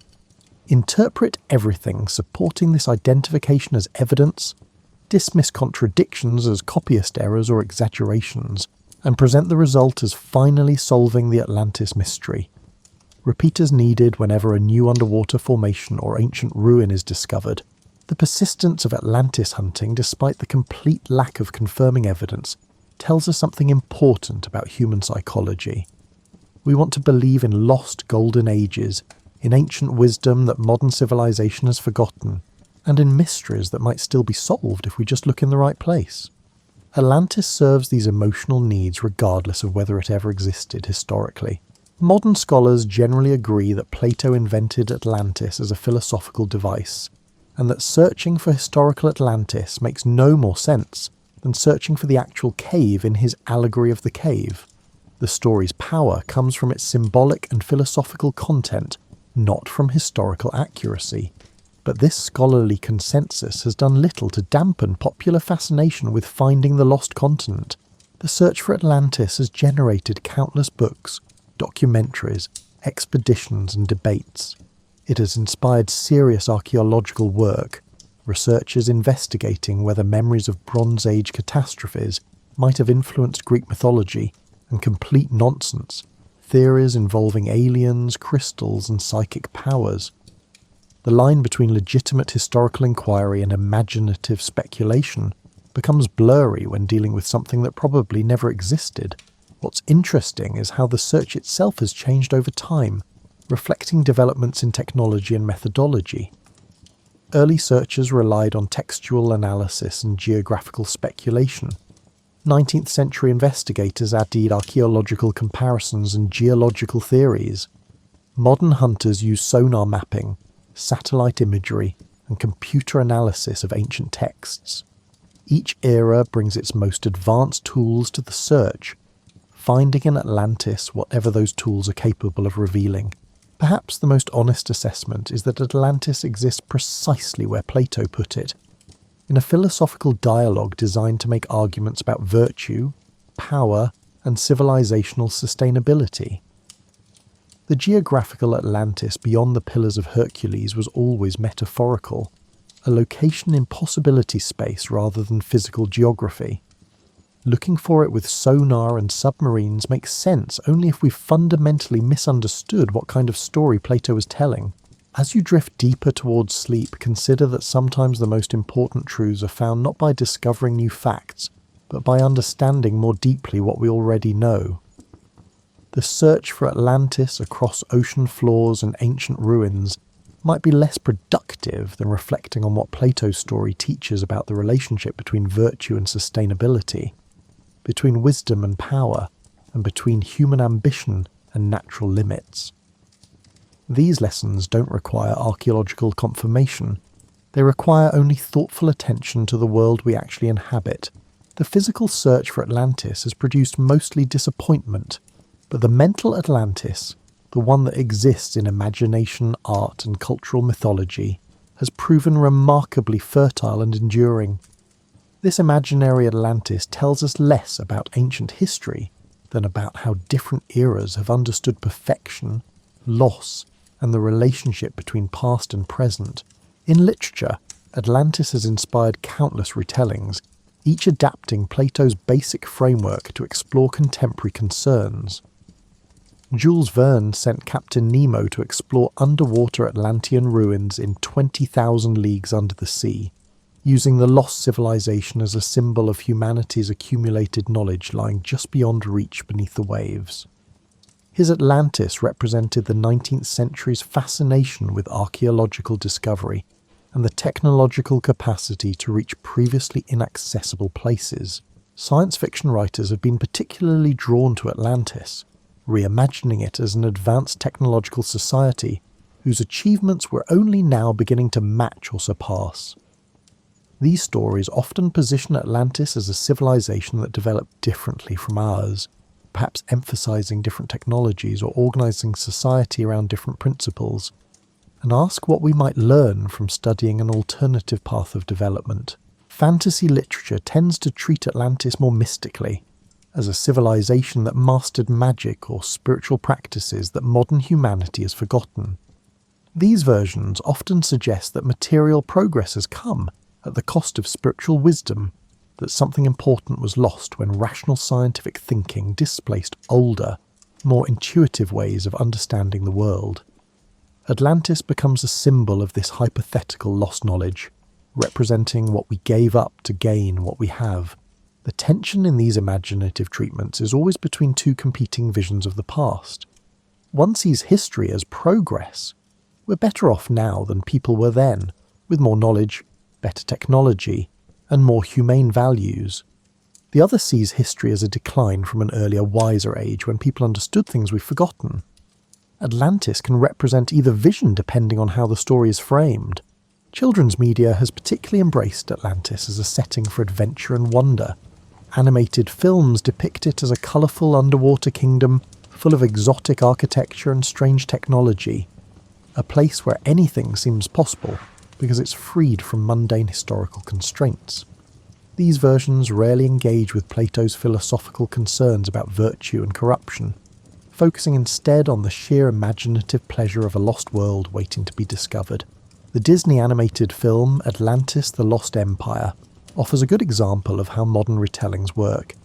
It keeps Plato's basic premise, ancient advanced civilization, circular architecture, powerful technology, while adding elements from later speculation and wholesale invention. The result is visually spectacular and narratively engaging, while having almost nothing to do with Plato's actual story. This is Atlantis as pure creative inspiration rather than historical or philosophical inquiry. Video games have found Atlantis useful as a setting that requires no explanation.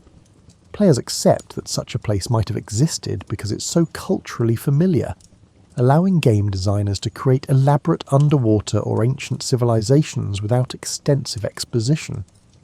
Atlantis in gaming becomes whatever the gameplay requires: a dungeon to explore, a civilization to manage, a mystery to solve, freed entirely from historical constraints. Even academic philosophy continues to find value in Atlantis as a thought experiment. Political theorists use it to explore questions about ideal governance, sustainability, and the relationship between power and virtue.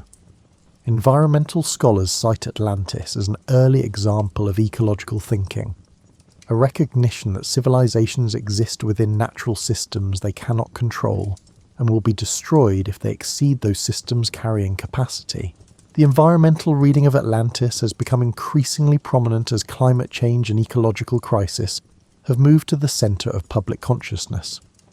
In this interpretation, Atlantis serves as a warning about what happens when civilizations ignore natural limits in pursuit of endless growth and expansion. The sinking beneath the waves becomes a metaphor for ecological collapse, not divine punishment, but a natural consequence of treating the Earth as an unlimited resource. This environmental Atlantis resonates differently than traditional religious or mystical interpretations. It doesn't require believing in lost spiritual wisdom or ancient super technology. It simply asks us to notice that Plato's story describes a civilization that grew too powerful, expanded too aggressively, and ultimately faced destruction from natural forces it couldn't control. The parallel to modern industrial civilization is uncomfortable and obvious. Psychologists have been interested in why Atlantis exercises such a hold over human imagination. Carl Jung and his followers saw it as an archetype, a fundamental pattern in human consciousness that recurs across cultures because it addresses universal psychological needs. In this reading, Atlantis represents the ideal self or society that we imagine but cannot quite achieve. Forever just out of reach beneath the waves of time and forgetfulness, the golden age thinking that Atlantis embodies appears in virtually every culture. Most human societies have myths about a better time in the past when people lived longer, were wiser, and existed in harmony with nature and each other. These golden ages ended through some kind of fall, human sin, divine punishment, or simply the inevitable decay of all things. Atlantis fits this pattern perfectly, giving Greek Golden Age thinking a specific geographical and historical form. This persistent nostalgia for imagined better times raises interesting questions. Why do people so often assume the past was superior to the present? Is it genuine historical memory, distorted by time until only the positive aspects remain? Is it psychological compensation for present difficulties, creating an imaginary past that provides comfort and escape? Or is it something more fundamental about how human consciousness relates to time, always projecting perfection into an inaccessible past or future rather than finding it in the experienced present? Artists have been drawn to Atlantis for obvious reasons. It combines visual spectacle with philosophical depth, allowing for both stunning imagery and meaningful content. Paintings of Atlantis often show the moment of destruction, with massive waves overwhelming elaborate architecture while tiny figures flee hopelessly. These images capture both the grandeur of human achievement and its ultimate fragility, material splendour rendered temporary by natural forces beyond control. Contemporary interest in Atlantis often focuses on what the story might teach about our own civilization's trajectory. Are we the new Atlantis, wealthy, powerful, and technologically sophisticated, but losing touch with the values that would make our success sustainable? The parallel seems obvious enough that political commentators across the spectrum invoke Atlantis when warning about various threats to modern civilization. Whether those threats come from environmental degradation, political corruption, social decay, or technological overreach. The fact that Atlantis can be invoked to support contradictory political positions, as both a warning about government overreach and about insufficient collective action, as both an example of cultural decadence and of imperial ambition, demonstrates its flexibility as a symbol. Like any sufficiently rich myth, it contains enough complexity to be interpreted multiple ways depending on which elements you emphasize and which you background. In popular culture, Atlantis has become shorthand for lost advanced civilization in general. When someone refers to something as the Atlantis of a particular region or period, they mean an impressive civilization that mysteriously disappeared. This usage treats Atlantis as a category rather than a specific place.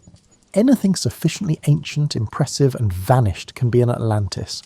The mental life of Atlantis, its existence in imagination and culture rather than geography, has proven far more vigorous than any attempt to locate it physically. This shouldn't surprise us given how Plato created the story in the first place. He invented Atlantis as an idea, a philosophical proposal about what happens when civilizations prioritize power over wisdom. The idea is proven durable precisely because it addresses something real about human social organization, even if the specific civilization was fictional. As you settle more deeply into rest, notice how a story that began as a philosophical thought experiment in ancient Athens has become a cultural touchstone that each generation reinvents according to its own needs and concerns. The Atlantis in our minds changes shape like water, flowing into whatever conceptual spaces our particular historical moment provides, always maintaining its basic form while adapting its details to new contexts.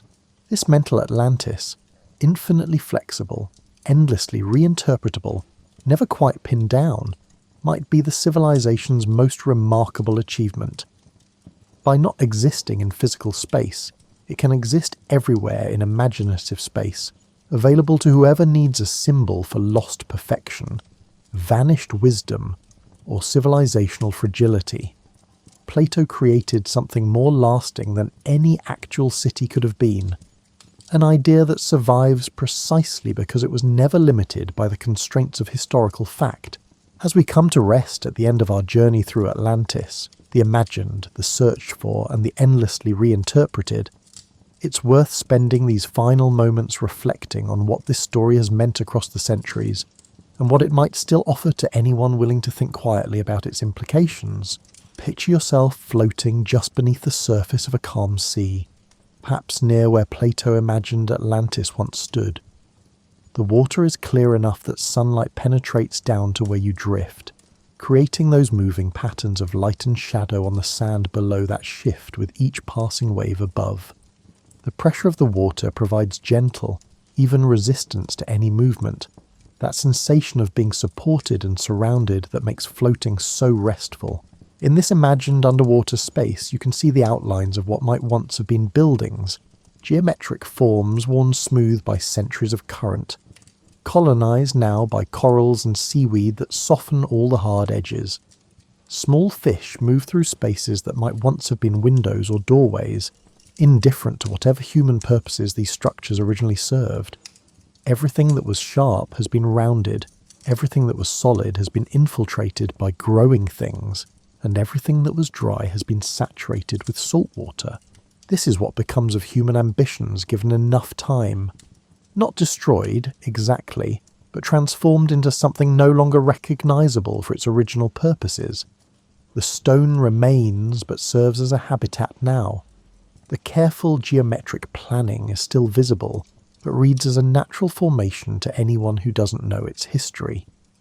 What was made becomes unmade gradually, patiently, through processes that care nothing for preserving human meaning.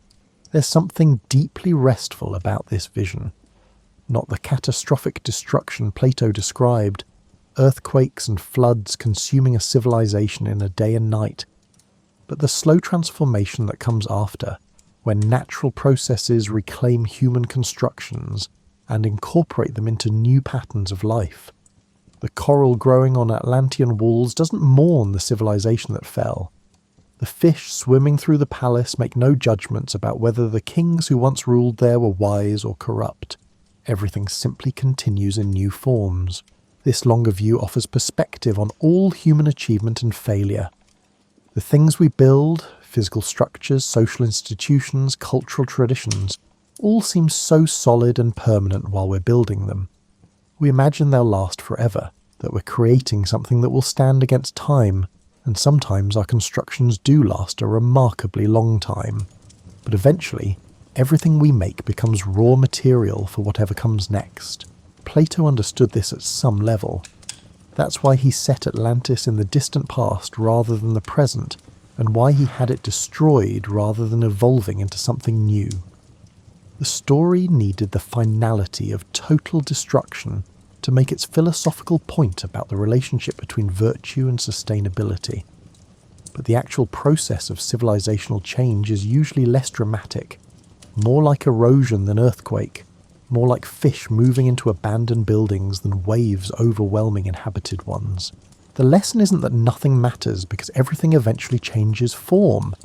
Rather, it's that what matters isn't permanence but how we inhabit the time we have.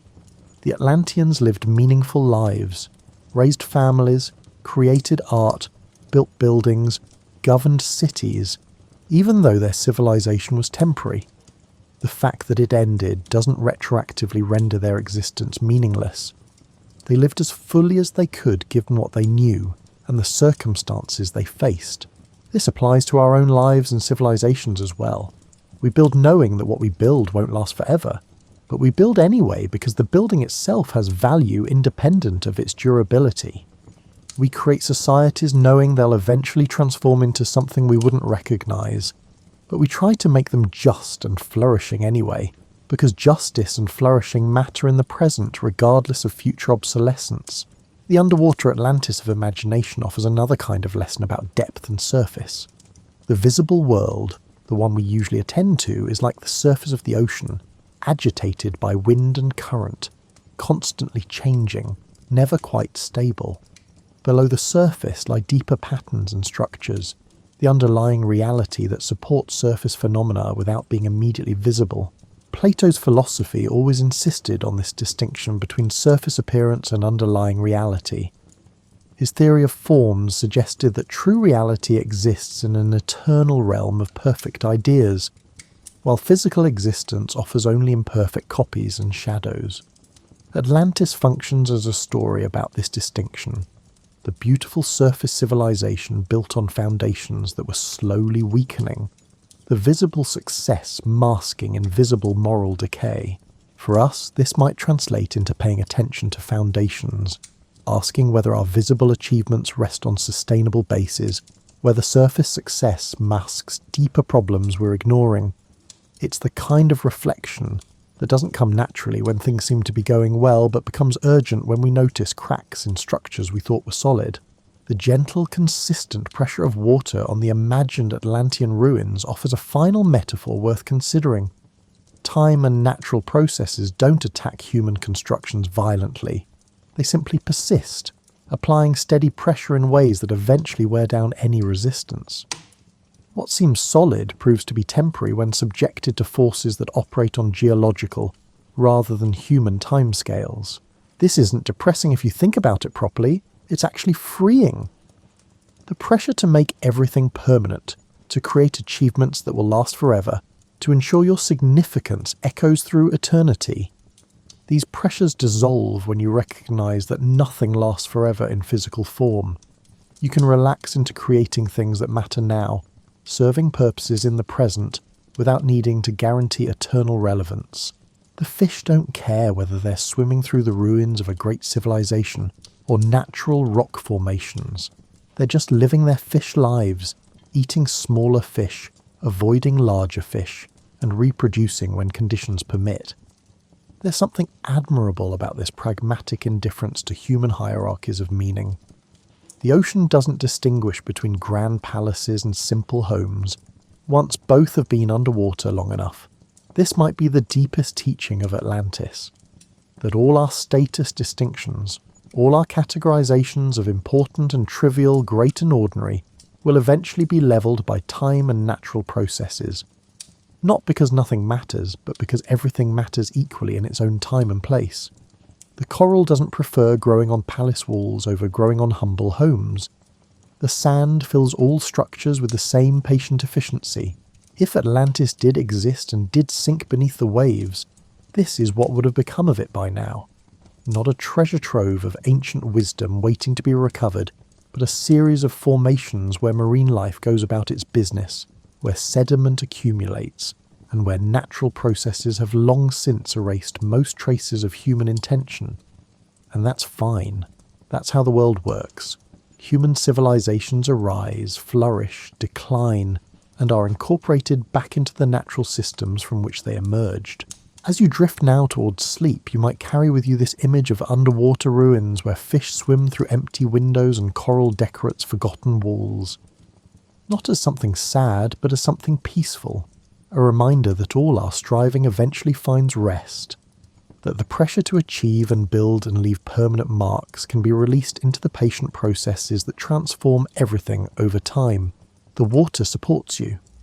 The gentle movement of the current rocks you slowly, rhythmically, like a parent rocking a child towards sleep. Below you, the sand holds whatever remains of things that mattered intensely to people now long gone. Above you, the surface catches sunlight and transforms it into moving patterns that dance across every underwater surface. You float between the two, suspended in the present moment, supported by water that's been cycling through oceans for millions of years.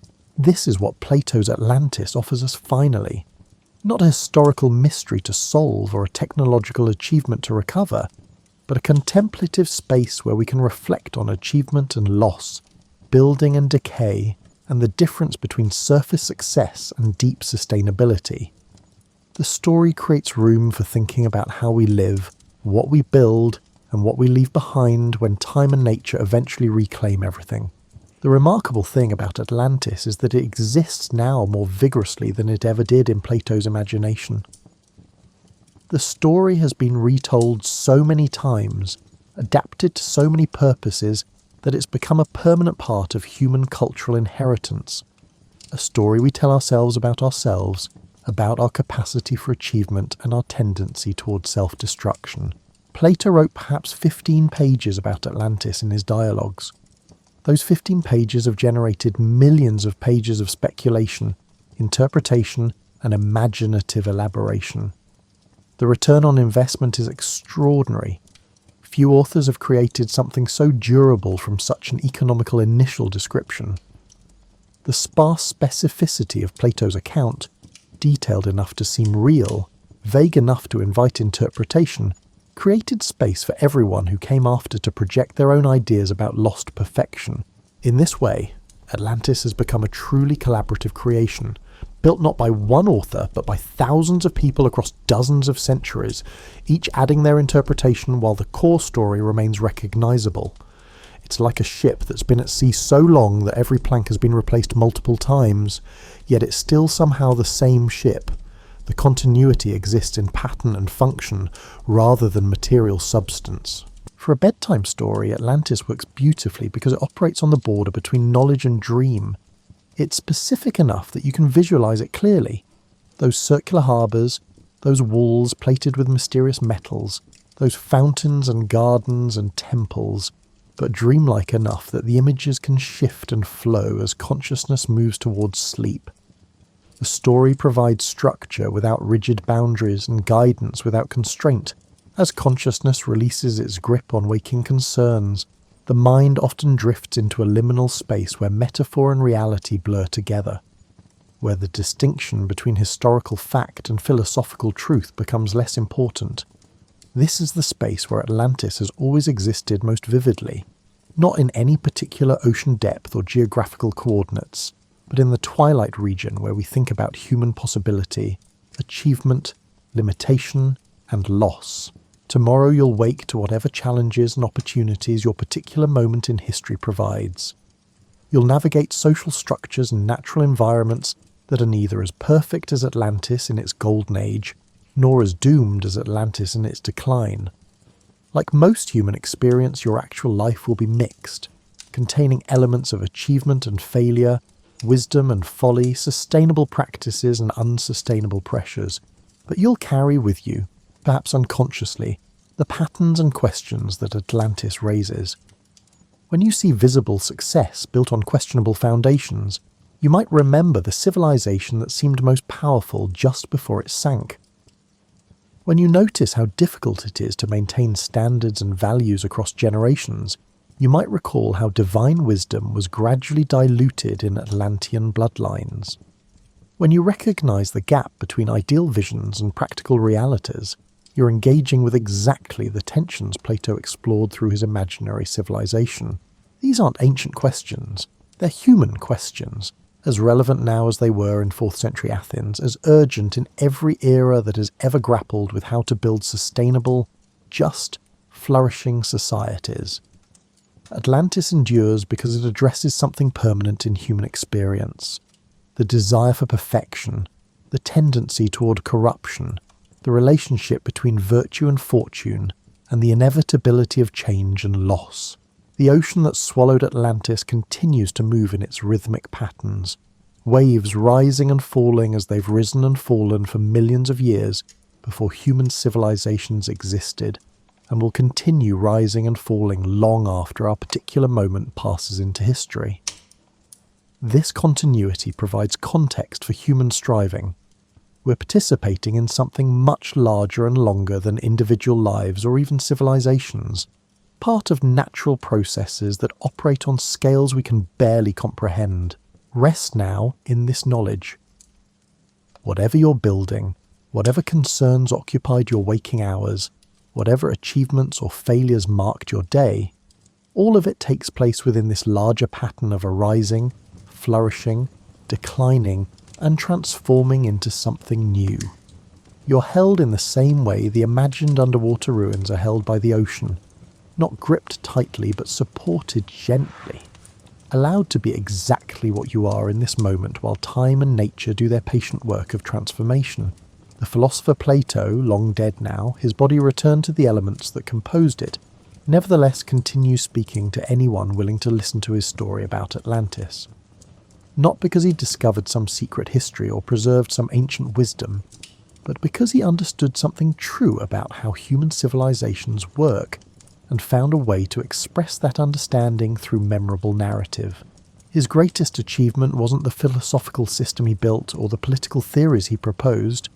It was creating stories that would outlast stone, stories that exist now in millions of minds across the world, changing slightly with each retelling while maintaining their essential character.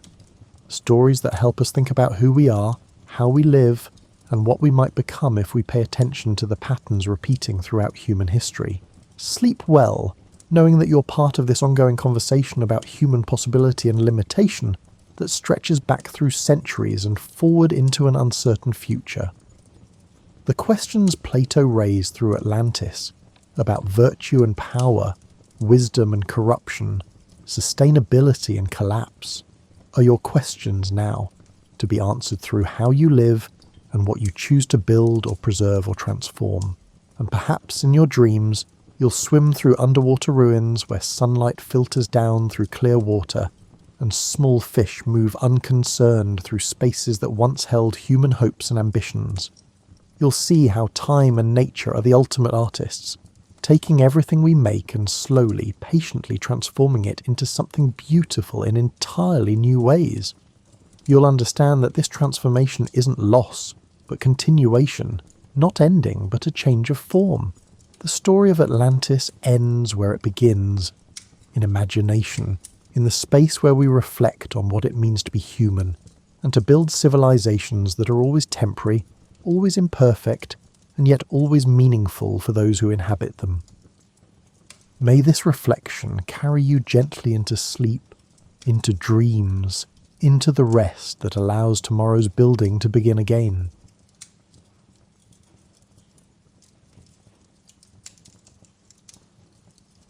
William Tecumseh Sherman was born on February 8, 1820, in Lancaster, Ohio, a frontier town on the verge of tremendous development. His mother dubbed him Cump, and he displayed a restless spirit from a young age, foreshadowing the vast influence he would one day wield on the nation's battlefields. Although his father, Charles Robert Sherman, was a respected Ohio Supreme Court judge, the family struggled financially. Then tragedy came when Sherman was 9 years old. His father died abruptly, leaving behind a poor household.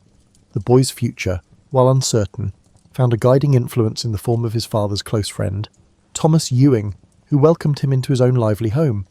Growing up in the Ewing household exposed Sherman to a more privileged society, but it was not carefree. Ewing was politically connected, having worked in government positions that exposed Sherman to the complexity of national policy and political squabbling. Something about those encounters prepared him to see the country as a web of dynamic forces, law, commerce, and ambition interacting in ways that altered entire neighbourhoods. Despite his academic abilities, he was never a standout student in the traditional sense. His true aptitude was in observation and the ability to translate what he saw into deep strategic insights. Sherman absorbed the action with an intensity that occasionally surprised others, whether it was a local election or a heated dinner table dispute. Sherman was 16 when he received a coveted invitation to the United States Military Academy at West Point, thanks in part to Ewing's political clout. When he arrived at West Point in 1836, he discovered that the regiment was both difficult and stimulating. Mathematics, engineering, and tactics dominated the curriculum, combining practical skills with theoretical knowledge. Although he did not excel academically, he graduated 6th in his class, he was known for being clever, pragmatic, and unromantic about his military service. Classmates noticed his frank demeanour, which would become a defining feature of his personality throughout his career.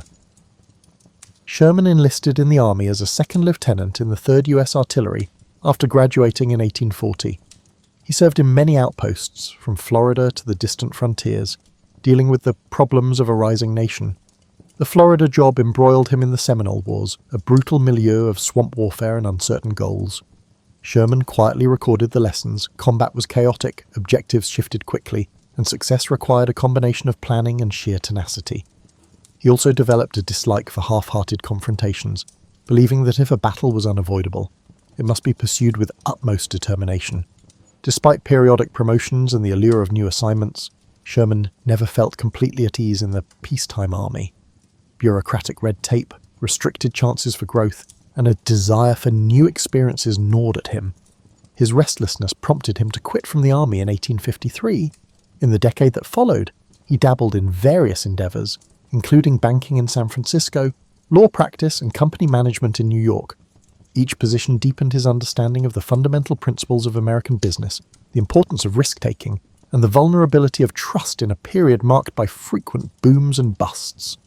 The banking crisis of 1857 devastated him financially, demonstrating how rapidly riches might vanish when markets crashed. During his civilian years, Sherman made friends from both the North and the South, including plantation owners and entrepreneurs. He noticed the growing conflict over slavery, state rights, and economic disparities. While living in Louisiana, he was the superintendent of the Louisiana State Seminary of Learning and Military Academy, which would eventually become Louisiana State University. He was recognized for his organizational talents, but he treaded carefully when discussions became political. Despite not being a passionate abolitionist, he did not take to the concept of secession. For Sherman, unity was America's best hope for success. Nonetheless, he saw worrisome signals of discord and concluded that the country was on the verge of war. Sherman, on the verge of the Civil War, stood at a pivotal juncture. He had a family, a diverse set of experiences in both service and civilian sectors, and a perspective that grasped how badly the country was fracturing. He was concerned that if war occurred, it would be unlike the small-scale battles of previous decades. The tremendous industrial potential of both parts, combined with the moral fervour around slavery, predicted a devastating clash. Despite his reluctance to enter the battle, Sherman returned to service in early 1861, motivated by a sense of responsibility to maintain the Union.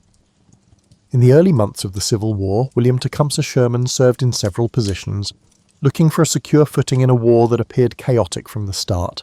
Initially assigned to a training facility, he disagreed with authorities when he anticipated that the fight would require at least 200,000 men in his area alone. His forthright remark that the Union was underestimating the scale of the insurrection elicited suspicion, if not derision. However, time would vindicate his misgivings. By late 1861, Sherman had arrived in Kentucky, an important border state with conflicting loyalties. He was responsible for the Cumberland Department there, but he quickly became overwhelmed. Reports of Confederate military movements, arms shortages, and conflicting orders from Washington left him tired. Some sources suggest he was on the verge of a nervous breakdown. He requested relief from command, and when he left, rumours circulated about his instability. Such suspicions threatened to wreck his career in an era when mental stress was less tolerated. Nevertheless, Sherman recovered. He gained new purpose with General Ulysses S. Grant's direct help. Their bond will form the foundation of Union success. Grant was calm, silent, and unyielding under duress, whereas Sherman was more combustible, publicly expressing concerns or complaints. Their mutual regard, however, was established through shared battlefield experiences. In early 1862, Grant's daring manoeuvres at Fort Henry and Fort Donelson secured critical Confederate outposts, and Sherman's role, though subordinate, displayed dependability in the face of fire. The Battle of Shiloh in April 1862 would be Sherman's true baptism into large-scale fighting. Confederate surprise strike near Pittsburgh upon landing in Tennessee. Waves of enemy soldiers smashed the Union defences. Sherman's division took the brunt of the early fighting.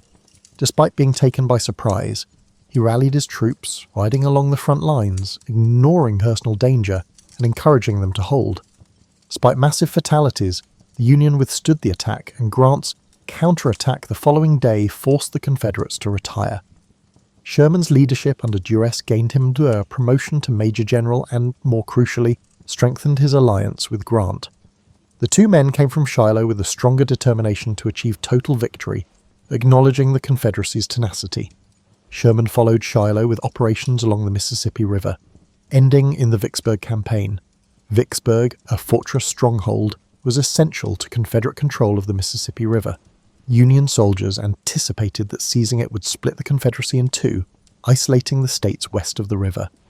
Grant's siege was long, with supply lines strained and morale shaky.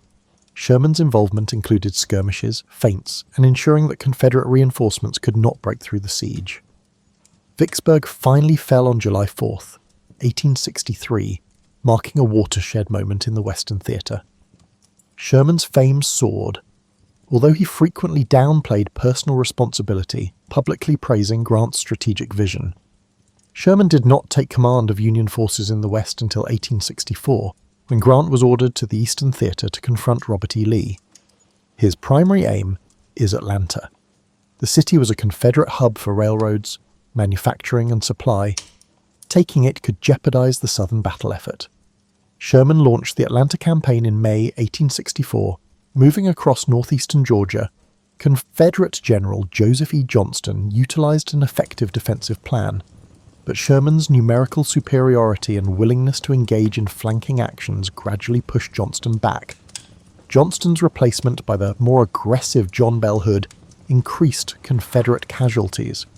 By September, Sherman's army had conquered Atlanta, dealing a strategic and psychological blow to the South. The city's fall echoed throughout the North, helping President Lincoln's re-election chances. Sherman believed that simply occupying Atlanta would be insufficient. He wanted to cripple the Confederate capacity for future resistance.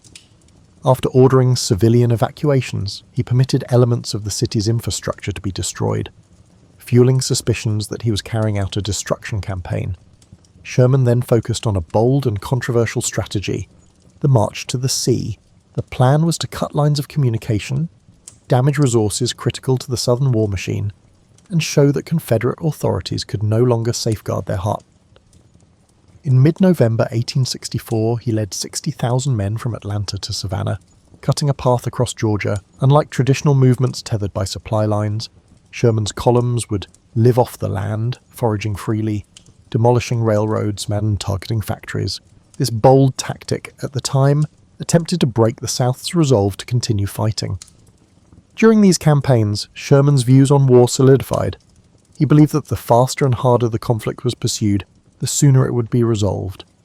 In his letters to subordinates, he emphasized a harsh logic.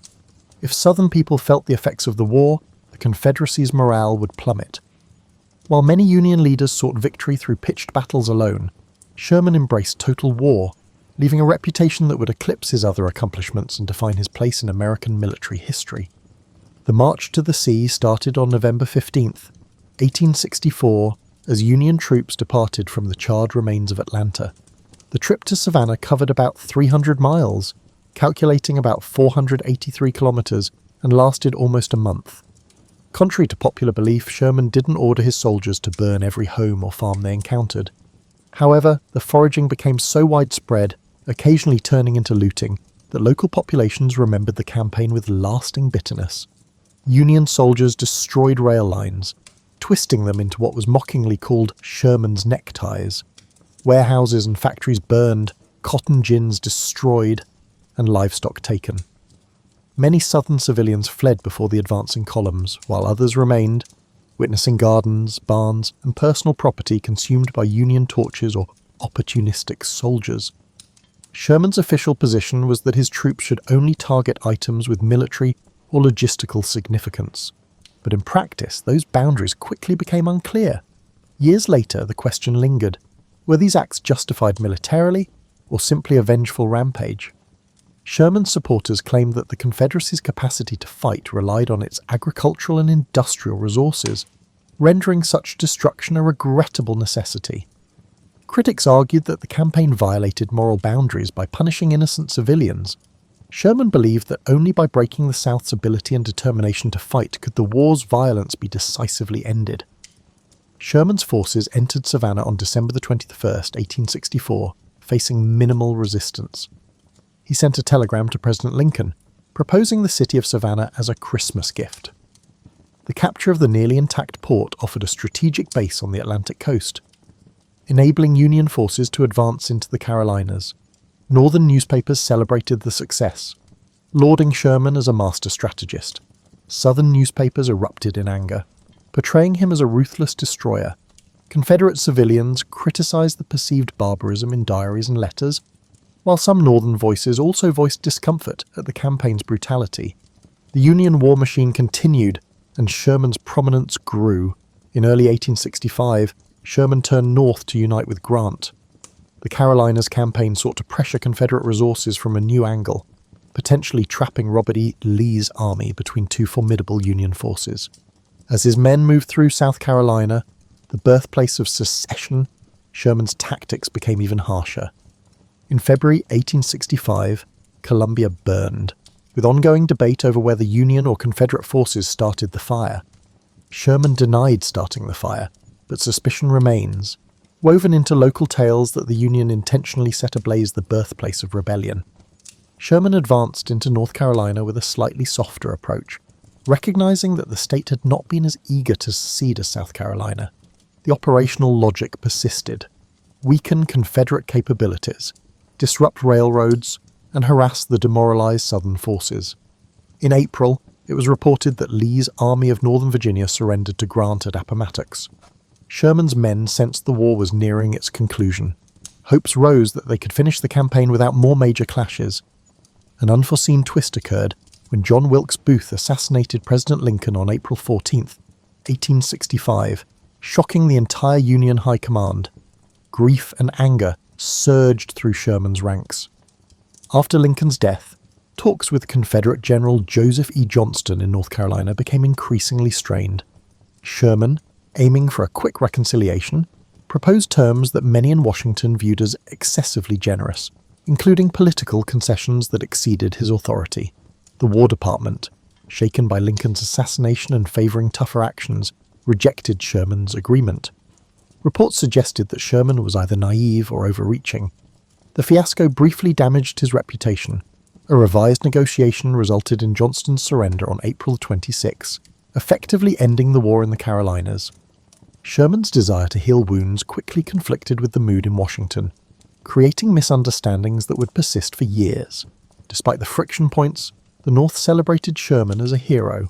His soldiers admired him, referring to him as Uncle Billy, impressed by his relentless energy and talent for boosting morale.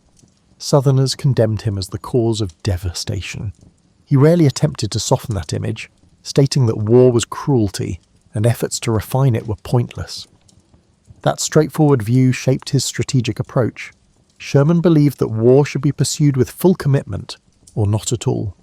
After the war, Sherman oversaw military districts in the South, attempting to maintain order during Reconstruction's tumult. He found the political squabbling exhausting, favouring direct military leadership over the complexities of civil policy. Sherman's legacy was solidified by his wartime campaigns, despite the post-war complexities that overshadowed it. The challenge for him, and for the nation, was how to address the resentment caused by total war while also focusing on rebuilding a unified country. After hostilities concluded, William Tecumseh Sherman expected the clear structure of wartime command to translate into a simple post-war position. However, the aftermath of conflict rarely produces smooth transitions. In 1865, he was appointed commander of the military division of the Mississippi, covering most of the devastated South. During Reconstruction, conflicts arose between President Andrew Johnson's conciliatory approach and the severe demands of radical Republicans in Congress. Sherman proceeded gingerly in this climate, avoiding political disputes. He constantly differed with civil officials and politicians about how to best manage the emancipated African American population, former Confederates, and the region's destroyed infrastructure. Sherman believed the Army's job was to maintain order, not to influence the inevitable social upheaval. He questioned whether Union troops should remain in the South indefinitely, citing the lack of a quick way to heal grave wounds. His reluctance to fully embrace Reconstruction ideas frustrated radical reformers who wanted strong federal enforcement of civil rights.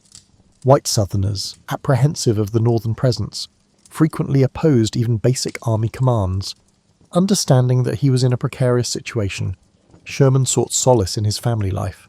In 1866, he relocated to St. Louis, Missouri, to oversee the military division of Missouri. The territory stretched from the Mississippi River to the Rockies. Conflict spread westward as American expansion collided with numerous indigenous groups. Sherman's orders required him to protect settlers and railroads, which frequently resulted in battles with tribes that opposed the invasion of their areas. This period of Sherman's career is not as well known as his Civil War achievements. Native people, beset with violated treaties and forced relocations, met Sherman, a military figure who advocated employing superior force to achieve federal objectives. Sherman's perspective on the Indian Wars mirrored his entire war philosophy: decisively smash resistance to minimize prolonged carnage. He ordered campaigns that destroyed communities, decimated buffalo herds, and pushed people onto reserves.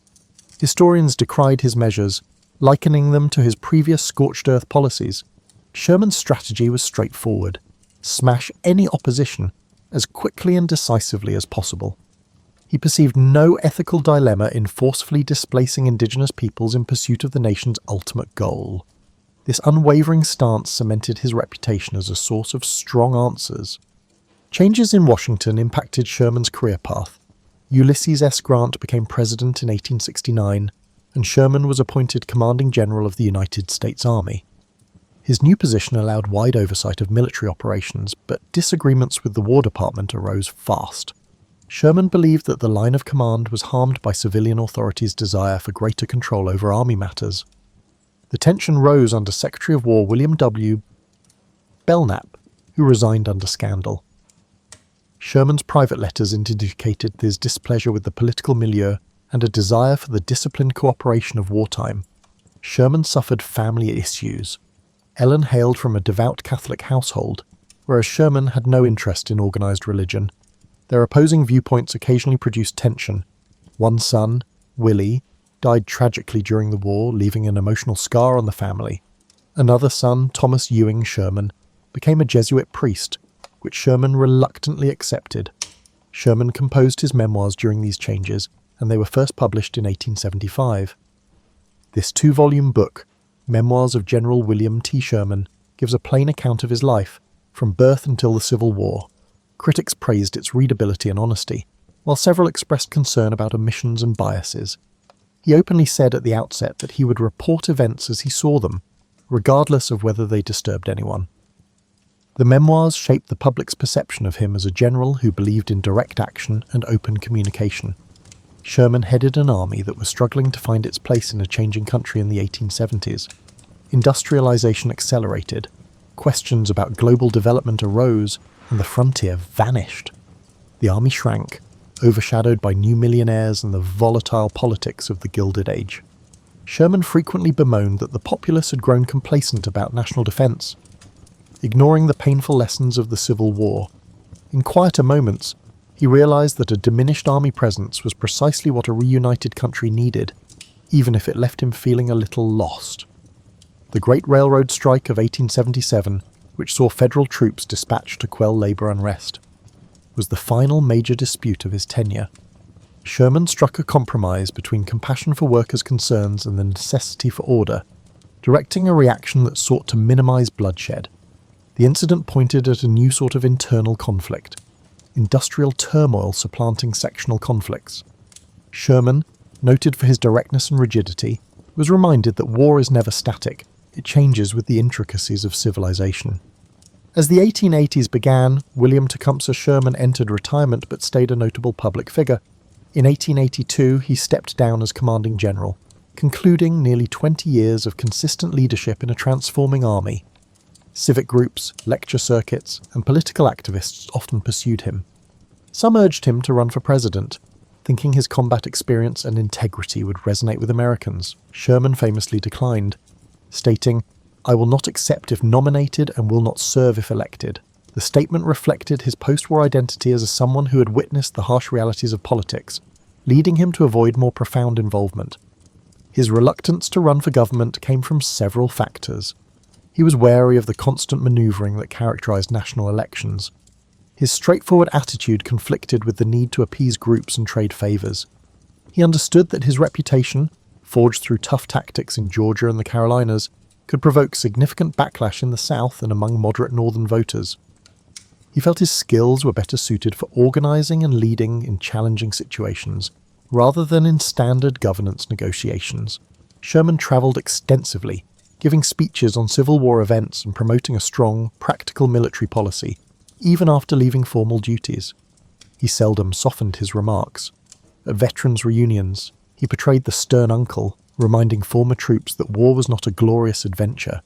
He emphasized to younger audiences that the Civil War was much more complex than just heroes and villains. He stood firm in his decisions, asserting that his aggressive campaigns had reduced the conflict's length. He was honest about his views on Reconstruction's outcomes. He observed the South's economic recovery, the emergence of Jim Crow laws, and ongoing social inequalities. He did not advocate for radical solutions to racial disparity, viewing it mainly as a civilian issue. Some critics viewed Sherman's attitude as evasive, claiming he was dodging moral responsibility. He said his main aim was to preserve the Union, not to create an equal society.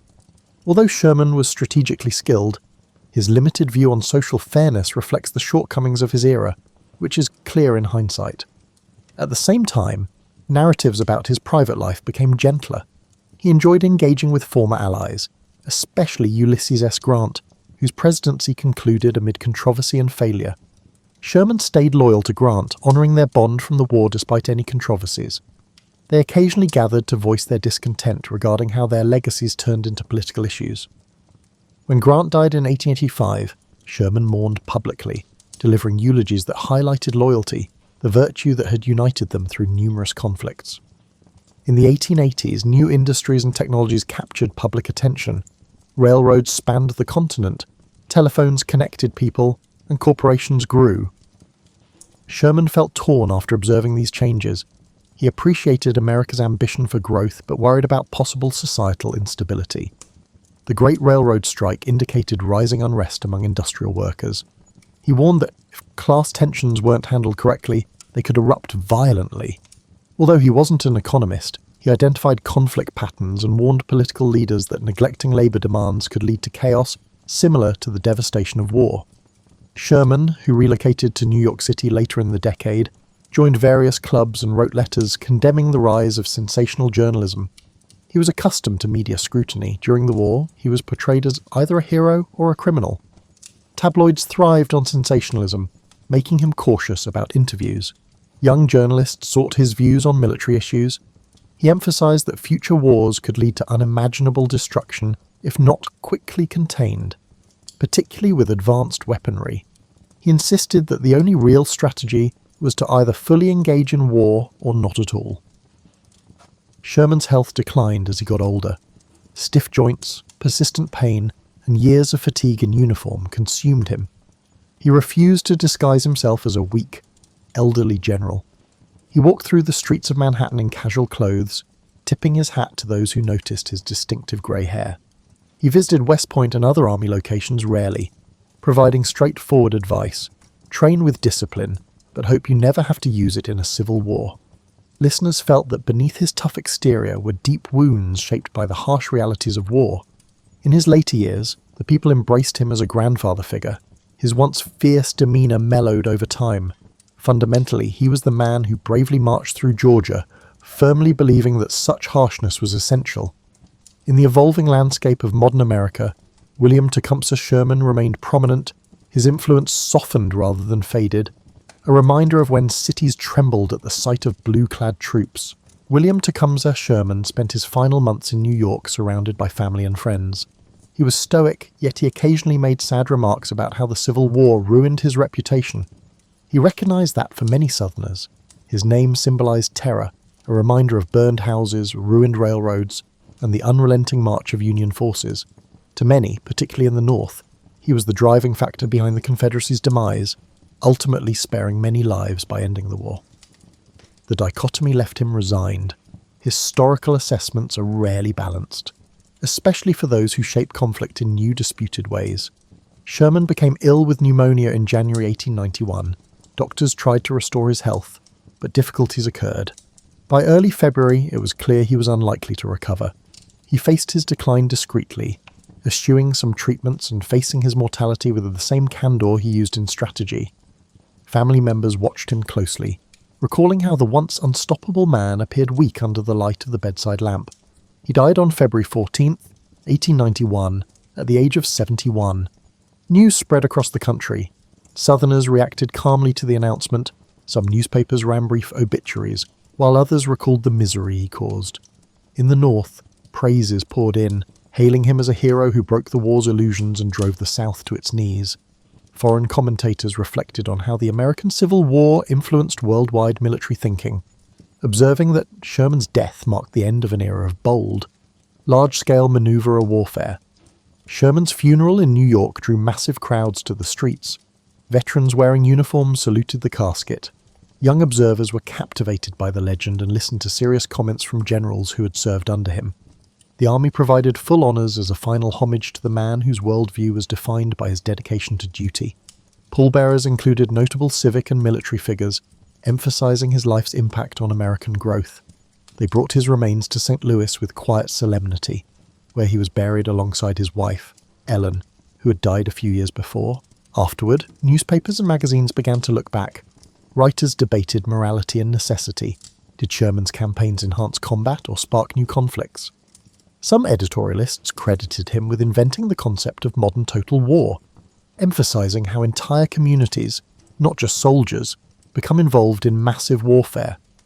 Some voiced worry about the impact on civilian life and property, claiming that his approach called into question the ethics of war. Military academies around the world evaluated his maneuvers, adopting or criticizing his ideas. Before World War I, German officers thoroughly researched the March to the Sea to establish their philosophy. Sherman's notion that war should be conducted decisively, eliminating illusions and safe havens, has far-reaching consequences beyond American borders. Many nations' romanticized notions of combat would conflict with the brutal realities he highlighted. Decades later, European nations would participate in even more devastating wars, prompting the question, was Sherman a visionary, a prophet of mechanized destruction? Personal stories about Uncle Billy were well known among aging Union veterans. Anecdotes show him pausing to speak with a terrified child or having a humble lunch with a rural household. These pieces attempted to portray the man, who was frequently despised by many Southerners. Historians who read his letters discovered that he had a comic side, frequently calming tense situations with dry humour. Contradictions abound, a kind father figure to his men, an unrelenting terror to his adversaries, and a scathing critic of half measures in combat. Sherman, along with Grant, Lee, and Jackson, was recognised as pivotal figures in the Civil War over time. Statues appeared, some in the north, depicting him on horseback with a determined expression, and fewer in the south, where he was frequently overshadowed by local heroes. The older generation that lived through the conflict has died away, leaving a legacy characterised by textbooks, speeches, and battlefield tours. Sherman's historical significance was substantial but challenging for a nascent nation. Historians developed fresh perspectives over time. Some have investigated the psychological impact of the Florida wetlands on the young lieutenant. Some have suggested that his family's links to Thomas Ewing had an important impact on his early success. Many questioned his performance during the Indian Wars, questioning how a commander known for defending the Union could advocate harsh measures against indigenous tribes. These layers underscored the complexities of his life. He was neither a simple hero nor a villain, but rather a figure of a changing America, managing crises, technological developments, and expanding frontiers. Sherman's name conjures up pictures of relentless columns, flaming depots, and a war that changed the face of conflict.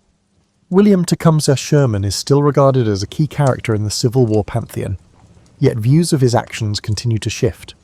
Over 130 years after his death, historians, military scholars, and interested amateurs revisit his wars in search of nuanced insights. Many people are talking about his hard war theory, which holds that to terminate a struggle, a nation must attack the opponent's ability to sustain itself rather than simply defeating forces in open battle. His effectiveness in this area is widely attributed to hastening the Confederacy's demise. Sherman's techniques are sometimes compared to those used in 20th century total conflicts, in which entire economies and civilian populations are targeted. Critics question if the practice establishes a troubling precedent that moral barriers can be crossed for the sake of expediency. Others argue that Sherman's tough attitude undoubtedly shortened the war's duration, preventing thousands of further battlefield casualties. When military doctrines develop beyond frontline engagements, the tension between practicality and morality becomes increasingly essential. In the South, memories of Sherman are still shaped by generational stories. Families carry down stories about ancestors who lost houses, animals, or enterprises along his path. Museums in Georgia, South Carolina, and other states periodically display exhibitions about the March to the Sea's local influence. Some historians work to differentiate myth from reality. Not every fire was started by a Union soldier, nor was every structure torched. However, the psychological toll of an unstoppable army marching across the countryside was evident. Meanwhile, northern cities that formally supported him attempt to analyse his full legacy. War memorials in areas like New York and Ohio depict him as a pivotal figure in the Union's deliverance. School textbooks stress his devotion to Grant, his operational genius, and the conclusion he helped to bring to a war that threatened to fracture the country irrevocably. A few paragraphs might describe how he disliked political power and preferred clear command. Younger generations perceive a nearly cinematic figure, brazen, unstoppable, a contradiction of savagery and compassion, who altered Americans' perceptions of battle. Sherman's personal documents, which are preserved in libraries, illustrate the intricacies of his relationships. Letters to his wife Ellen express love and parental care, particularly when they lost their son Willie in Memphis. Correspondence with fellow officers illustrates the stress that weighed on him, particularly in the dark nights preceding important operations. There's a fleeting impression that, beneath the stern general's public face, a man struggled with the internal reservations about the unstoppable machine he'd set in motion. In scholarly areas, studies of Reconstruction address his post-war deeds. Some argue that, despite his ability to effect Southern reintegration, he mostly deferred to civil authorities and focused on limited army duties. Did he demonstrate smart statesmanship, or did he allow systemic injustices to continue? The discussion continues. According to the record, Sherman considered himself first and foremost a soldier, and he rarely saw the army as an instrument for sweeping social engineering. This perspective, aligning with his pragmatic approach, significantly shaped the course of Reconstruction, both positively and negatively. Sherman's image appears in novels, documentaries, and historical dramas that aim to capture the passion of the Civil War. Filmmakers show him poised on horseback, watching a horizon tinged orange by fires, or in frenetic staff meetings with maps strewn out over rickety tables. These portrayals frequently exaggerate for dramatic effect, but they reflect a long-standing fascination with the man who accepted the brutal facts of war and forced the South to taste the bitter fruit of defeat. The conflict between actuality and myth is rarely fully resolved, expressing the essence of a character who thrived on contradiction. Finally, Sherman's story is a microcosm of American history in the mid-19th century, a country stumbling from compromise to confrontation, debating whether to remain a single political unit or split irreparably. Sherman's life followed that trajectory, from frontier boyhood to the pinnacle of military leadership, from the sorrow of personal loss to the moulding of an unwavering approach in the crucible of battle. His traces are still visible not only on Georgian territory, but also in how America deals with the duties and costs of military conflict. For those looking for simple labels, hero or villain, visionary or brute, Sherman defies them all, reminding us that history is woven from the threads of both success and the tragedy, sculpted by the steely will of individuals who once marched across the stage of an evolving national drama.